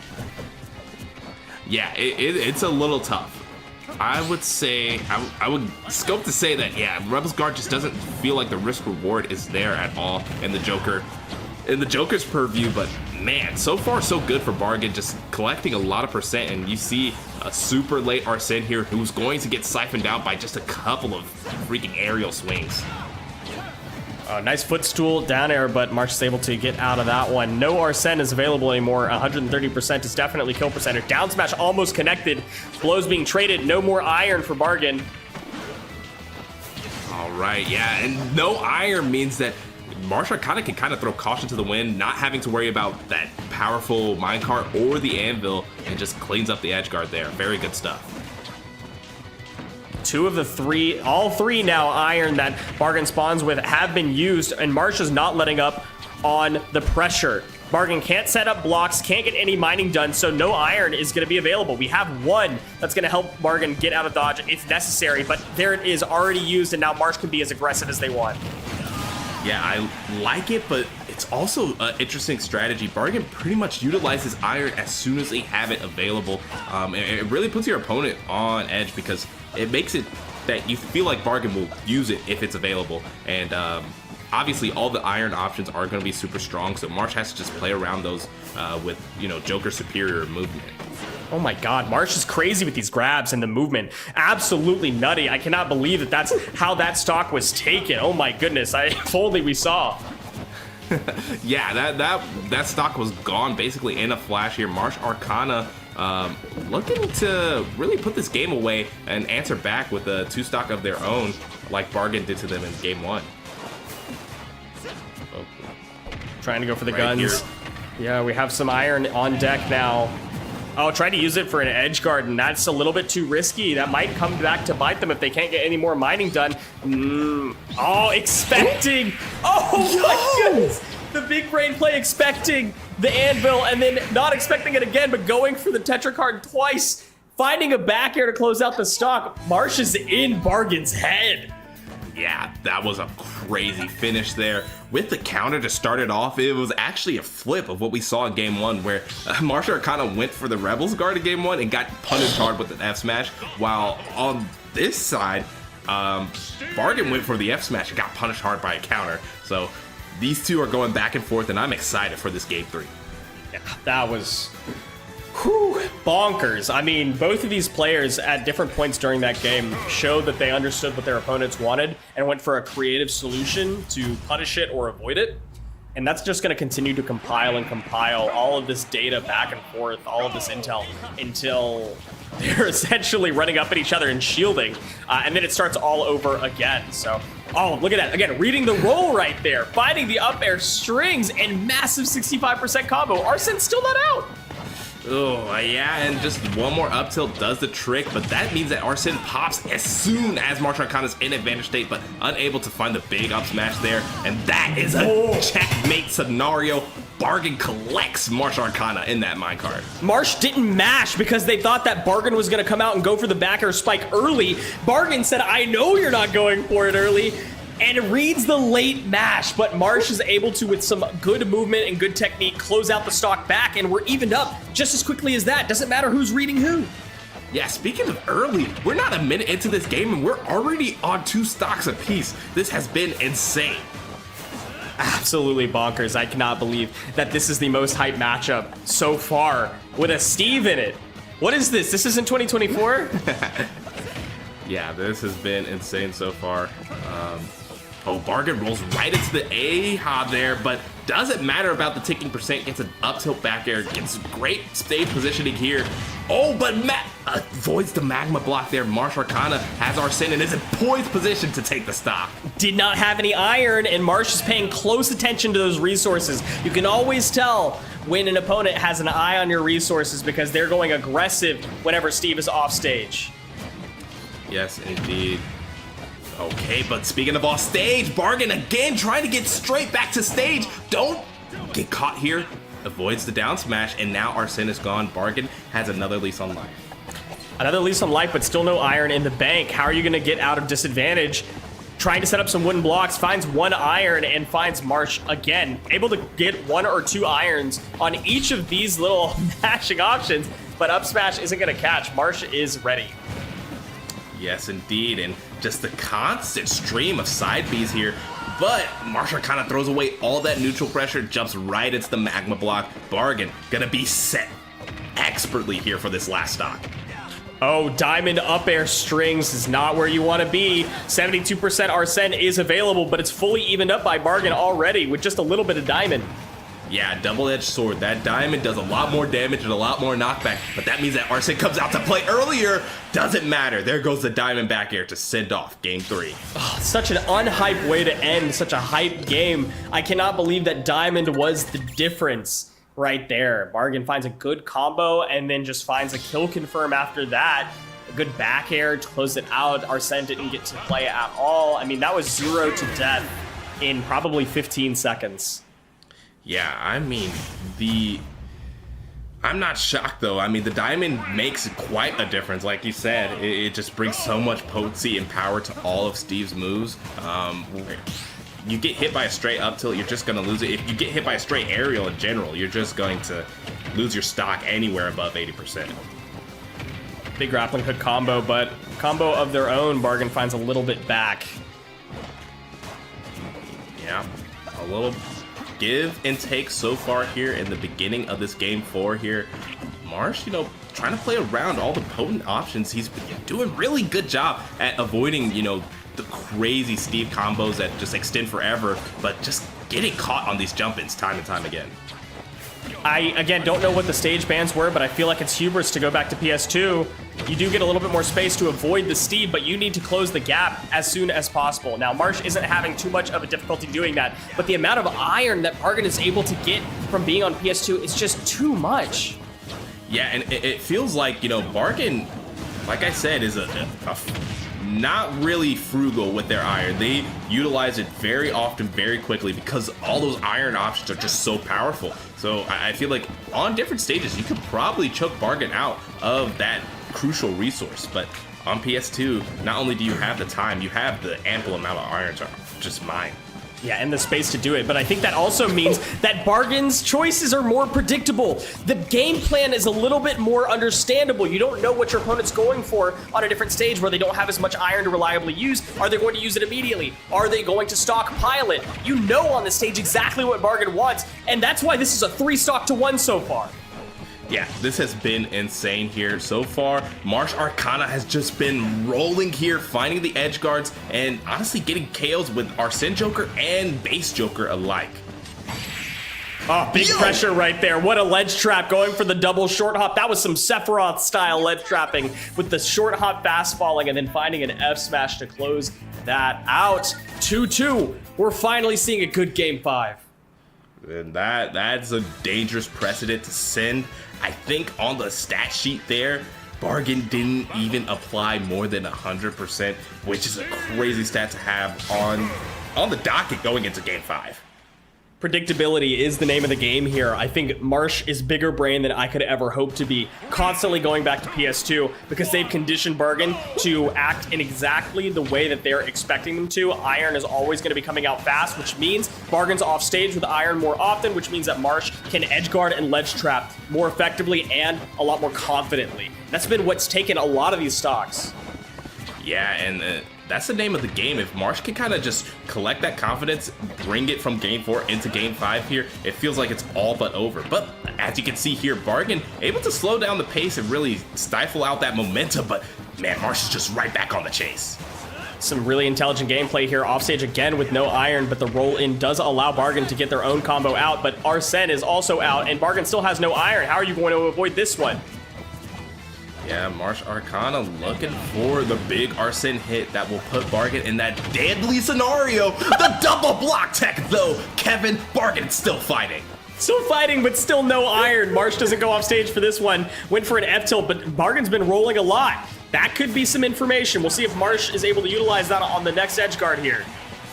Yeah, but honestly, Bargain played that beautifully, got Arsene off the table, and almost actually set up a KO confirm of their own. There goes the up tilt back air, almost hitting Marsh Arcana off the top. You gotta watch your DI, young man. Absolutely. Up smash. Oh, double up smash, not going to hit. Marsh finds a nice punish there, just going for the down throw for positioning's sake. Roll again, but not red.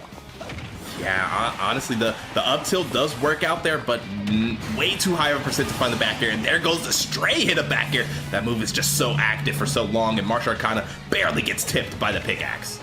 Marsh has not conditioned Steve at this high of percentages, doesn't know what to go for. Go back to your fundamentals. Make sure that you are ready for roll-ins. Make sure you're ready for missed techs. and able to close that out with a back air. That's the most fundamental thing of Joker. Yes, indeed. But the jump in there, gonna get Marsh punished heavily, but it was just a big brain play to get that extra bit of Rebel's gauge and put Arsene on deck. But man, we've seen it time and time again. Marsh Arcana will run full stage, jump right into Bargain's hands and play right into it. But Kevin, we almost saw robbery. Almost, but robbery in the other direction, sub 100% kill off of Anvil just because you were in the middle of the air. Doesn't exactly feel fun to play against, but Marsh still has all of the capability to close this out, but you gotta do it quick. Yeah, and a little bit of block interruption there. I know Bargain was trying to go for the up tilt back air there, but bonked their head on that stone block. A little bit of catch-22 there, but now Bargain almost drops the anvil on the head. Marsh Arcana has to watch out for that, because that could be the game ender.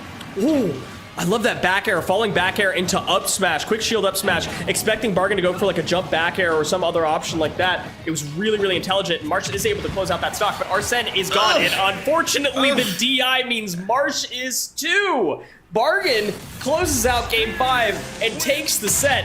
How devastating. Yeah, I mentioned it earlier at the beginning of this game 5. You gotta watch your DI because you're gonna get clipped. And even though Steve has incredible KO power, it only gets enhanced even further when you're holding in when you need to be holding out. That's so tough and devastating. I hope the takeaway from this isn't that Steve is, a character that is just too good and OP and needs nerfs or needs to be banned, because I don't think that's the case at all. Marsh showed plenty of prowess in skill, and even I think I don't want to say intelligence, but maybe a mental gap over their opponent to be able to take these sets. It's just that Bargain started to understand that although Marsh was conditioning them to play a certain type of way, they were kind of losing a lot of the fundamental options that you should be looking for to begin with that aren't just hard reads, ready to condition your opponent off of rolls off of ledge, ready to catch missed tags, ready for Steve to jump in with back air. A lot of the more core things that just involve you paying attention to what your opponent is doing is what Marsh kind of left by the wayside. Bargain recognized that and capitalized. Yeah, left by the wayside is a great way to put it, because a lot of times there I would see Marsh Arcana, as soon as Bargain puts up that three tall wall structure, Marsh Arcana just dashes across the entire stage and jumps right in, trying to get into the action, and Bargain would catch Marsh Arcana a lot of times doing that. And it's a tough scenario in general, because Steve puts up that wall, you want to keep up the pressure, you don't want to just let Bargain mine all the iron, but you can't force the issue like that time and time again with no type of mix-up. You're going to get punished super hard for that, and yeah, it's a really tough proposition there, Kevin. And honestly, both players played their heart out, though. Absolutely. Marsh found some of the most creative response options and predict options that I've seen today, that I've seen this weekend, and honestly, that I've seen in the last year. Incredible stuff from high school players here. I don't think that it was, undeserved on either side. I think either one of those players could have come out ahead and I would have been just as happy. I think that Bargain ultimately got down as much as I know I hate to say it. As a Steve player, Bargain did get down to the fundamentals and won that game off of more fundamental options, not just crazy combos, not just Steve things. It really did come down to core fundamentals at the end of the day. And Bargain, although having more tools available to do it than Joker might have at all times, play the matchup the way that it was supposed to be played in the last stock. Yeah, it was very important to kind of recognize the character's tools in a lot of scenarios in that game 5 specifically. Like we saw, there was another moment I did want to highlight where Marsh Arcana was putting up a very great offense and tried to take that stock with that down air up smash, but just reached into the cookie jar a little bit too much and then got caught out by an anvil super high up on the screen, which is just something you can't do. That's gonna cost you very greatly, and we saw that pretty much it didn't steamroll into the loss of game 5, but it for sure was a big pivotal moment in that game 5. I think you're right. Instead of being fundamental and playing the advantage state, they did reach into the cookie jar a little bit too far, followed up off of that, upset that it didn't kill, and it did cost them that stock and potentially the game. So unfortunate stuff, but in any case, we did see Bargain come out as the victor, well-deservedly so. And I think we are ready to send it over to an interview with Bargain. We've got Bargain on deck, ready to share their thoughts about that game against Marsh.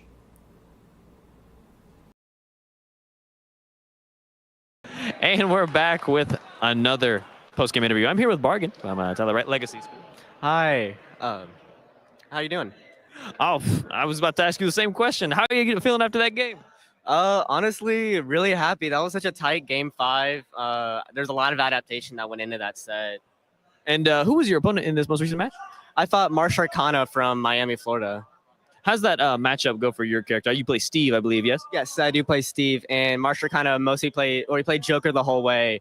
Luckily, my dedicated coach, X Kilma, is a Joker main, so I was able to have the notes on lock and really push the set a little bit further ahead if I were to just go into it without the Joker experience. How's your Steve been holding up against the other characters in this whole bracket so far? Is there anyone that's given you any particular trouble then? Henry Luma, to name somebody. That matchup, whilst I am really good at it because I do come from Texas, being the land of Robs, Henry Luma is just on another level when it comes to his skill. So it becomes less so how bad the matchup is for Rob and it becomes more the player's skill.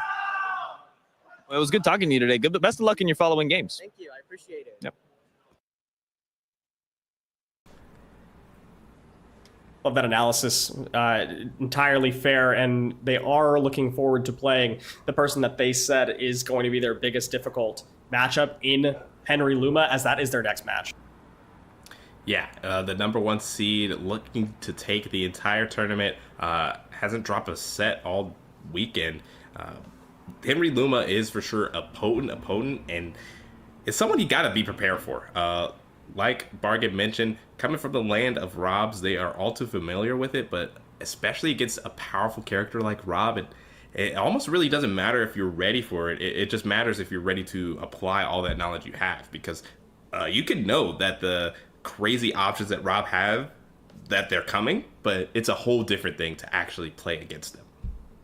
Yeah, absolutely. And we're going to be seeing a little bit more of how they approach that matchup, as well as our other semifinal match when we head into our top 4 in that semifinals. But before that, we're going to take a quick break, let everybody take a moment to breathe after those very hyped sets. We're going to grab some water, be right back with you for the semifinals.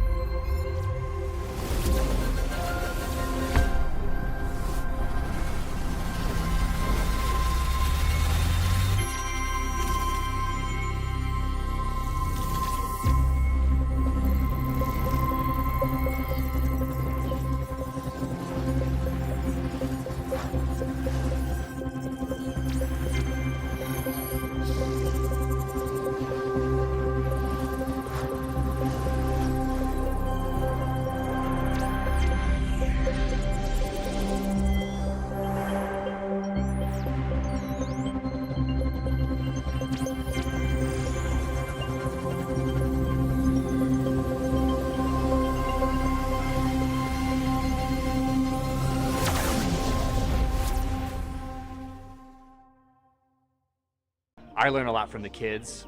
I kind of let them run things. I let them set their own captains and set their own practice schedules, and I will check in periodically to see how they're doing to offer guidance and ideas. I'm Brandon Bishop. I'm an educator. First and foremost, I'm a teacher. I teach social studies, history. As a kid, I grew up with like the console wars, so like PlayStation 2, we got one for Christmas, and that's kind of how I got into gaming. So yeah, I think the biggest skill that gaming can teach, especially with this at this level, is communication and cooperation.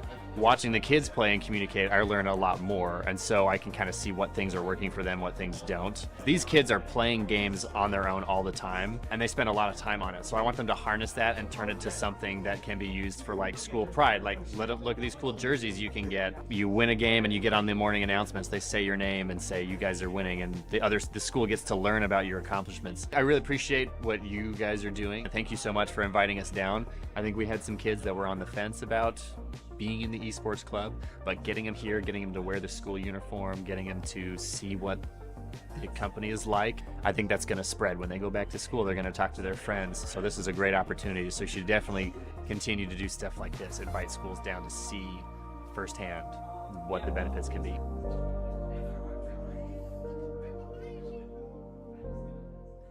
Hello, educators. Welcome back. Are you ready to take your scholastic gaming to the next level? Because we are. We know you've been loving the Gaming Concepts curriculum, but don't worry. that amazing content isn't going away, just moving.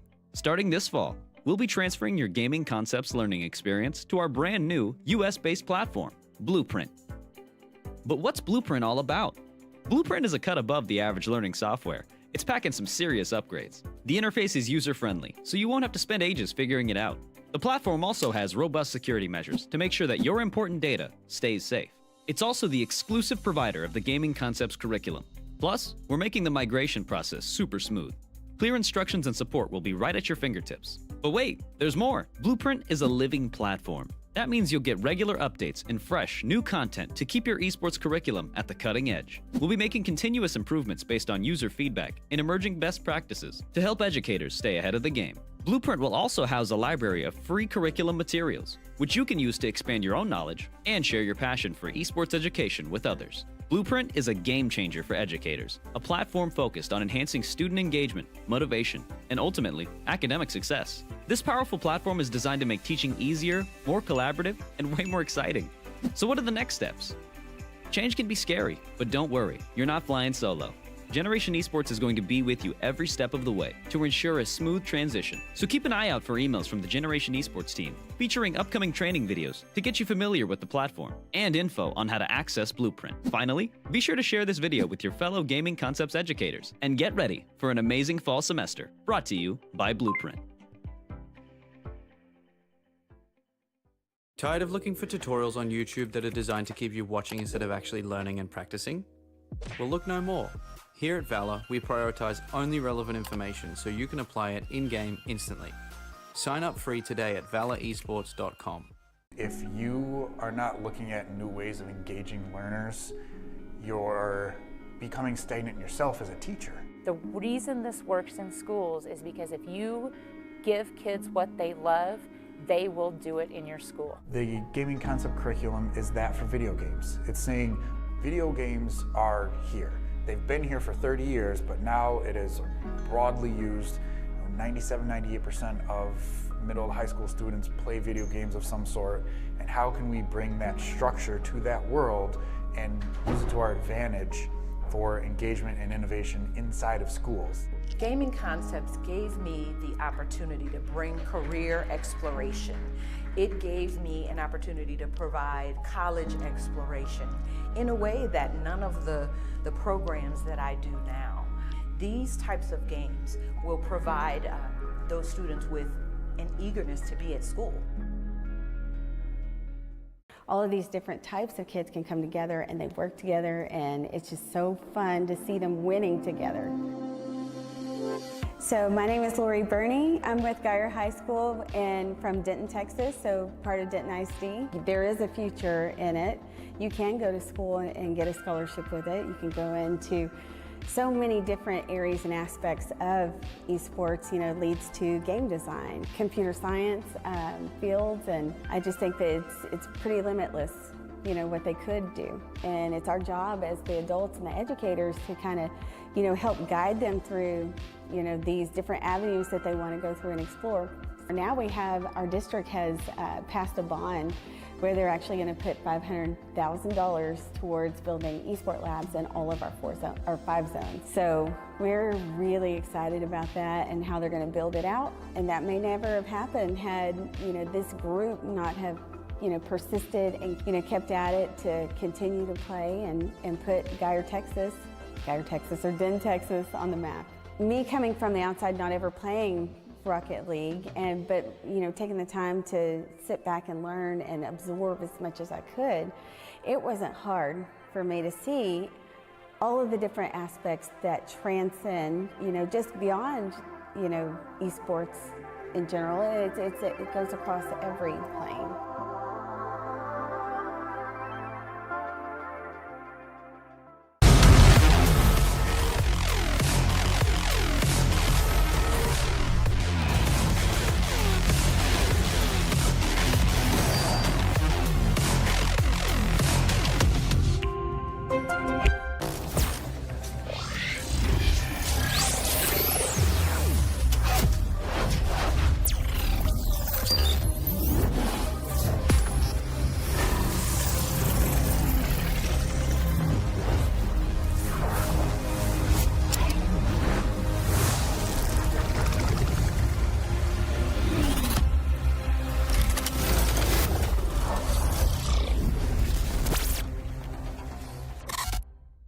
Hello there, gamers and mental health enthusiasts. Today, we're diving into a groundbreaking study that explores the intersection of scholarly gaming and mental health education, and how it can impact the self-esteem of adolescents.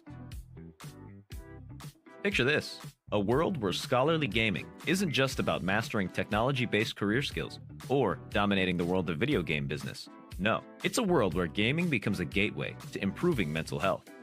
3 visionary educators and a school-based health intervention expert came together to create a curriculum that aligns with academic guidelines from the International Society for Technology Education. This curriculum spans 40 lessons, delivered over 14 weeks with a minimum of 120 minutes per week. But here's the twist: 83 schools were invited to participate, but they were divided into 2 groups, those with mental health moments and those without. The non-mental health moment group got the scholarly gaming curriculum alone, while the mental health moment group got a... Welcome back to the High School Esports League Nationals. We are getting into our semifinals of Super Smash Bros. Ultimate. My name is Kevin with a K. Joining with me, of course, is Big M. How are you doing, Caleb? Oh, I'm doing wonderful on this Saturday afternoon, or I guess we're kind of peeking into the evening here as the action has been fast and flowing, but you know what they say, time flies when you're having fun, and we've had some fun here in these sets. In this final single elimination bracket, all these players are playing for their life. Yeah, speaking of fast and fun, I think we're going to continue with that pacing as we're going to get right into our first semifinal match. We are starting with, I believe, we're going into Crackshot versus Oki, aka Caleb G. We've got a Terry versus Rob matchup. Yes, indeed. Harriman High's Caleb G has been on a tear, earning themselves the 2nd seed out of the round robin pools, has been pretty dominant on the Rob, but obviously Crackshot, nothing to scoff at. This kid's name brings a lot of weight, a Terry that brings a lot of fear into their opponents while throwing caution to the wind themselves. I'm excited to see these two go at it and just bring us one crazy set. We've seen this matchup actually before earlier on in the day between Luma Rob and Payton G earlier, but obviously Luma Rob took it in that set 3-0. But I feel like the competition will be a lot more interesting here as we get right into it. Yep, I believe this is the first time Caleb is playing against Crackshot. Caleb did play against Payton multiple times, but this is the first of this, if I'm not mistaken. So as we're getting into this, I do want to bring up an interesting statistic. Crackshot has one of their most played against characters in their history on tournaments, according to PG Stats, is against Robs, actually. They have 50 games that they played against Robs with a 62% win rate against them. Yeah, I mean, that makes sense. Rob being just such an ever-present character, very powerful, pretty easy barrier to entry on the character. Obviously, just an near infinite skill ceiling. So it just makes it so rewarding to kind of play that character. Makes them very, very common in the competitive scene. So Crackshot playing a lot of them is just like not a shocker to me. Getting a lot of explosive opening right here.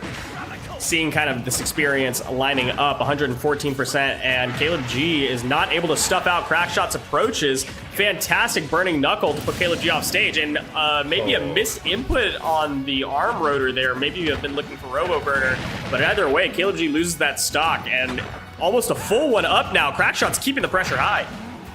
Yeah, it's insane how a missed input, just a little bit of a small degree of direction from up B to side B can just cost you the stock in these high pressure moments. But Caleb G can focus up and find the stock with an arm rotor. This time, not a miss input. Gonna collect Crackshot's first stock.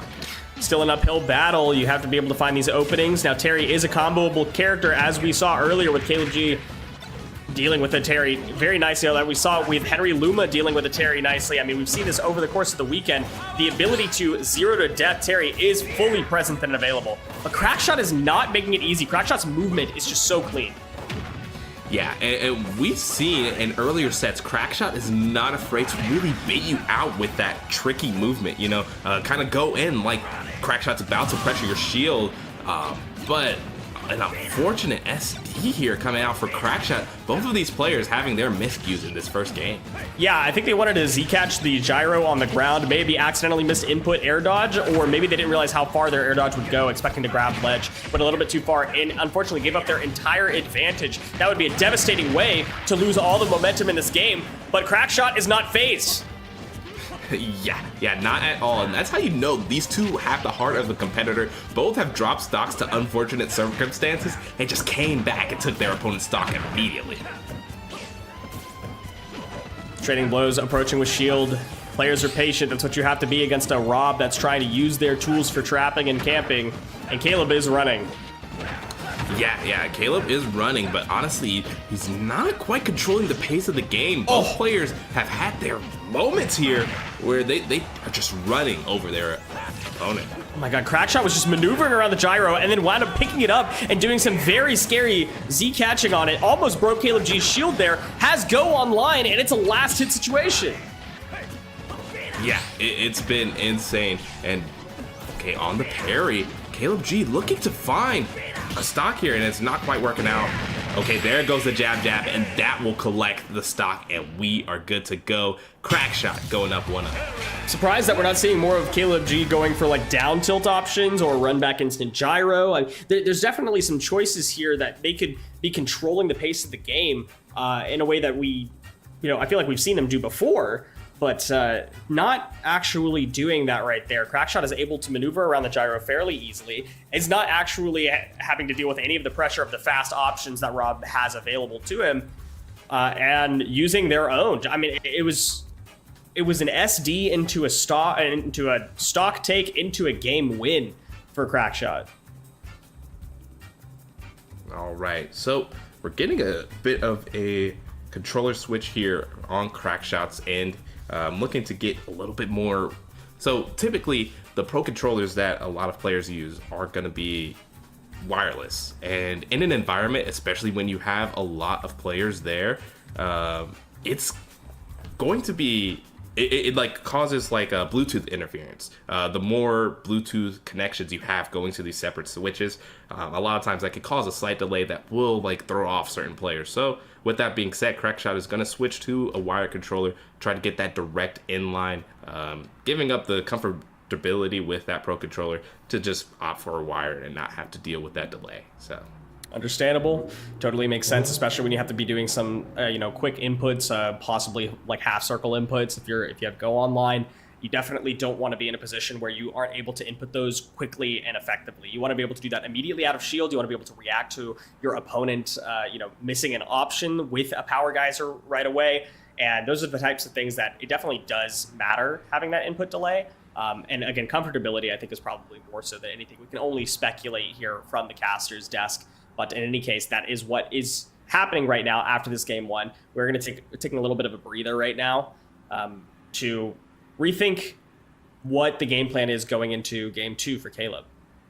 Yeah, we could rethink, refocus, and reconnect as Crackshot is doing here. But obviously, Caleb on the other end had an unfortunate SD, which put, the momentum of the game starkly against him. So if he's able to kind of clean that up, it felt like the rest of the game played out pretty well. It just felt like after that SD, Crackshot found the win con and just was playing off of that. So we'll resume right back into it. We're gonna get a little bit more close and personal here with Small Battlefield, and as the name entails, it is one of the smaller stages, as that the platforms are closer in. The main stage itself is just pretty small in comparison to like PS2, one of our largest stages. So I'm expecting a very fast and quick, compact game. Compact is the name of the game being on this stage. Like you mentioned, we are getting more close and personal. There's not as many places for Caleb to run, but again, it was Caleb's choice to go to this stage. It also means that Crackshot doesn't have as easy time maneuvering with Crackshoot. Anytime that he chooses to use Burning Knuckle or Crackshoot, he's overcommitting to one side of the stage or another, which could be devastating. But wow, that was a fantastic SDI out to avoid that combo to death, and Go is online. Yeah, and you can see here, Crackshot was cooking a little bit with that gyro. It makes me kind of anticipate some crazy stuff with the gyro combos and all that. One of the most beautiful things about the Rob matchup is you can use gyro against them, but sometimes it just takes an up smash, and that's exactly what Caleb G had on the plate.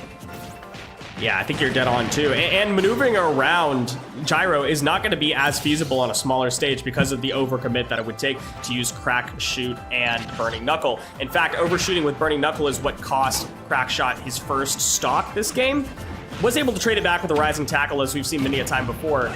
Oh, but that could be spell curtains, yeah, on the second stock there. Claustrophobic is the name of the game.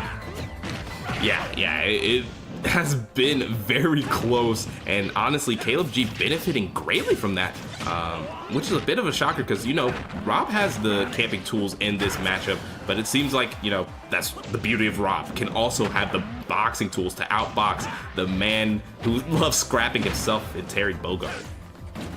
Nice little jab grab to put Caleb back off stage, but saving the jump after the Robo Burner to use up air strings here, getting a lot of damage onto Crackshot before Caleb's even losing the stock. And with a little bit more rage, I mean, that could spell death. Oof, yes, indeed. And power dunking right into the arms of Caleb G. Tries to use the gyro to stuff out that aerial approach, but man, power dunk's hitbox is just so large and in charge. Gonna send us to our last stock.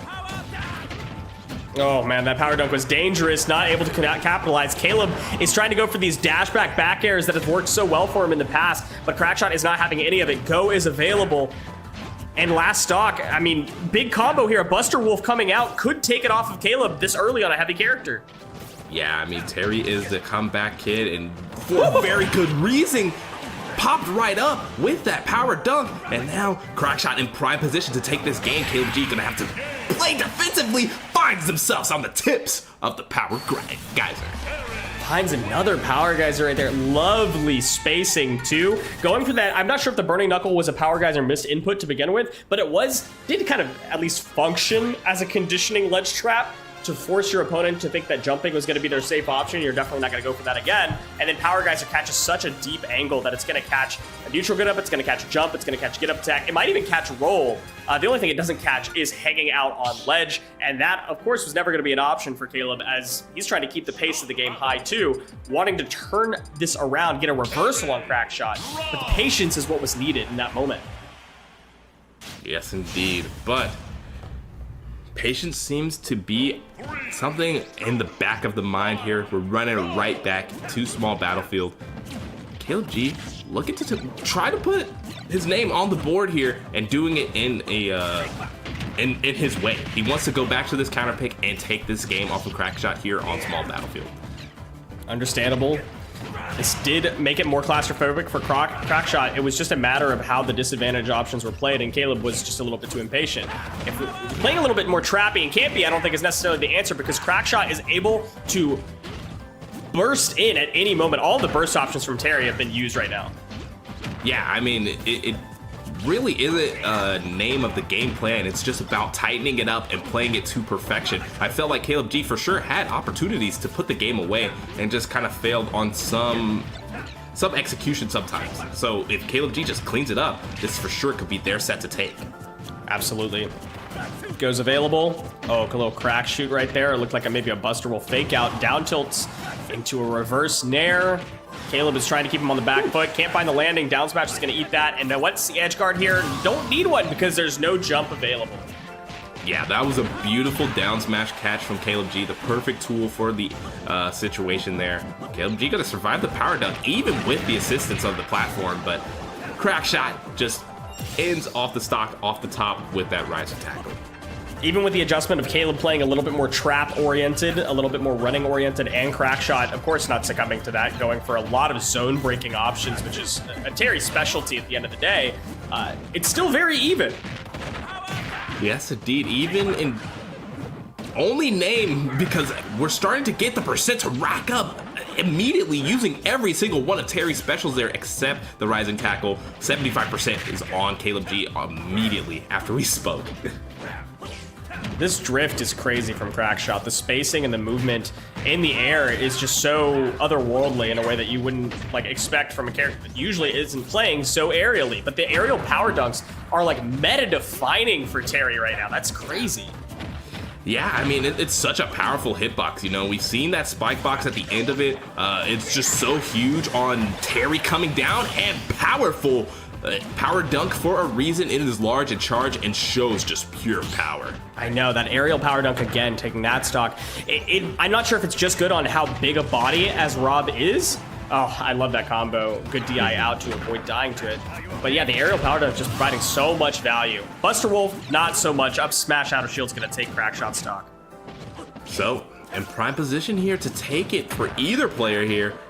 Caleb G just needs to find that one gyro combo. I feel like we haven't had the crazy strings, come online for Caleb G here yet, and this would be a perfect time to pull it out. Good follow right there. The laser somehow misses, and a good jab power dunk combo is going to put Caleb off stage. Oh, avoids the gyro, goes for the jump air dodge. Scared is Caleb G right now. Gyro clanks with that. Oh my goodness, how do we get back to stage? Oh, and there goes the power dunk. That's the name of the game, and Crackshot puts it away. 3-0 and a handshake. Seed upset right here. That's 3-2. Crackshot takes and outperforms where they are seated for this bracket, and it didn't look close. That was so dominating as a 3-0. Yeah, and I just feel like Caleb G did not have the right answers to power dunk. Usually you're only seeing that as like a combo finisher off of the infamous jab power dunk combo and KO confirmed, but how Crackshot uses it, maybe he needs to change his name to power dunk, or maybe like, I don't know, he can't take an O off of that one. It would sound a little weird, but he was just utilizing it so well in terms of like movement, in terms of a bait, because there's that lagless power dunk tech that you could do as Terry. It was just beautiful to watch, and it just felt like Caleb G did not have the adaptations or the answers for it. I think the choice to utilize power dunk more, the more that Caleb G was playing trap oriented, was so smart, right? Caleb G was trying to do a little bit of circle camping with the gyro, trying to create space between themselves and Crackshot, using the gyro, using aerial spacing, using circle camping, and it's just so effective against that, because the one way that you can deal with the aerial power dunks is to run up underneath and go for like an up air or catch a landing or something along those lines, which is a little bit more difficult when the end lag is so low, like you were mentioning. But snaking underneath and going for an up air to catch like the end lag of it is probably one of the only options, or maybe an up tilt or something like that. And that's not what Caleb G was going for. Caleb G was going for circle camping, the trapping, the spacing, the dash back gyros, all the things that would lead you to anticipate that he's not just going to run directly back in after having run out. So it was good awareness and a really fantastic adaptation from Crackshot to utilize that option more the more that Caleb was running. Yeah, and it feels like it was just like a direct call out, a direct opposition to Caleb G's increased usage and reliance on gyro, because that power dunk just, it would fling away gyro. Even when the hitbox was active, power dunk would just go straight through it, and it really kind of put Caleb in a scenario where he had to answer a question: what is his change going to be? And unfortunately, that change did not come in time. Like you mentioned, sharking under with up airs or up tilts may have been the answer. I mean, maybe even if you wanted to commit to the circle camping and trapping strategy, just throw in a lot more lasers, as that hitbox can't be canceled out by power dunk. I would be interested to see how that would have interacted as we went more further into the set, but unfortunately, Caleb G just never got on the board and goes out 3-0 in this single elimination bracket here in the winner semifinal. Yep, and Crackshot, having previously against Rob's been 3-0 on small battlefield, continues to rack that number up. And I think that also speaks to the power dunk, right? Being able to utilize that on a smaller, more compact stage is obviously going to cover more airspace. So the double-edged sword of going back to small battlefield is that you no longer have as much space to run away, and you are at danger of getting hit by power dunk more often. So you have to definitely adjust for your stage. And what's interesting is that even the counterpick stage being Caleb's, the adjustment was wholly Crackshot's. Fantastic stuff. Yeah, and we mentioned a lot about Crackshot's offense, but his defense was really great too. I was mentioning there, Caleb wasn't able to get any of the crazy Rob strings going, but I would love to hear from Crackshot himself, as we have Alex down on the floor ready to interview him. And we're back with another post-game interview with yet a return guest. We have Crackshot, fresh off of the win. How you feeling? Feeling great, man. I knew I could do it. I knew it was possible. I just knew I had to focus and I had to put in the work, and I did.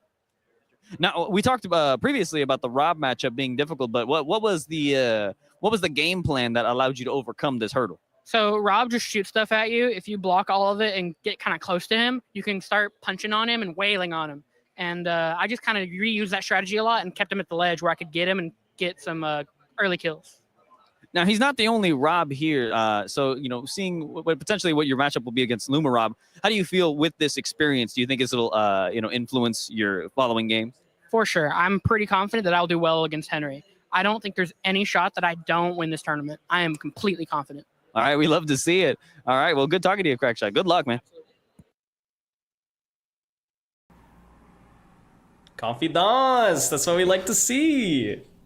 Yeah, and I am excited to hear Crackshot saying that this tournament is as good as his, because we haven't really heard many other players bring forth that confidence, or at least have the opportunity to hear them bring forth that confidence, other than from Henry Luma Rob himself. So I'm excited to see those two collide in the grand final if Henry Luma is going to be able to overcome this next challenge in this winter semifinal, where the matchup is going to be Luma versus Bargain.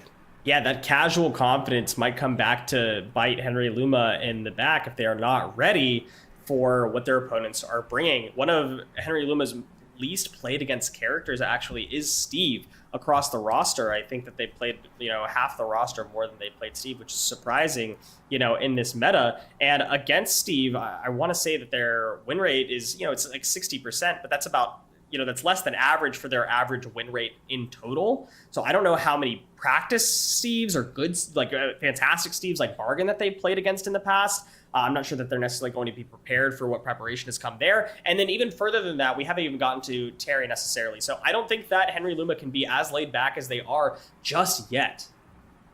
Yeah, I mean, I feel like Luma for sure has knowledge of the Steve matchup. I feel like they have very much interacted with top Steves in the nation, such as Onan, but I'm not surprised by that stat of them not playing Steve that much in actual tournament bracket settings, as the Kansas and Missouri area is kind of infamous for banning Steve for some time. Obviously, a lot of Missouri has lifted that regulation, but obviously that can play a factor sometimes in having that real bracket experience with the character. But, Luma is a competitor through and through, so they for sure are matched up and knowledgeable on the Steve matchup. We'll just see if that can kind of come and show through in an actual bracket setting. Yeah, competitor through and through, but let's not forget also a coach. And to your point, knowledge on that matchup, I think, is crucial. Luma is known to be a coach of Onan. Like you mentioned, they played against them as well. Also has coached Onan. So theoretically, Henry Luma is very familiar with the matchup. Whether or not they played it against it a bunch themselves, that experience might not be as crucial as the knowledge is and as the game plan is going in. So, in-game experience, I think, is one thing that all these players, especially at this top level, have, is playing the game, period, being prepared to adapt on the fly, period. And one thing that you don't usually get is that preparation ahead of time. That is the difference maker at this top level. And Luma is more prepared just by sheer force of being a coach than pretty much every other player here. So, again, uphill battle both ways, I think. Yes, indeed. But we're going to get right into the action here. Bargain gonna be on the Steve, Luma gonna be on the Rob. We're starting on Battlefield, which is a starter stage we haven't seen kind of come out, I feel like, at all this weekend. Yeah, interestingly enough, one of Bargain's most played against characters is Rob, with a fairly positive win rate, nothing too crazy or out there. Playing the most on PS2, actually, not playing a whole lot of games on Battlefield against this character. So this is a very interesting starter stage. We haven't seen this one too much, like you mentioned, and no iron on the board. I have to imagine that the bans led Luma Rob to banning PS2, which in my opinion is always the right choice. Yeah, exactly. It's always going to be the right choice. But so far, Bargain has been making a good collection of right choices here. Gets back onto stage, but that roll is going to be the last choice you make on that third stock. A nice catch from Luma Rob. Yeah, these platforms definitely don't benefit Steve pretty much in any way, especially that top platform. All that does is serve Bargain to have kind of a false sense of security and being able to land high, and that's not beneficial at all. Luma can shark underneath up airs the entire time, can get early kills off that top platform if they catch them there, and it's a claustrophobic enough stage where you're not farming so much iron that Henry Luma's going to have plenty of ways to hold the advantage. But sometimes an up smash is all you need to close the stock. Yeah, exactly. And we're getting into the next stock here, and there goes the crazy potent Steve combos. Just hitting that super low lag up tilt just leads to so much damage immediately. Ooh, big laser coming out, but you don't necessarily want to be trading damage just yet. You want to be dealing more damage than you're taking in. Diamond is on deck, but Bargain is for sure going to wait until the last stock to take that one out, I'm sure. Yes, indeed, but Luma Rob finds himself at the bottom of the blast zone there, getting collected by the minecart and sent down by the forward air. Actually barely makes it back to stage there, and Luma is chasing and actually finds a big combo here off of a disadvantage. A big offstage scramble led to Luma being in more disadvantage than possible. Who needs iron when you've got gold? Yes, indeed, but that's exactly why you need iron. That anvil still had a hitbox coming off of that dirt block, and now Luma's in a very terrible position here. I love this positioning right here. Oh, Bargain actually might lose the stock right here. The up tilt up air is a guaranteed combo. It is going to take it out, and I love the patience. Not pulling out that diamond until you lose that last stock, no matter how devastating it looks for your opponent. And that's going to be the difference maker right here, is having diamond for a lot longer. Yeah, but this is the prime time where Luma can find one of those crazy gyro combos to just end off the game. But I don't know, Bargain played really well around it, did not get hit by it, and then does a little bit of a 1-2 combo there with the minecart into the forward air and seals out game one, going their way. Love that too. And the awareness that your minecart is going to hit, so you should go for the forward air immediately and not wait to see where your minecart sends or if your opponent air dodges or anything like that. It's a good confident choice. It's a fairly low risk choice to go for, but when you can identify what is a low risk but high reward choice to go for in a game, and you're doing that regularly, then you're taking games off of a top 10 Rob in the world.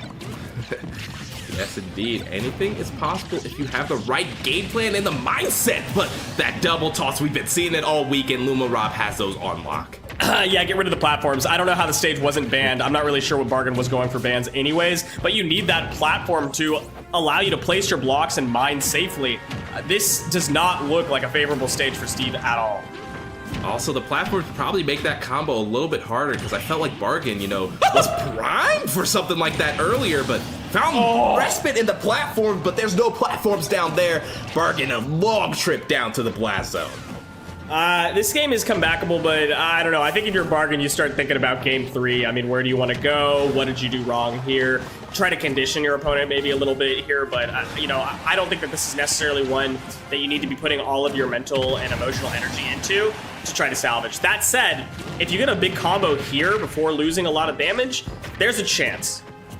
Yeah, the thing is that you are playing Steve, so you have the tools for literally every scenario. If you can find that big old opener, that up tilt on Rob, you can make things happen, but Rob finds the nair into rotor arm, and that was an excellent way for Luma Rob to make a statement, putting himself on the board. Yeah, glad that game didn't go on for too long for Bargain's sake. I think that you're going to have a lot more freshness to you, a lot more emotional battery to be able to take on game 3, and to maybe pick a different stage. Yeah, let's go to PS2. That's interesting that was left open this time, actually, by Henry Luma. I don't think that this is I don't think that there's any situation where you go back to FD. Let me be clear. I think that's a ban from now on. And actually, I think it's since it's DSR, going back to FD isn't even possible. If it's Luma's pick, anyways. Yeah, of course. All right, so we'll get right into it. Obviously, we're not going to see really many character switches. It's interesting to kind of talk about as an aside here this weekend. Counter picking in terms of characters hasn't really been a thing at all. No, not at all. And this might have been another situation like that very first. The very first set of the day where Luma needed to shake off some rust because they had to wait so long before their next game, like they had mentioned. They had to wait until the very first set that we saw this stream. It's been pretty much an hour to be able to play this game out, if not more. And it definitely looks like they shook off some rust after that game 1. Yeah, no. I mean, that game 2, if that's not Luma when Luma's playing hot, I'm scared to see what happens when Luma's actually playing on their A game. So we'll see how it's going here. A little bit of a bouncy house there off of the dirt block, but Luma still finds a nice confirm off of that gyro and finds a full power laser. That's the first stock here. Man, it's been going crazy here. Yeah, this is another resource management situation where, you know, Bargain did not have any iron because they were using it pretty much on launch. Good footstool out of shield into anvil, not going to quite take the stock. No more iron available. Yeah, and that was really good defense there from Luma, DIing the anvil out to save your life, and then also able to avoid the up smash there, getting big advantage states here. And wow, Bargain's so slick, putting the block right above Luma's head. Does a little bit of a footstool without, you know, having to actually jump over. I'm not sure that Bargain has had the time to mine to even get gold at this point, let alone diamond. So if Luma can keep the pressure on, I mean, I don't think that there's even a chance that Bargain is able to get diamond before a high percent on the last stock. Yeah, it's been a little tough in the mining department, but obviously Bargain doing anything they can to kind of rack up that mining counter to where they can get a diamond. And just like that, the diamond pings, and we have ourselves set up for potentially a last stock diamond pull, and that's exactly what's going to happen here. Bargain was mashing a little bit there. I'm not sure what was going on. Luma is moving around like they're a Roy player, dashing back, dashing in, and then finding like smash attacks to get kills here. The recovery here is very nice. Very well-timed neutral get up to avoid both sides of the down smash, and Luma's an advantage. Yeah. Funny you mentioned it. Luma did have a stint where they had a little pocket Roy, used it out for a couple of games, you know, and it's interesting how players can kind of collect, you know, game plans from other characters and incorporate into their own game plan. But we'll see how that kind of comes to a head here as we're last stock here on game 3. Oh, that up tilt was very nice. Oh, tried to go for a quick down air to close the stock out. Bargain would love to get back to stage here, try to get their game plan going a little bit sooner. Can't really make use of their resources here if they can't get back to stage. Diamond isn't going to be worth all that much if you can't use it. Yeah, and so far Luma has been calling out pretty much all the defensive options Bargain has been doing, but a nice DI on the up air, gonna buy you another lease on life, but getting clipped by the full charge laser is not how you want to go.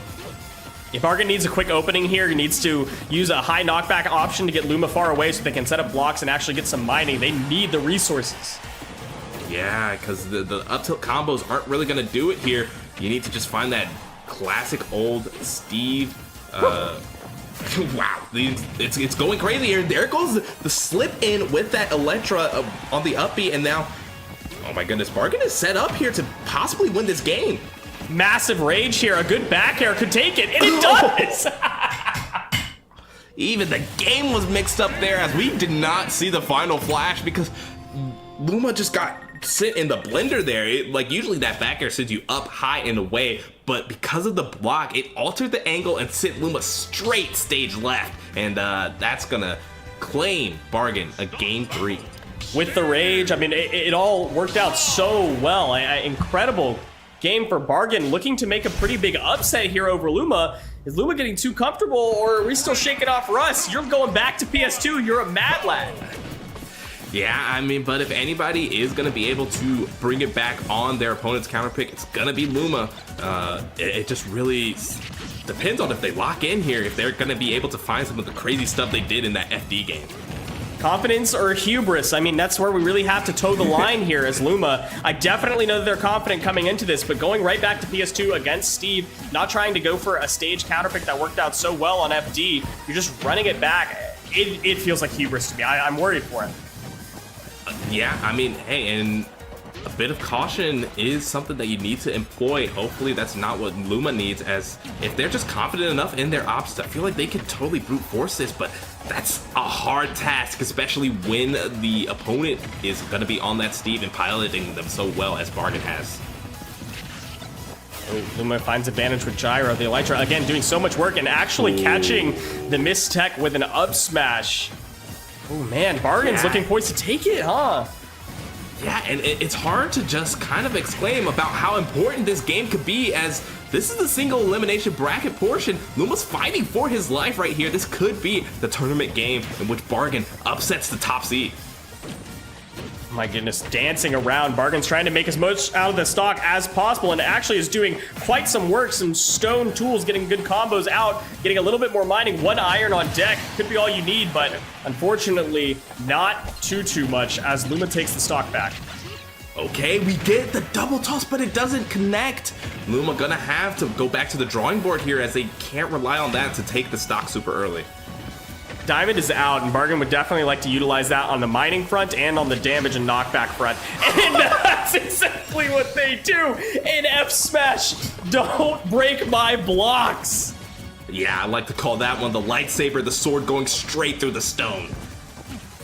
Gorgeous, gorgeous here. Bargain is really trying to put this one away. Big diamond combo, 70%. Luma is bothered, trying to get in. Everybody in the crowd is rooting against him, trying desperately to hold his place as first seed, because best case scenario, your expectations are met, but worst case scenario, the villain is taken down.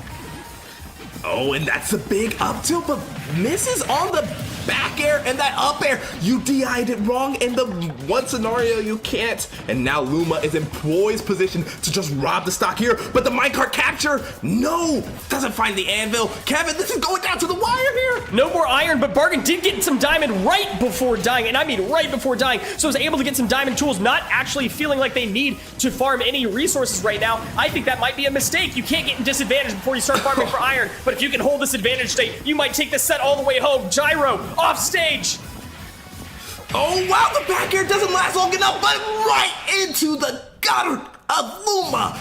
Bargain comes down with the back air and puts it home 3-1. Bargain just put away in not even a 5-game, a 3-1 set, sending Luma home as the first seed with not so much as a second place trophy, and we have no more Robs going into Grands.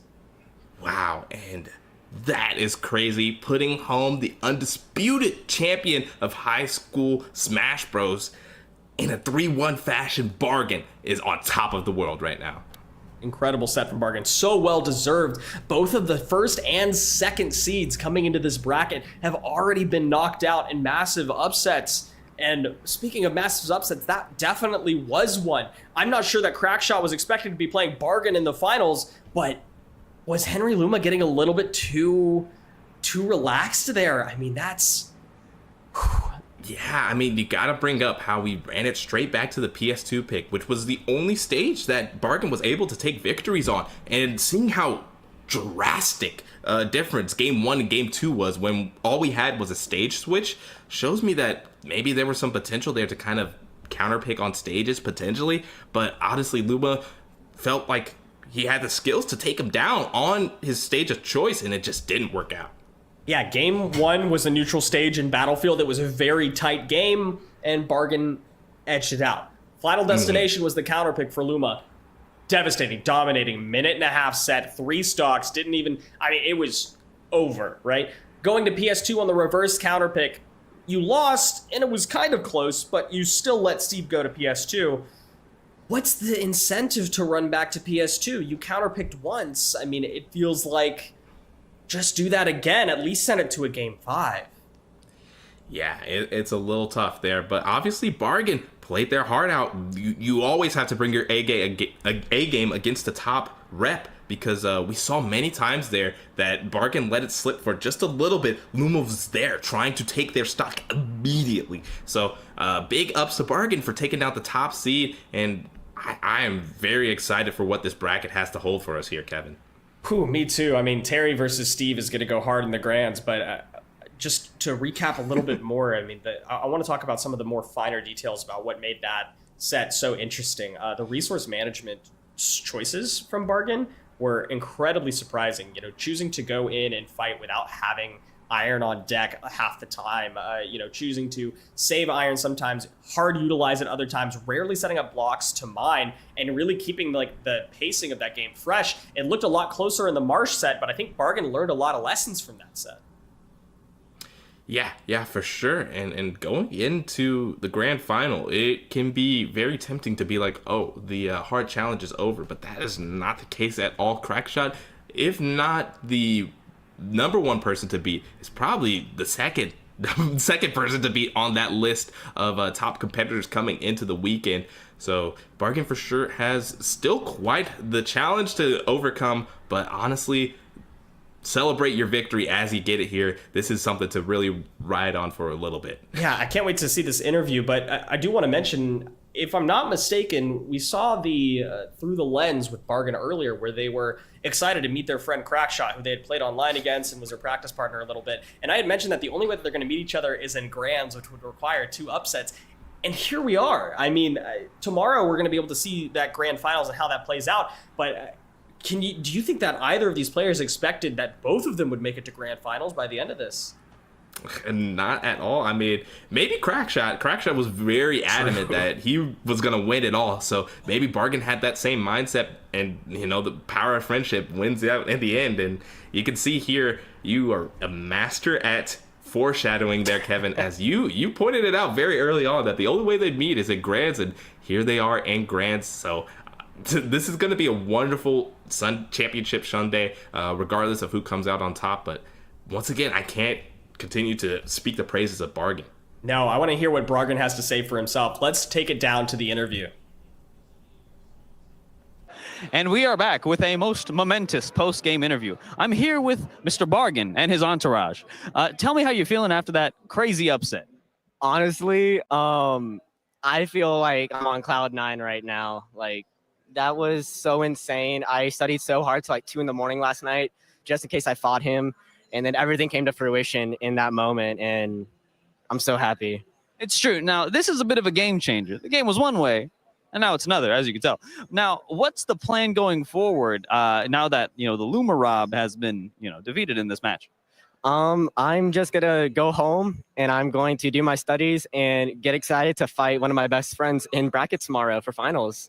Oh, and we're very excited to see it. It's good to talk to you again, Bargain. Wow.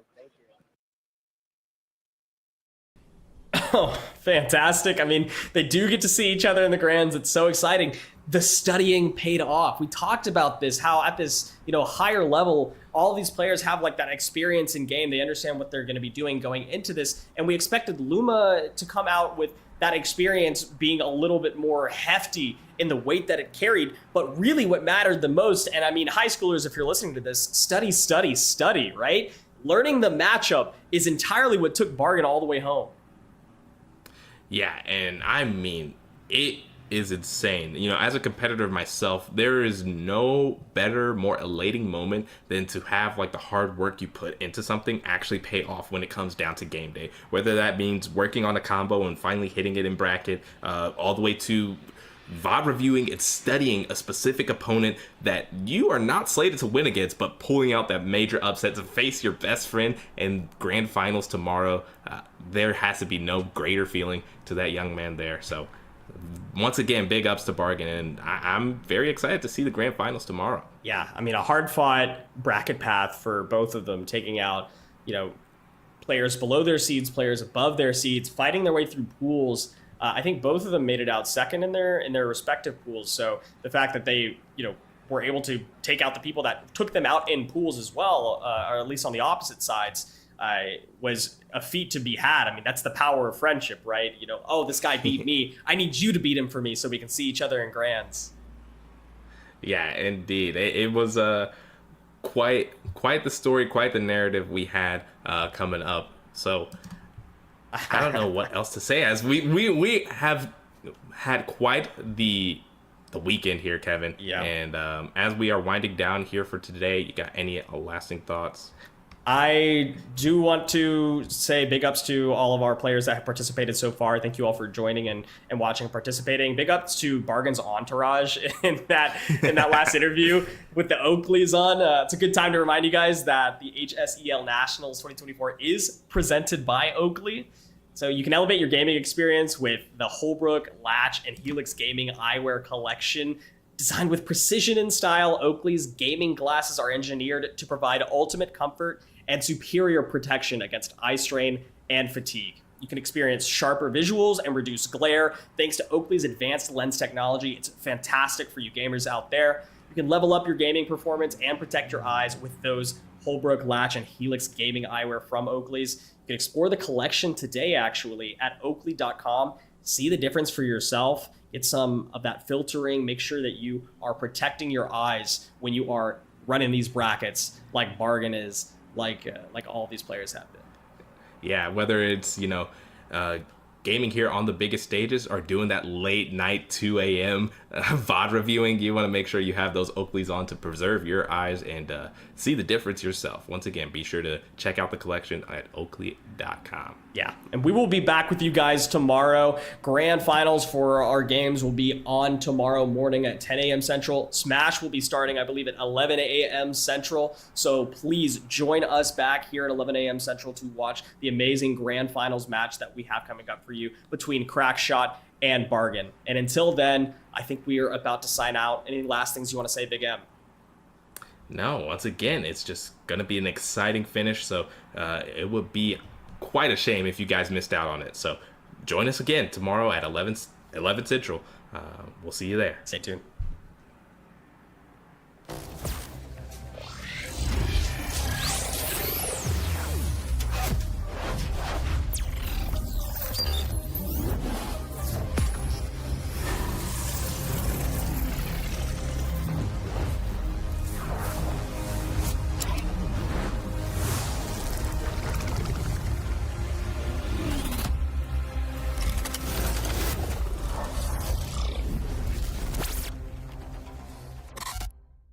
Hello there, gamers and mental health enthusiasts. Today, we're diving into a groundbreaking study that explores the intersection of scholarly gaming and mental health education and how it can impact the self-esteem of adolescents. Picture this, a world where scholarly gaming isn't just about mastering technology-based career skills or dominating the world of video game business. No, it's a world where gaming becomes a gateway to improving mental health. 3 visionary educators and a school-based health intervention expert came together to create a curriculum that aligns with academic guidelines from the International Society for Technology Education. This curriculum spans 40 lessons, delivered over 14 weeks with a minimum of 120 minutes per week. But here's the twist. 83 schools were invited to participate, but they were divided into 2 groups, those with mental health moments and those without. The non-mental health moment group got the scholarly gaming curriculum alone, while the mental health moment group got an extra layer of education. Mental health moments were embedded into 27 lessons, integrating concepts from the PERMA framework and the collaborative academic, social, and emotional learning standards, otherwise known as CASEL. Now, let's meet our players. 471 participants from both groups, with almost 75% in high school, many experiencing scholarly gaming for the first time. A majority were male, and the racial diversity was broad. At the start, the average self-esteem score was 17.9, with 22.1% reporting low self-esteem. But hold on, the game's just beginning. As the study progressed, it revealed some fascinating results. While 57.7% of participants with low self-esteem at the beginning reported average self-esteem post-intervention, the mental health moments group stole the spotlight. Self-esteem scores improved by 8.3% in the mental health moments group, compared to no change in the non-mental health moments group. How's that for a power-up? Some students even shifted from abnormally low self-esteem scores to normal ranges. The message is loud and clear. Educators, healthcare providers, and adolescent advocates pay attention. Non-traditional educational instructions, like scholarly gaming, combined with mental health moments, can significantly improve students' well-being. And there you have it, a journey through the power of scholarly gaming and mental health moments. Remember, your self-esteem matters, and sometimes, all it takes is a little extra support to level up. Thanks for joining us on this adventure. Until next time, keep gaming, keep learning, and most importantly, keep believing in yourself.